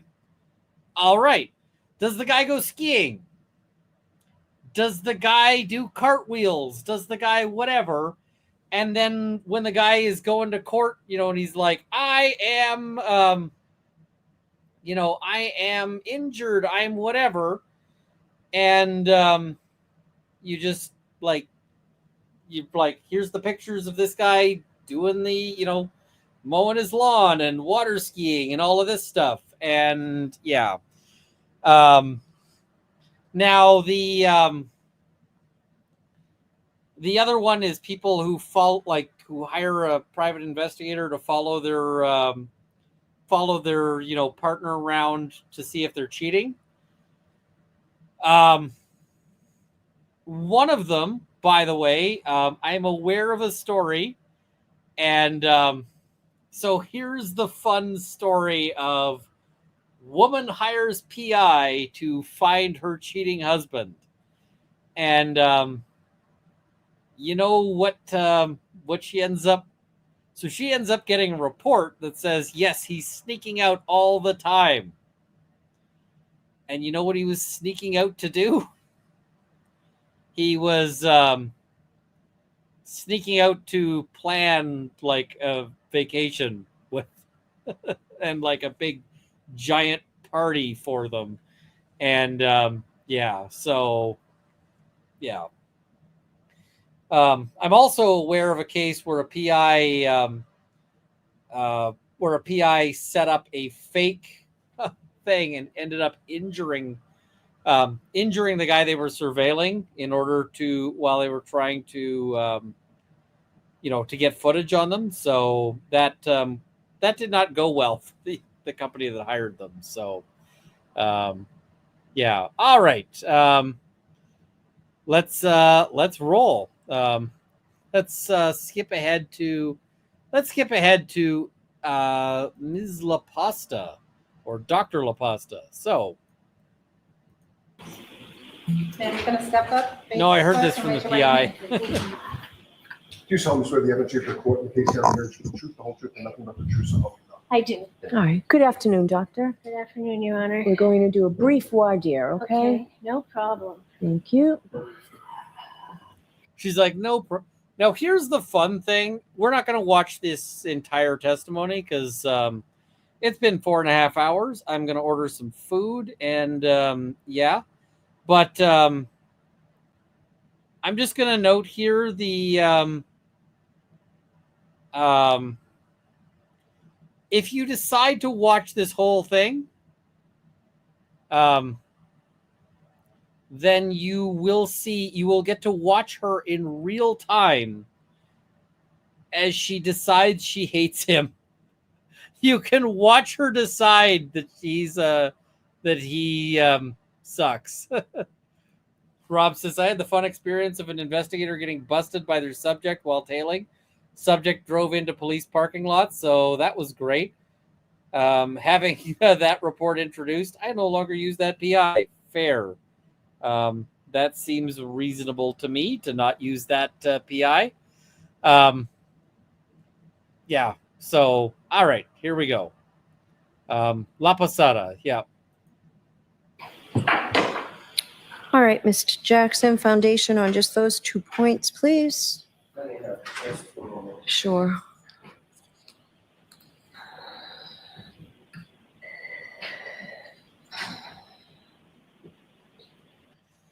I am going to say, yes, I am hungry. I'm looking at possibly ordering. I've never had Swahili food, but I may end up ordering the Swahili food because that might be interesting to try a new thing. But one thing I don't like about Dr. La Posada, she breathes really loud into the mic. And who does she hate? There's a point where she pretty clearly decides that Brennan is a useless piece of trash. And then, it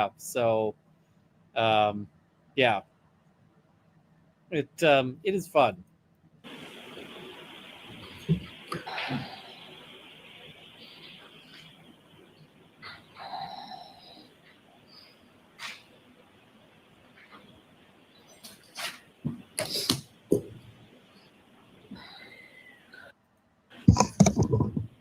All right. Your Honor, for purposes of expediting, does the court wish for me to go through the foundation of the doctor's education, training, and background and experience, which is going to take a minute? Yeah, no, just focus on the foundation for the dog bites and focus on the foundation.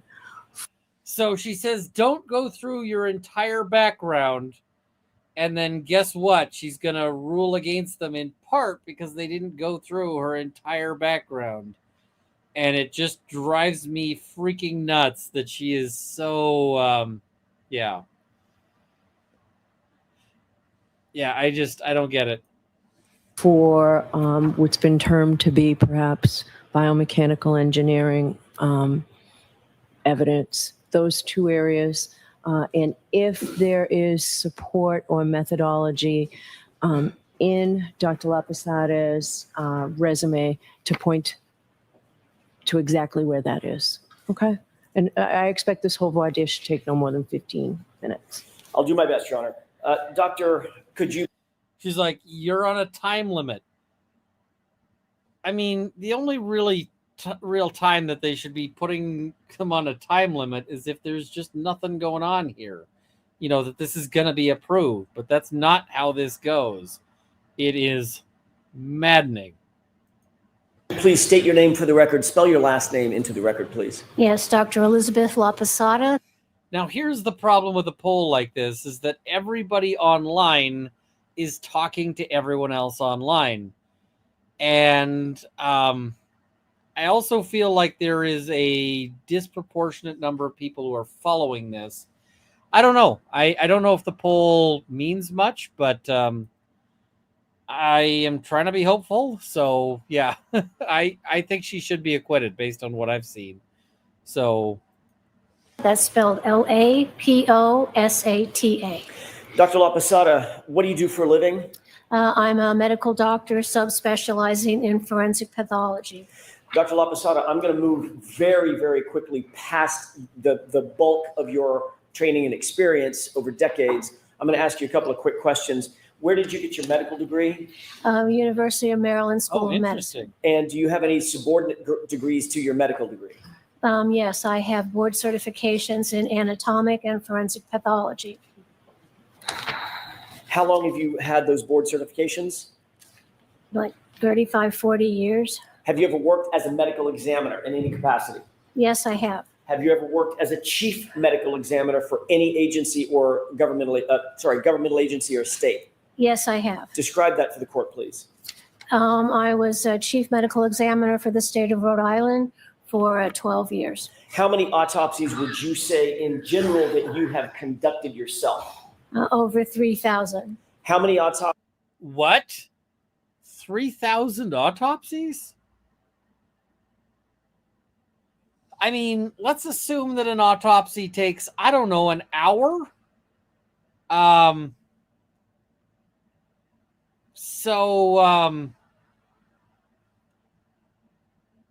You know, 3,000 hours spent chopping people up, you know, in a polite way.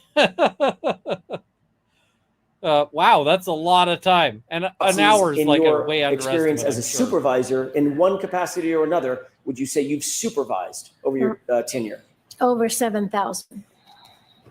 Of those 7,000 that you have supervised, have any of those dealt with motor vehicle incidents? Many. Have any of those dealt with motor vehicle and pedestrian incidents? Many. Give me an idea, if you have a number in mind, how many motor vehicle pedestrian autopsies you have been involved with, either directly or from a supervisory standpoint. Hundreds, over 500 at least. Do you have a significant background and training in the cause and manner of death? Yes, I do. Is that the main goal or the main job or duty performed by a medical examiner? Yes, it is. Is it also significant in terms of supervising other subordinate medical examiners who may work under your charge? Yes, you have to make sure they're doing it right. I would be surprised if an hour is an autopsy. I mean, an autopsy is probably more like, 2 to 4 hours. Yeah, so she is a master at autopsies. Is there a methodology that you have employed and that is standard in the industry to employ, including differential diagnoses and inferential? I actually think she's having some trouble breathing. So, I mean, I feel bad if she's got like lung issues or something. So, yeah. Thinking in terms of coming to conclusions related to manner and cause of death. Yes. Can you explain that for the court in brief, please? I know you probably have a very lengthy explanation. Okay. Do it as briefly as you can, with being as succinct as you can. Certainly. To determine cause of manner and death, we look at scene investigation, autopsy findings, police and witness statements, and medical history. And using that information, we come up with a differential diagnosis or a list of things that might have happened to that person to cause them to die. And from that list, then we see where all the science and all the data, which one it supports. So we've looked at several different things. I always told my staff, I said, how can we be wrong? What else could this be? So you have to make what in medicine is called a differential diagnosis and then see what the facts support. Did you? And yeah, with all due respect to Rob, the 10,000 rule is BS. It's true. There's plenty of things I've sucked at for a lot more than 10,000 hours. So, yeah. You employ a differential diagnosis in this case? Yes, I did. Do you have to be at the scene in order to understand or analyze information that you get in a police report or photographs or things of that nature?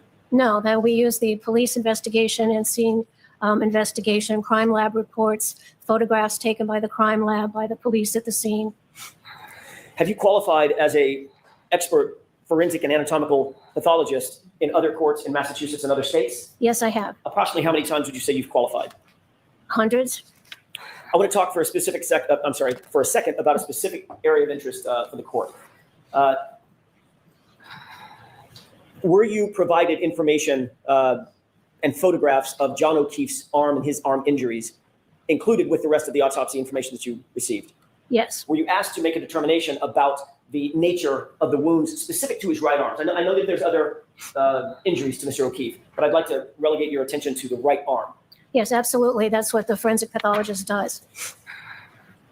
Without telling me what your opinion was, were you able to come to an opinion or conclusion about the source of those injuries? Yes, I was. What methodology did you employ to come to that opinion or conclusion, or those opinions and conclusions? My experience and knowledge and training, along with the appearance of the wounds on the right arm, which fit a pattern, and then knowing that it fits a pattern, then I can try to look for, okay, what is the item that caused this pattern? And that would be part of the differential diagnosis that I've used for many, many years in making diagnoses and determinations. Have you ever been trained in pattern recognition? Yes. In what capacity? Oh, as a forensic pathologist and medical examiner, a large amount of our work has to do with recognizing pattern injuries, because that's so important, because it gives us an idea of what might have caused that injury. And then that's clearly of a lot of importance to the police and the investigators as they're trying then to say, well, what could have caused that injury? And so the forensic pathologist could say, well, I think it was X or Y. Then they can carry out their investigation. So I'm just going to say it is pretty much guaranteed that, like, if I hit somebody with the ouchie stick would leave very specific patterns in a person, right? Very specific patterns. And if you got, so if somebody was found dead with, they would absolutely be looking at this going, wow, this is, this is a highly distinctive set of markings. And then when they found the stick, they'd be like, we've solved our crime. And Rob saying, y'all do know I was being sarcastic about her expertise, right? She's legitimate, the forensic pathologist expert. CV weighs more than the books in med school. This is one thing I mentioned on Twitter that was just absolutely astounding to me, which is that the defense has brought in all of these experts who are like top of their field, like, Dr. Russell, Dr. La Posada, the ARCA people, all of the, they want to bring in all of these like super, they bring in all of these like super qualified people. And then the Commonwealth is like, we're bringing in like, Dr. or Burgess. And Burgess is like, I lie on my CV online. I've been working on a degree for forever, and I'll get it one day. And yeah, Trooper Paul, and like they have all of these people who are just like, why? And here's the thing: we also have Judge Canone saying like, Dr. La Posada is insufficiently expert to be qualified in like a bunch of stuff, because they're actually not going to qualify her in several things. But like the the Commonwealth is entitled to bring in like a dog trainer or, somebody who like reads tea leaves or whatever else. It makes no sense at all, ever. So I just don't get it. Armed with that information as to what might have caused the injury on the body.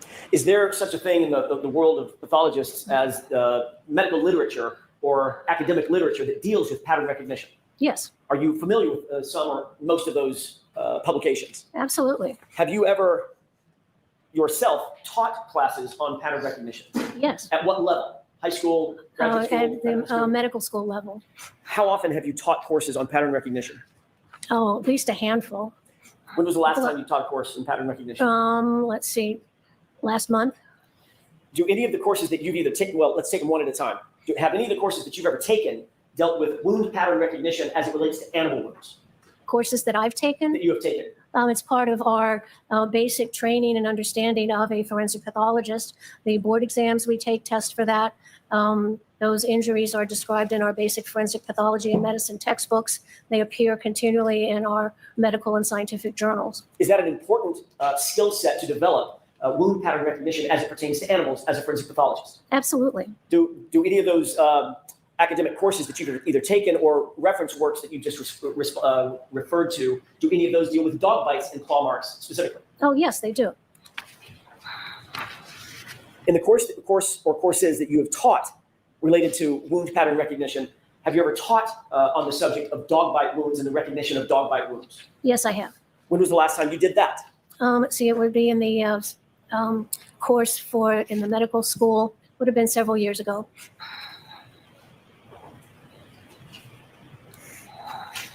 Yes, and I think I might pour myself another one. Staying with dog bite wounds specifically, have you ever performed an autopsy that specifically dealt with dog bite wounds, known dog bite wounds?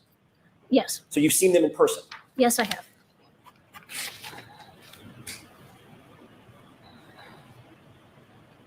Have you ever been qualified in any court in the land, state or federal court, on the issue of wound pattern recognition as it pertains to dog bites? Yes. When was that?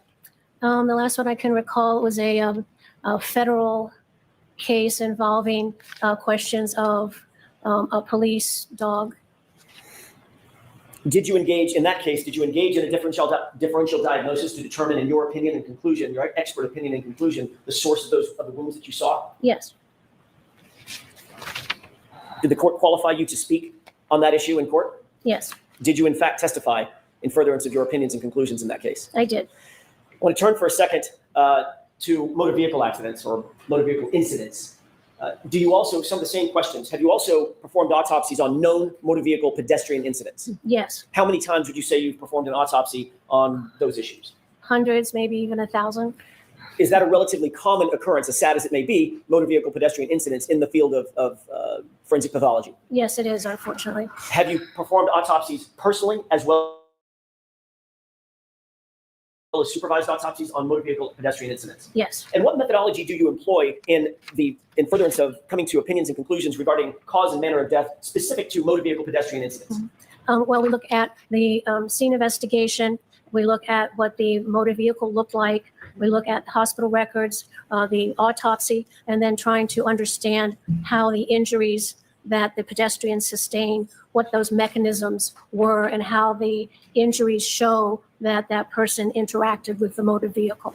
In doing so, in coming up with injury mechanism analysis, is it important to look at and analyze the actual vehicle that is allegedly involved? Yes, you want to look at photographs of that or see it in person. Is that part of the normal methodology that is employed in the field? Yes, you must look at the photographs. You must see what the vehicle looks like. Do you also look at the other side of that handshake? In other words, look at the body of the individual that was, in your case, killed, the decedent, in order to marry the two and determine whether or not the cause and manner of death had something to do with the motor vehicle impact? Absolutely. Describe that for us, please. What are some of the things that you look for that's part of the normal methodology that a forensic pathologist employs? Well, when we examine a fatality from a motor vehicle, we want to try to understand what led up to it, how the impact occurred, and then what happened after. So we would study information about the injuries to see if we can relate them to certain pattern injuries that would be on the car. There are also evidence of transfer of energy and injuries that can result from the transfer of energy. So using the body, looking at the scene and the vehicle, understanding the motions of the vehicle and how they would have produced or would not have produced certain injuries on the body. I'm going to take them one at a time. With regard to animal wounds or dog bites, were you able, in this case, using differential diagnoses, using inferential thinking, and using the skills that you've developed over decades of your education, training, and background, were you able to, without telling me what the conclusion is, were you able to come to a conclusion or opinion as to whether or not the wounds that you saw on John O'Keefe's right arm were consistent or inconsistent with a dog bite or claw marks? I was able to come to a definite scientific conclusion. And is that conclusion to a reasonable degree of medical certainty? Yes. Is it to a reasonable degree of scientific certainty? Yes, it Is is. it consistent with the training and methodology that you've employed over decades? It is. I'm going to ask you the same series of questions with regards to the motor vehicle incident. Did you review the autopsy report in an effort to look at John O'Keefe's entire body and all of the injuries that he sustained, not simply his right arm? I looked at everything. In doing so, were you able to come to an opinion or a conclusion as to the mechanism of injury and whether or not his injuries in total were consistent or inconsistent with a motor vehicle incident or impact? I was able to come to a scientific conclusion. And without telling me what that scientific conclusion is at this point, did you Brendan. employ the same methodology that you've explained to the court earlier concerning differential diagnoses, inferential thinking, and decades of training, the education, training, and background that you've described for the court in coming to your conclusions about whether or not the cause and manner of death was consistent or inconsistent with a motor vehicle impact? Yes. Your Honor, is there any area that I have not covered to the court's satisfaction? So I'll let Mr. Brennan ask questions. I may have. So this is the thing. He's like, you told me to be quick. So is there anything that I have left out? And she's like, no, I think everything's good. And then she's gonna, yeah. A couple of questions.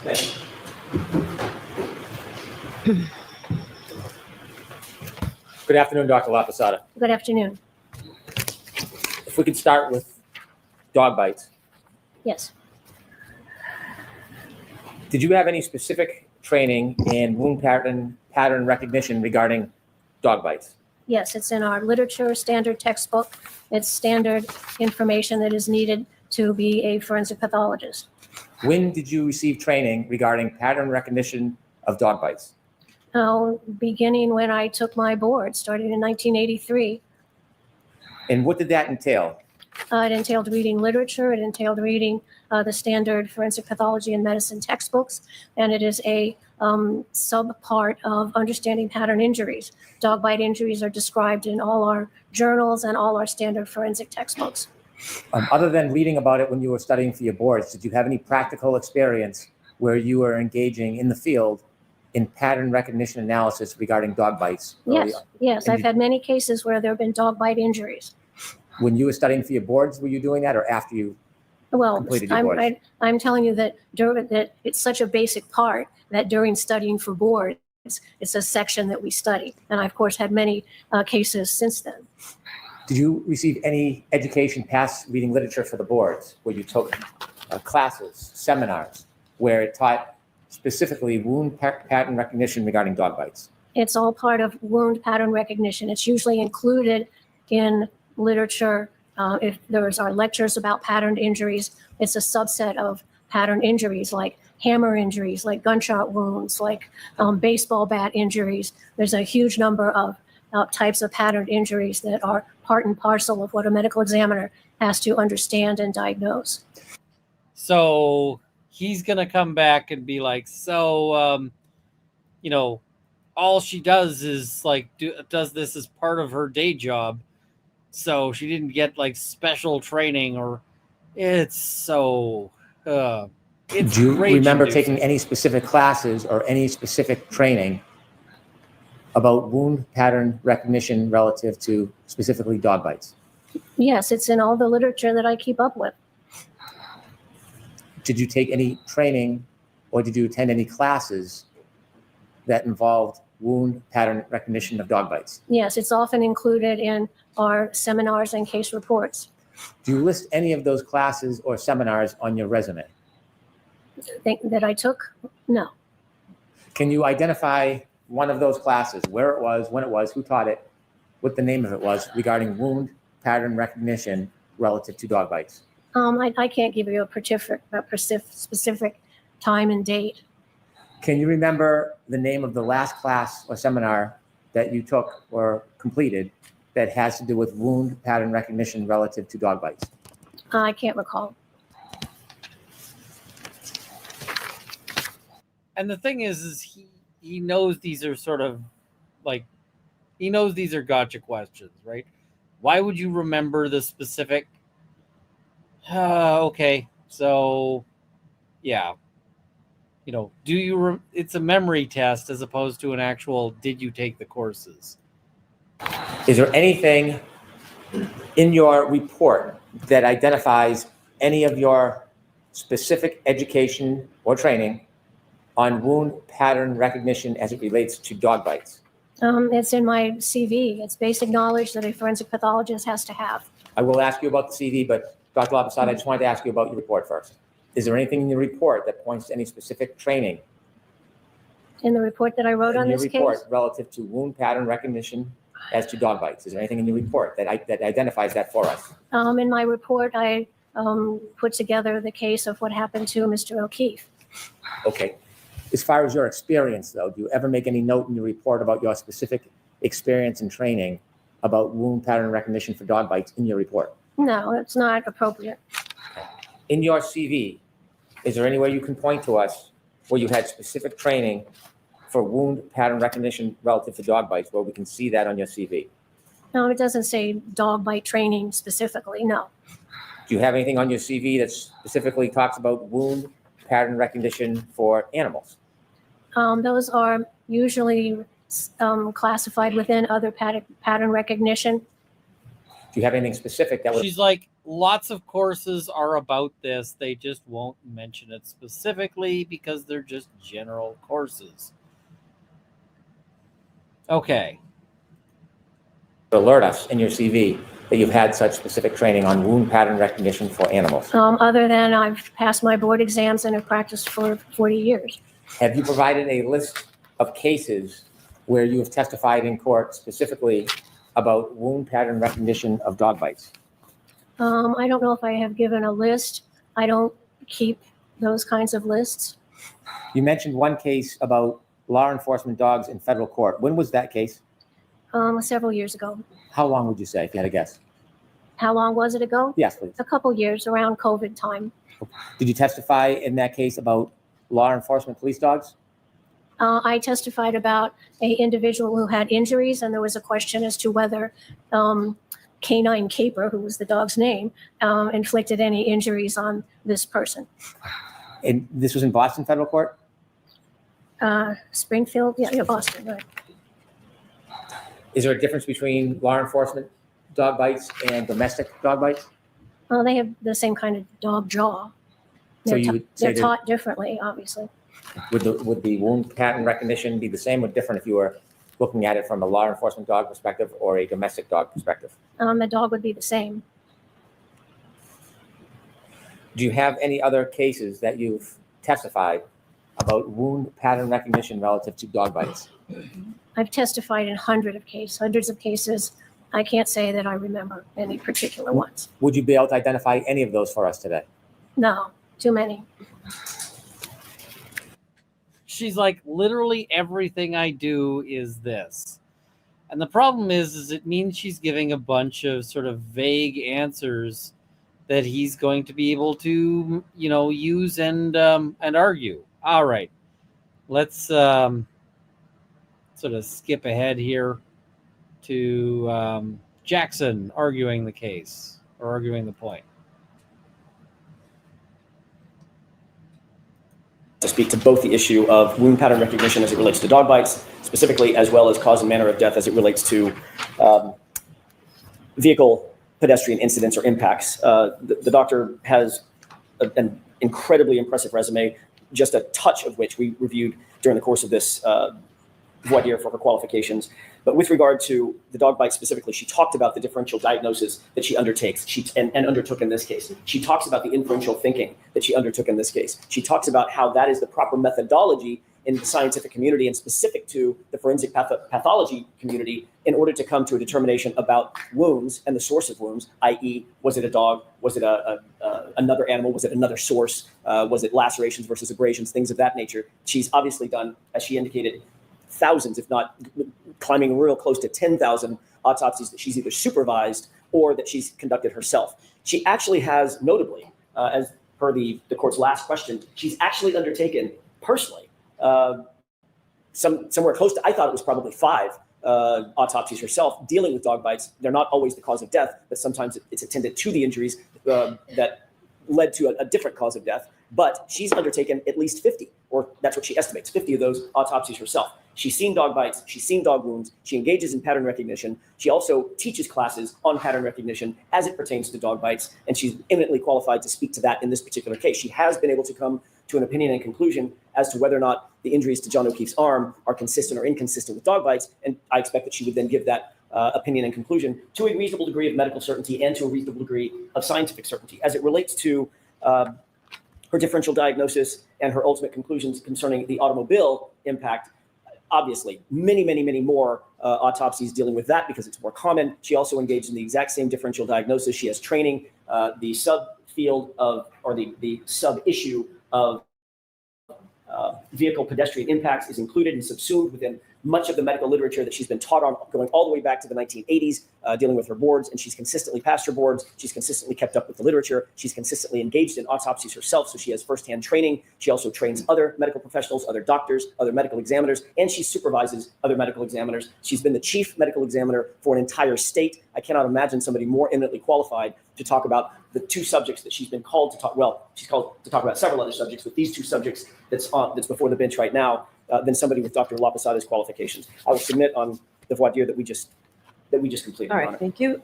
Now, you would think that this would be an easy pitch over the plate, but that's not how this ends up going. Mr. Brennan. I do not think that Dr. LaPosada has articulated the experience the way it's been summarized. She could not provide any specific training other than her boards and her references to literature. She could not articulate one single class or seminar that she took that pertained to differential diagnosis of dog bite injuries. She has no specific memory of having any type of experience in differential diagnosis as far as being in a training, seminar, or advanced education. She has the experience of a medical examiner who has seen what she believes to be dog bites in the past. She has no publications or references that she has studied the issue of differential diagnosis or pattern wound recognition relative to dog bites. If we look at the standard Dr. Russell employed, Dr. LaPosada does not have any of the merit to be an expert in dog bites. While she has taught, we did not hear about anything in particular that she has taught about specific pattern wound recognition analysis regarding dog bites. She is an experienced medical examiner. He's like, she just says that everything is about pattern recognition and that this is part of that everything, but there's not enough here specifically. And this is dumb, and you know it. It's specialized training, not what she happened to cover.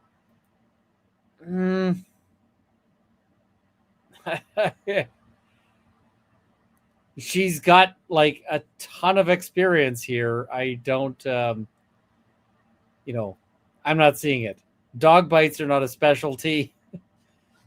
This is the problem, is like, who has specialized things about dog bites, right? Does that exist, right? Does that, is this a thing that is actually like something that can actually be found? I mean, let's put it this way. Let's say I want to hire a guy to be like, I want an expert, and I need an expert specifically on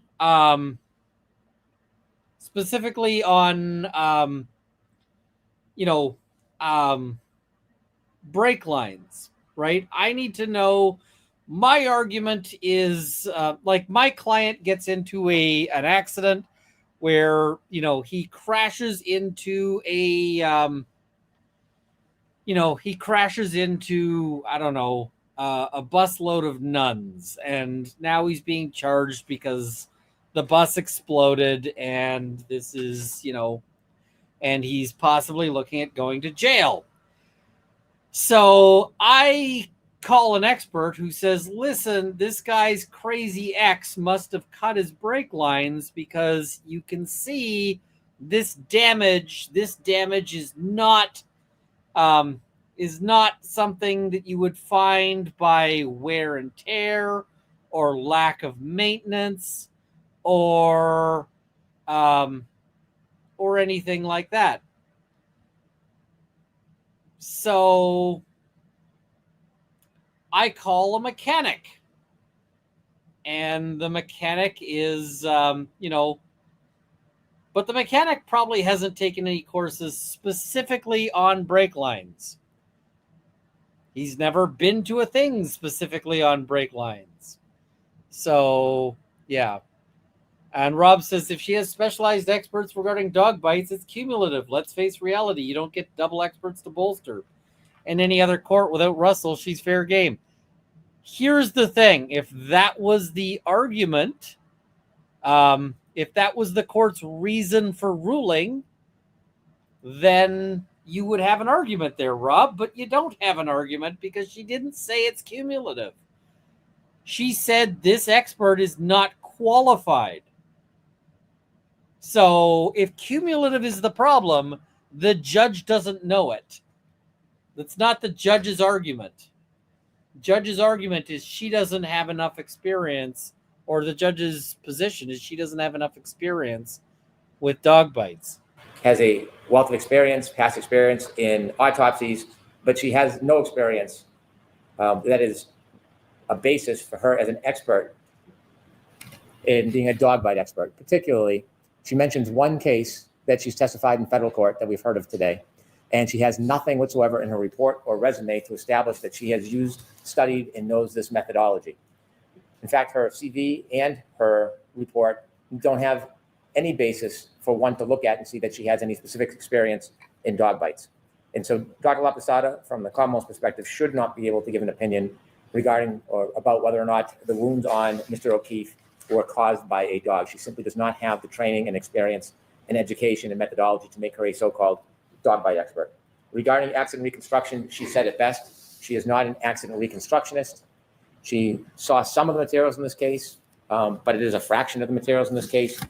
She is not in a position to give an opinion whether or not the wounds are consistent with broken taillight. There's nothing we see on her CV. There's nothing we see in her report. There's nothing we heard on direct examination that she has any experience in breaking glass, breaking plastics, and the causation of wounds. It also overlooks the fact that the opinion that would be offered would extend beyond just the wounds on the arm. It would extend to a general opinion that he was not involved in. You know who else isn't saying cumulative? Brennan isn't.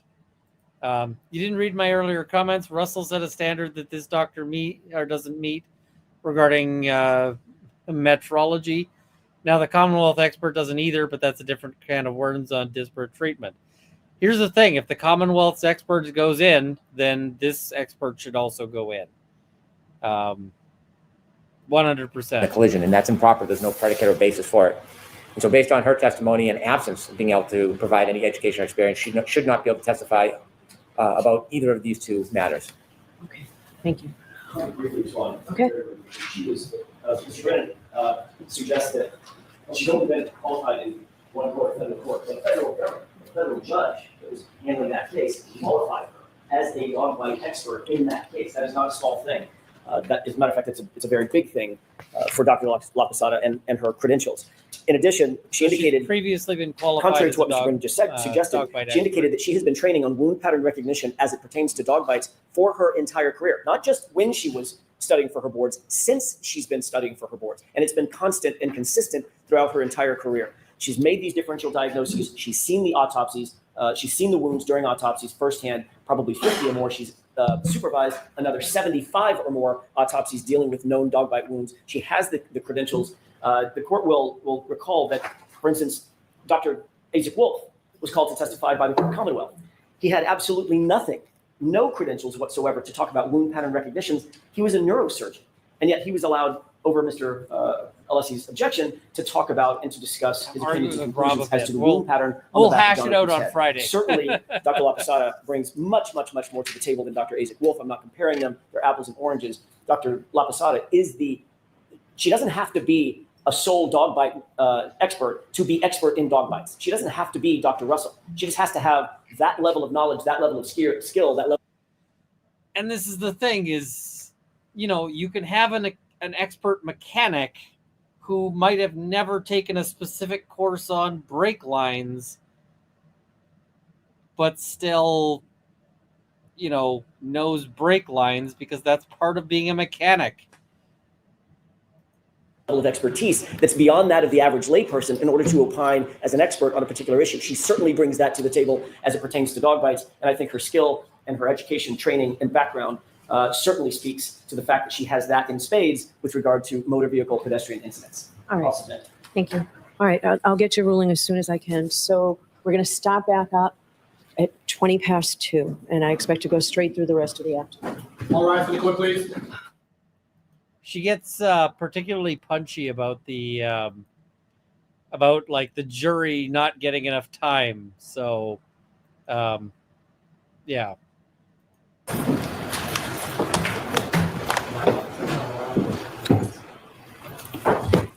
Well, back to session, you may be seated. All right, I appreciate the court personnel waiting so that we could have that voir dire. It was helpful. All right, so my rulings are very similar than they were this morning. So first of all, we're friends. On the Daubert analysis regarding Dr. Lapis. We're lawyers. We know how to disagree without hating each other. That is 100. Yeah, it's 100%. Exclusion of an expert does not preclude the appellate court from saying a harmless error because cumulative. Fair, but I mean, you've also got a problem with the fact that there's just so many issues. Also, before I get too far behind, we're going to do...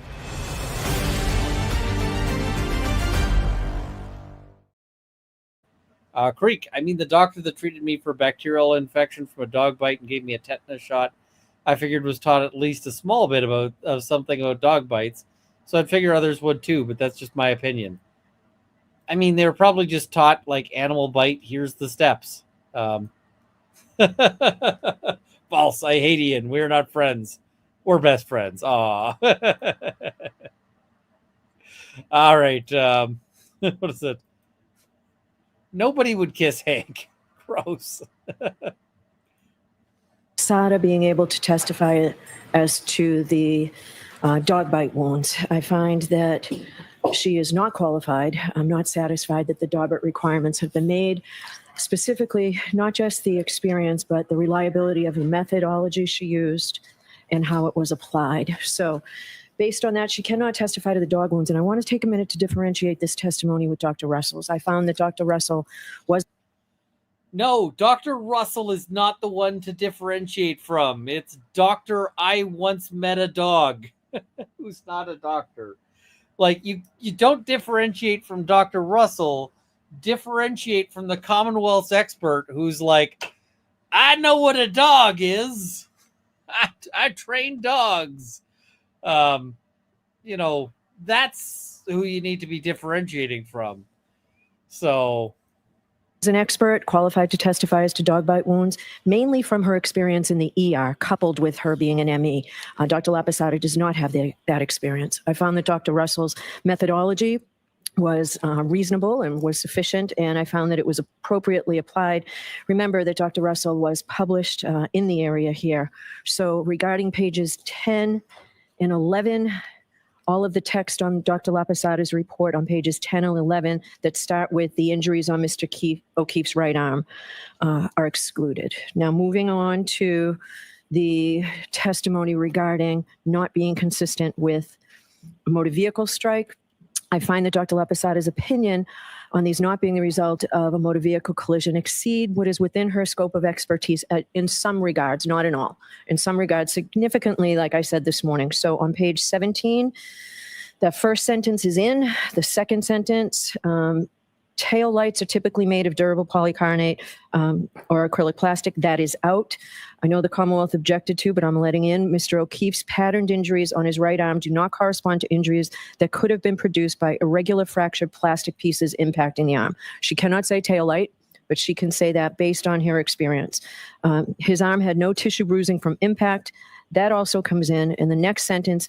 Neither did his skin show any array of irregular, unpredictable, randomly scattered cuts and scrapes at various angles and depths. That's within her realm of expertise as a medical examiner. The next page, though, I may have said this morning that first sentence, importantly, in review of that and review of the Tompkins case, that first sentence stays out because to me, it seems like that sentence depends on a biomechanical analysis, factors such as speed and force and the position of Mr. O'Keefe. So that's, oh, I'm sorry, page 18, the next page regarding the same subject matter. And portion of the next sentence is also out. This results in bruising or bleeding under the skin. That's out. But Dr. Laposada can testify that Mr. O'Keefe had no bruising on his arms or torso.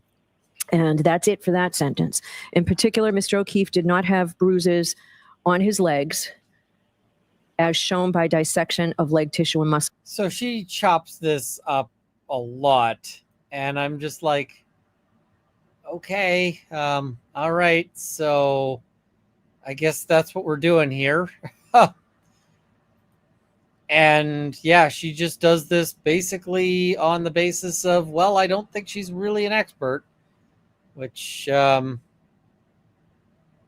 I found it hard to believe. But, and yeah, they're also trying to keep out Dr. Rentschler. They're trying to all of those things. So, yes.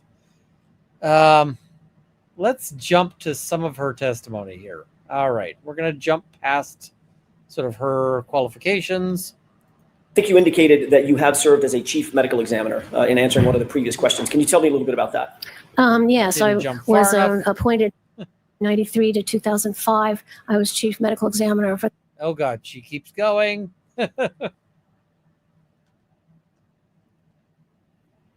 Her qualifications just keep on rolling.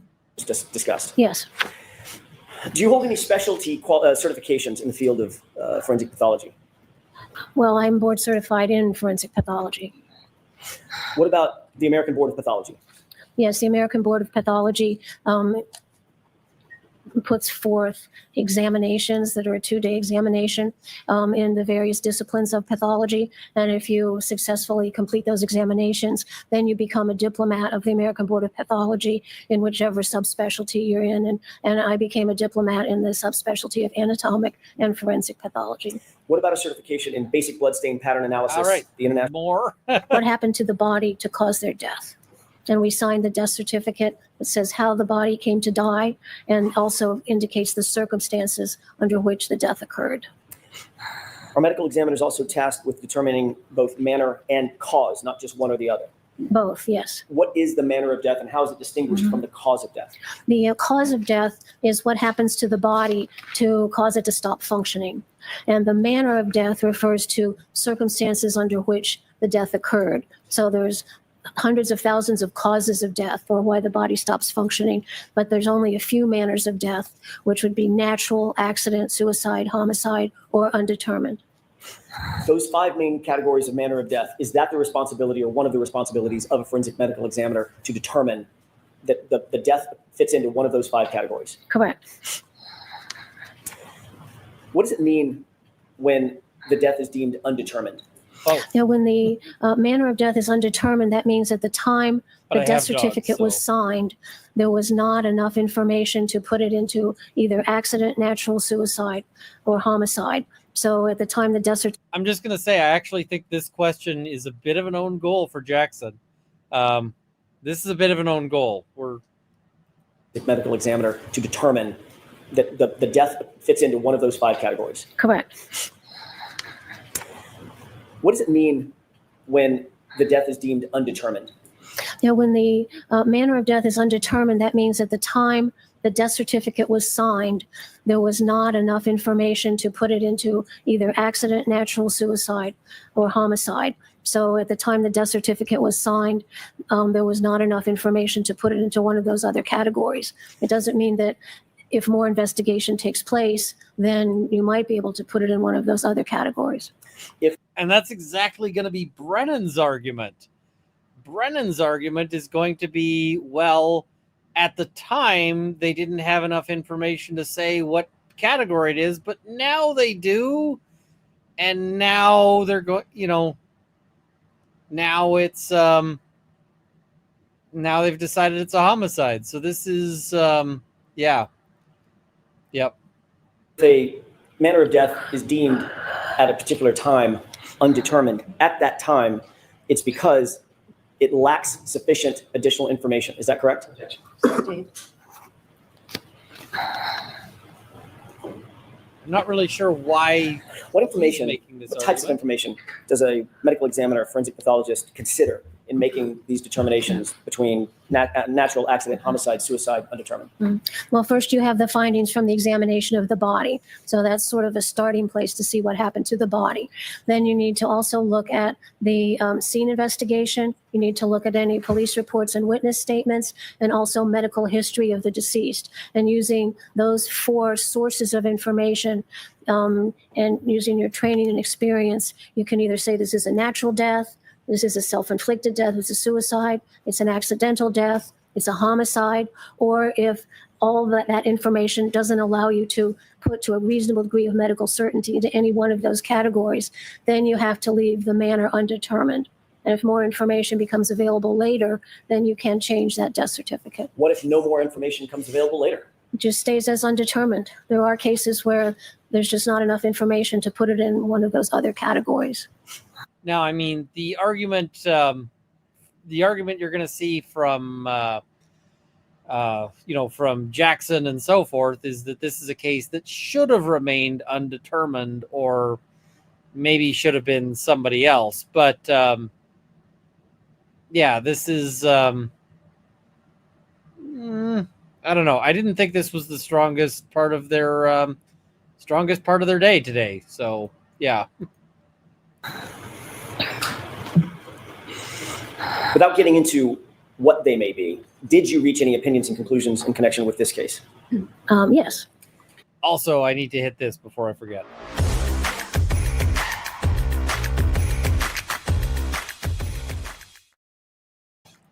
Because Rob coming in with 50 gifted memberships. Thank you, Rob.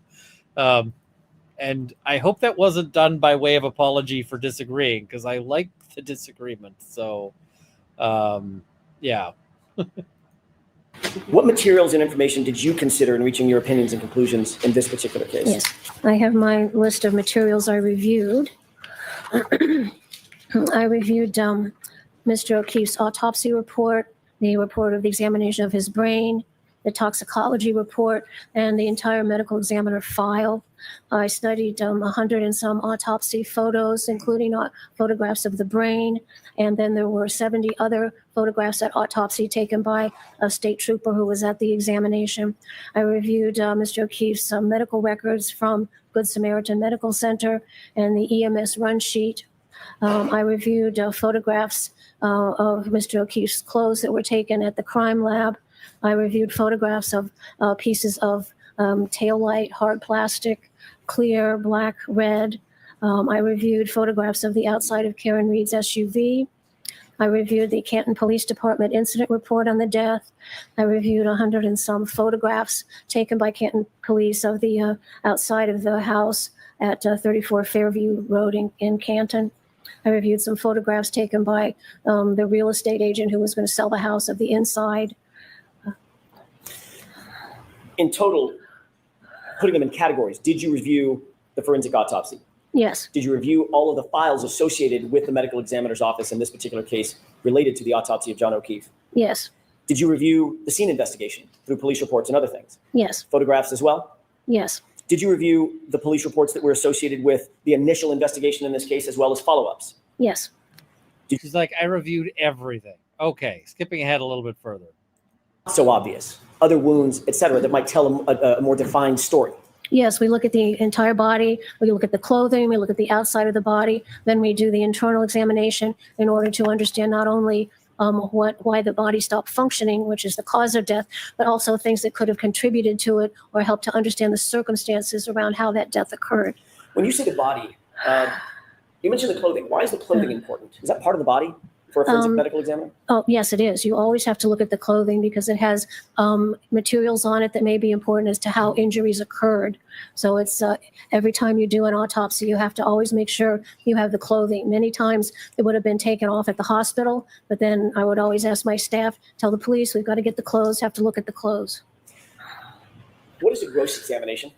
A gross examination is not actually like gross, grotesque, but it means like without microscopes. It means just looking with your naked eye. Is it important to look at a body, a deceased person, when you're conducting an autopsy from head to toe for outside obvious wounds that you can see on the gross anatomy outside? Oh, yes, and also to collect any trace evidence that may be present on the body. I mean, let's consider some really obvious circumstances here. You get the body and it's got like a knife sticking out of the chest. Would you want to look at that knife? Yes. You know, if there's like, you know, knife sticking out of the chest, you're like, hey, this is probably a clue. Just like a subtle clue, but it's probably a clue. And Rob's saying, I never apologize for disagreeing. Good. The other thing is, like, let's say you find a body and it's got, like, I don't know. I'm trying to say this without being gross. I mean, you know, trace evidence. Let's say it's got somebody's driver's license stuck to them.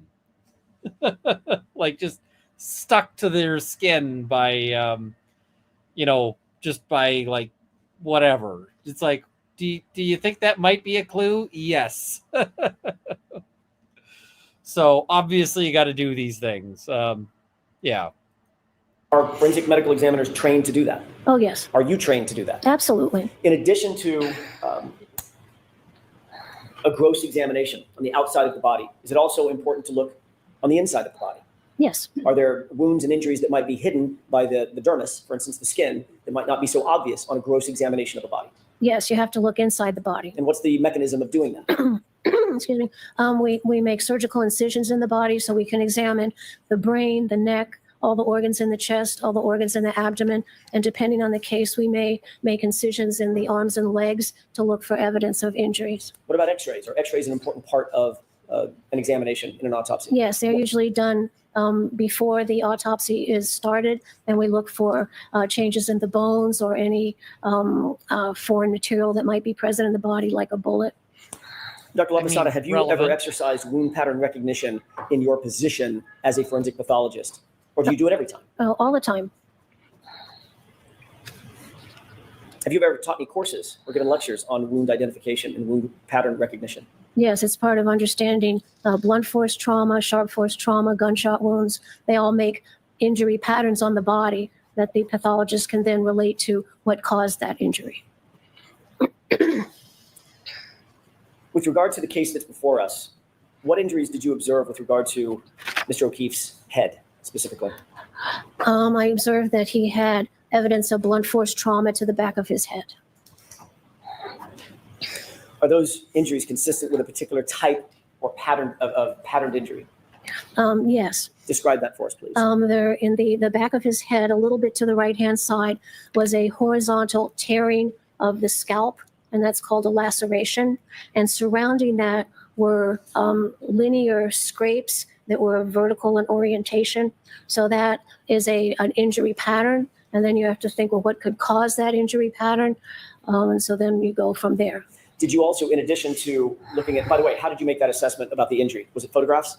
Yes. Is that a normal way for a forensic pathologist to make an assessment? Is that an acceptable methodology to make an assessment of a wound pattern by the use of anatomical photographs? Oh, absolutely. Have you done it before? Oh, hundreds of times. What is a coup contra coup injury? Oh, it's a very interesting, peculiar injury to the head. When you have a blow to the head, the blow can either be the stationary head and there's a blow to it, or you can have the head that's moving and gets the blow. So for the people who are not really familiar with this, coup is C-O-U-P, and it is from French, and it means like a strike. So,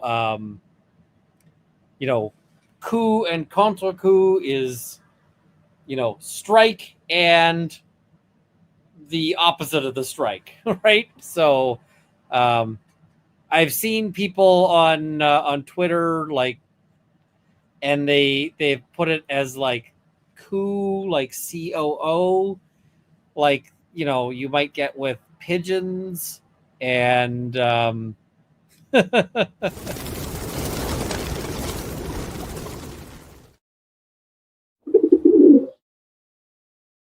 yeah, it's not that kind of coup.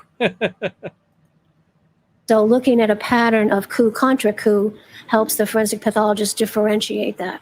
A coup contra coup injury examines the coup, which is where the impact occurred, and then we look at what's 180 degrees opposite that impact, and that's called the contra coup, or like opposite the coup.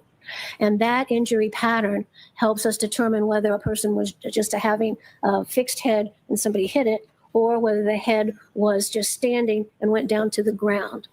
The coup contra coup of a falling or being pushed backward has injury patterns where the impact occurred, but then there's also injury patterns 180 degrees opposite from that. And that happens because the brain is floating in cerebral spinal fluid. And when the head comes down, the brain is a little bit behind.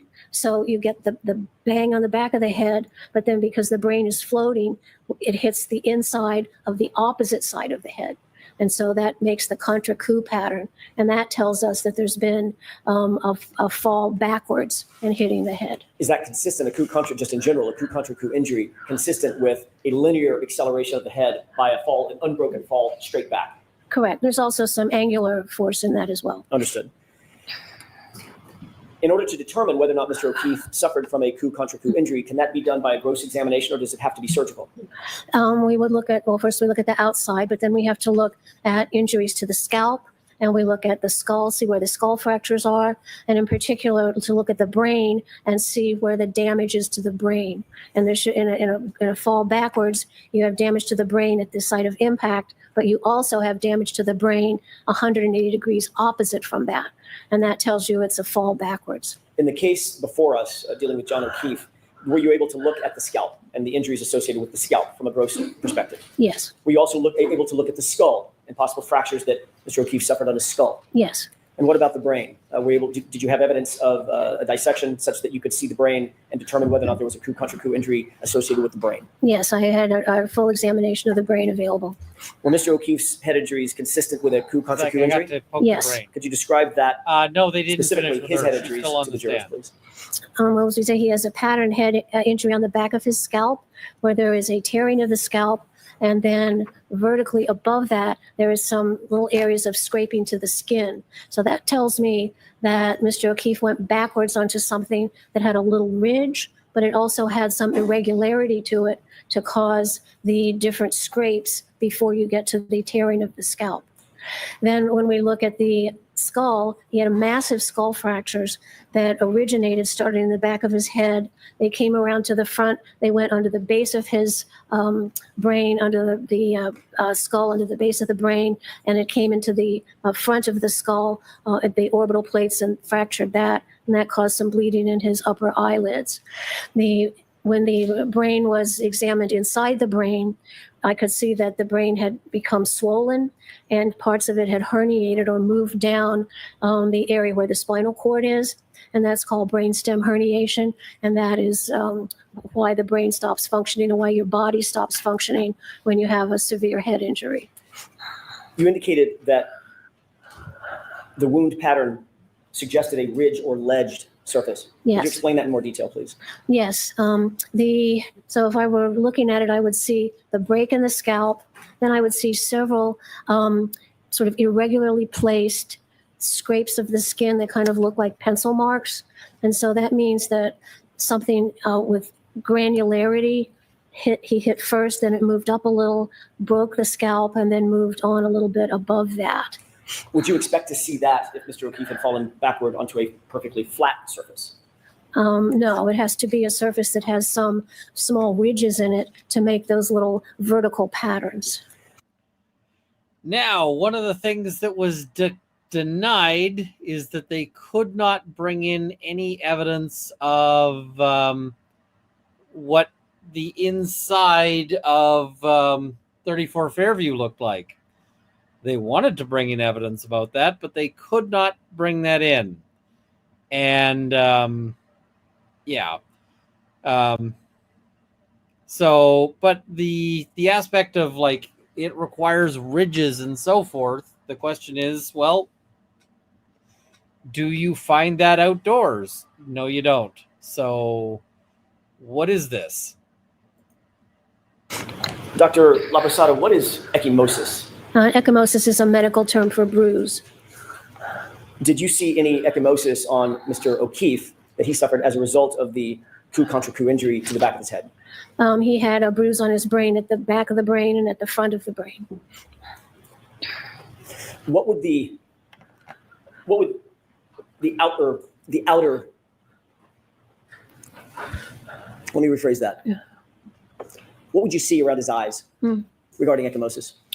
Yes, when you have, when the brain slaps forcefully against the base of the skull, the delicate bones above the eye break. And that's, again, the coup contra coup, where the brain slaps forward. And when those delicate bones are broken, there's bleeding, and that bleeding then goes right down into the upper eyelids. So it kind of looks like you have black eyes, but there's not been any punch to the face. It's only come from the skull fracture. That's sometimes called raccoon eyes, because you look like a little raccoon.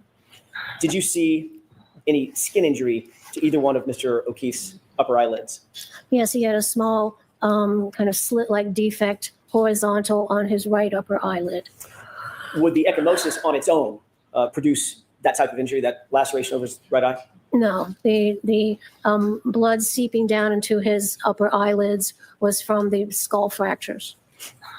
Was the laceration above his eyelid on the right side a separate injury altogether? Yes, it was.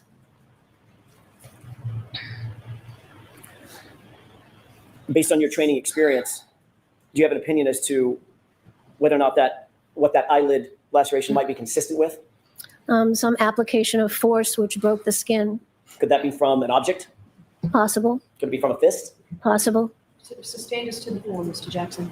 Give me some possibilities of what might cause that laceration above his right eyelid. So it's not possibilities. Give me, in your opinion, what you believe could have caused or produced the injury to the upper right eyelid. So I'm going to see your sidebar here. And basically, this is what ends the day, because she comes back and is like, okay, let's go again. And he's like, the only thing I have to ask is stuff we have yet to talk about. So this witness is going to be an interesting witness, but she's not there yet. She hasn't gotten to the critical thing. She's laying the basis for what she thinks could happen and what hasn't yet, like what she thinks couldn't happen, which is the critical thing. She is basically going to be, a fairly critical witness for the jury, because the jury might be going, well, if we accept what she says, then he couldn't have died from falling onto the ground because the ground doesn't have a ripple pattern. Although I think Brennan will be like, well, couldn't the ground have a ripple pattern? And she'll be like, no, that's not really how ground works. But we'll see. I mean, I don't know. Brennan keeps surprising me on cross-examinations. A lot of his crosses piss me off, but if they didn't piss me off, he probably wouldn't be doing his job. So I can't say that he is necessarily bombing it, right? I don't know. So we'll have to see. We'll have to see what all shakes out with this. But today was a very frustrating day, and I was stunned at the difference in treatment between, how she treats Commonwealth witnesses versus how she treats defense witnesses. When she gets upset, because she gets super upset with, she gets super upset at, the defense at the smallest thing. And then now she's, where's your, I have grave concerns. Where's any of that? I didn't hear any of that today. So, yep. It is frustrating. And I cannot, people keep asking me, Runkle, what do you do when you encounter a judge like this? And the thing is I have never encountered a judge like this. And I was in front of a judge I thought might actually send me to jail. Like, I've told this story before where I told my wife, if I'm not home when you get home, it means that I am in custody and it's okay. I've got plans. I had another lawyer lined up ready to argue for me if there was an issue. I had all of this stuff. I had all of these, I had all of these issues. I had all of these, things. It's just, but that judge was still a better trial judge than Judge Cannone seems to be being. There are limits as to how far they're willing to, to go on all of this. So I have grave concerns. I have serious issues. So yeah. All right. So we are behind on super chats. So we're going to go through those and we're going to race through them so that I can get some sleep, because I've got to, I got to do this tomorrow. And I also have to go pick up a toilet. So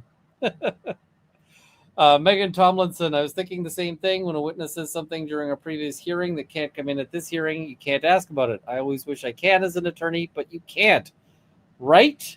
You just can't. Greek, how about a dog? Do you know your dog's thoughts on Karen Reed? Maybe the cat's thought of her. Others are allowed opinions, Brennan. I think Potter has some opinions. The KKF 1015. How dare Mrs. Wolf, a married woman, have her own thoughts, opinions, and views that are different from her husband's? Shame, scandal. M3. Ian, shouldn't Bev have stopped this? Yes, she should have stopped that line of questioning, but she didn't. Texas Katie did. Husband and I worked on different classified defense programs. We didn't discuss work for 20 years. So it seems normal for me to keep work private. Yep. I'm a defense lawyer. My wife doesn't know most of what I do. It's like, oh, I got trial today. I come home and she's like, how was trial? And I'm like, trial was great. Or today sucked. She doesn't really get a whole lot of the details. So, yeah. What is it? Did my food ever arrive? It's probably sitting on the porch. Oh, I got a message. Apparently 15 minutes ago, my food arrived. Oh, and he was trying to ring the doorbell. Hopefully it's sitting out there. I guess I'll look at the camera there. When I say leave on porch, that doesn't mean ring doorbell. Let's just see. My courier is trying to contact me. I said leave the food. So, all right. I'll have to go pick up the food in a second here. Welcher wouldn't know proper procedure if it cosplayed as Einstein. He might know if it cosplayed as Epstein. We're not going to make that joke. I guess I just did, but yes. Edward Kirkpatrick, note at the start, she says, I have read the motion to Brennan. At the end of the day, she says to Alan Jackson, I have not had a chance to read this motion. Interesting. And Bainbridge, I checked with ChatGPT. The case law is in my favor, Bev. She shouldn't have her favor. Lindy, based on Bev's own standard, Bev herself wouldn't be qualified as an expert to testify about hearing Daubert motions. Yep. Indy Cindy, my head is gone. I'd already pulled out my hair. Dwani Hopwood, or I'm mangling that. Thank you so much. DSN, thank you. Tech Admiral Call, can't miss that scotch. Thank you. Cynthia Martinez, thank you so much. Laura Rocco, I love your recaps. Your streams are fun. Thank you. I have fun too. Hawk Banana, no. I love how when it comes down to it, Brennan looks around for help and Lolly's all, what, if anything, do you want me to do about it? Lolly's like, if you burn, that's on you. Kai Shuno, thank you for the new membership. Corey Cast, show the part where Welcher uses the same dummy. I am not going back to that now, but yes, it is kind of funny. Mispronounced name, shouldn't she have made Brennan make the correction? Since he seems to think witnesses have an affirmative responsibility to do so, don't the lawyers? That would have been interesting. I wouldn't have trusted Brennan to not blame the defense or something. Bohica 462, no matter the outcome, the defense team is made up of phenomenal lawyers in their own rights. I would submit the entire team is worth the expense. Here's the thing, they're doing it for free, but the entire team is, I actually think that they might be a better team than OJ's dream team. So, yes. Yes, I did order the Swahili food. So, Oxaput Boner, at this point, all we can pray for is a presidential pardon because the Commonwealth is going to ride this to the grave. Can the can the president pardon on non-federal charges? I don't think. I don't know. It's been a while since I looked into that. As egregious of a violation this is, the whole world watches confirms corruption. Sick. Yep. Megan Tomlinson, why to the Tomb of Destiny's Child? No, part 1. The song that I was thinking of is what's this? When Brennan is saying, I screwed up, my bad. The song I was thinking is I think it's Rihanna, who's like, don't tell me you're sorry because you're not. Baby, when I know you're only sorry you got caught. And I'm like, yep. Bohica 462, thank you for the membership. Good Kimmy, Runkle Pigeon, mostly harmless fuzzball. Go ahead and make your argument so I can deny it out of hand. Yeah, KWNY Upstate. He should start every objection with, I have grave concerns. Judges do not like it if they feel like they're being mocked. Michael Pepper Tech, they're asking why, and the judge's correction could put the jury to ZZZZ. Love it. Shay B, he's just so pissed. Thank you so much, Shay B.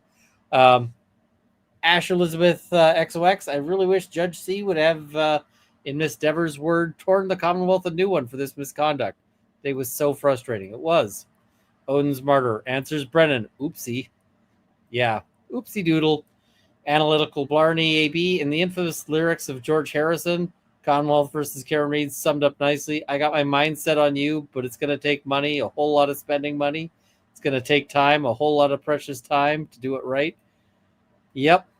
Indy Cindy, this is so off the rails, in my opinion. It is. Michigan Farm Boy, the instructions should be jury. The parties have agreed that Mr. Brennan is a lying liar that lied to you and Dr. Wolf. This is the first time I've seen Hank tuck tail or pretend to. Much as I would enjoy that, there's no way that's going to happen. Beautiful messy ball, but watch him look at the pics. Look shocked. Interesting. I'm Kelly and I grow it. Hank didn't think he'd get caught. I don't believe Hank, but yeah. Debbie W., well, that's one way to torch what's left of your credibility with the jury, Hank. Except the jury got such a mild curative instruction, it's not going to do anything. Shaby, hey, potentially criminal in all the chat. Good to see y'all. Owen Smarter, if evidence has been misrepresented in court, is it hard to believe that evidence may be tampered with outside of court too? Different issues. So, shenanigans going on. In my opinion, BC is just there to get a hung jury if it's clear the Commonwealth can't get a conviction based on some questionable rulings. Maybe.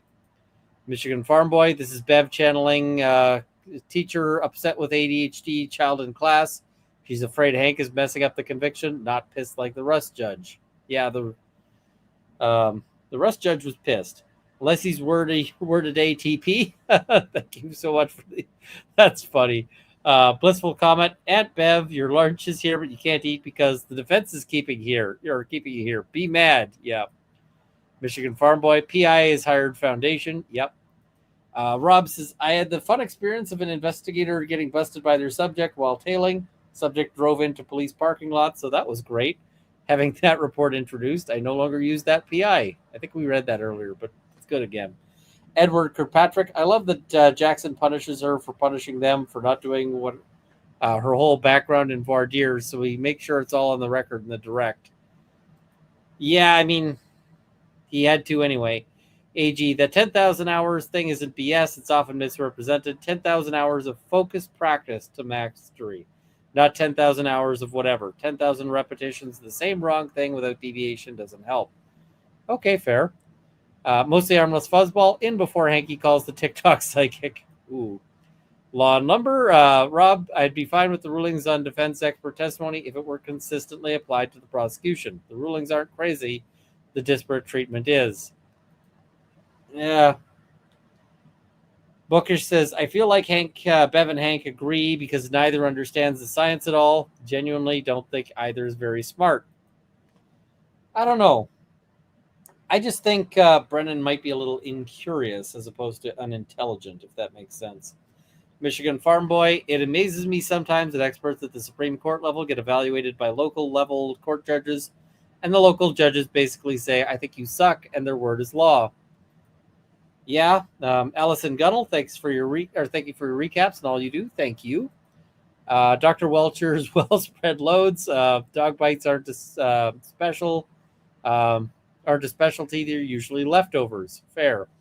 Edward Kirkpatrick, Brennan also crossed Dr. Russell on Dr. Lopostrada's opinion on dog bites. I think that's why he avoids the cumulative argument. Yeah, I mean, he asked Michigan Farm Boy, and now Bev's rejection on dog bites can be used in other courts as evidence that she's been rejected before, right? Yes. May or may not. It does actually hurt her career. Bev seems to be so done with this case, like defense stop whining and just quit already, like they should just roll over because she's bored. Michigan Farm Boy, it would be still be Scorty Bello that would update the death certificate, not the verdict, right? She testified and could have updated her opinion if it felt it needed to be. Yes, it would be Scorty Bello. And we're going to roll this.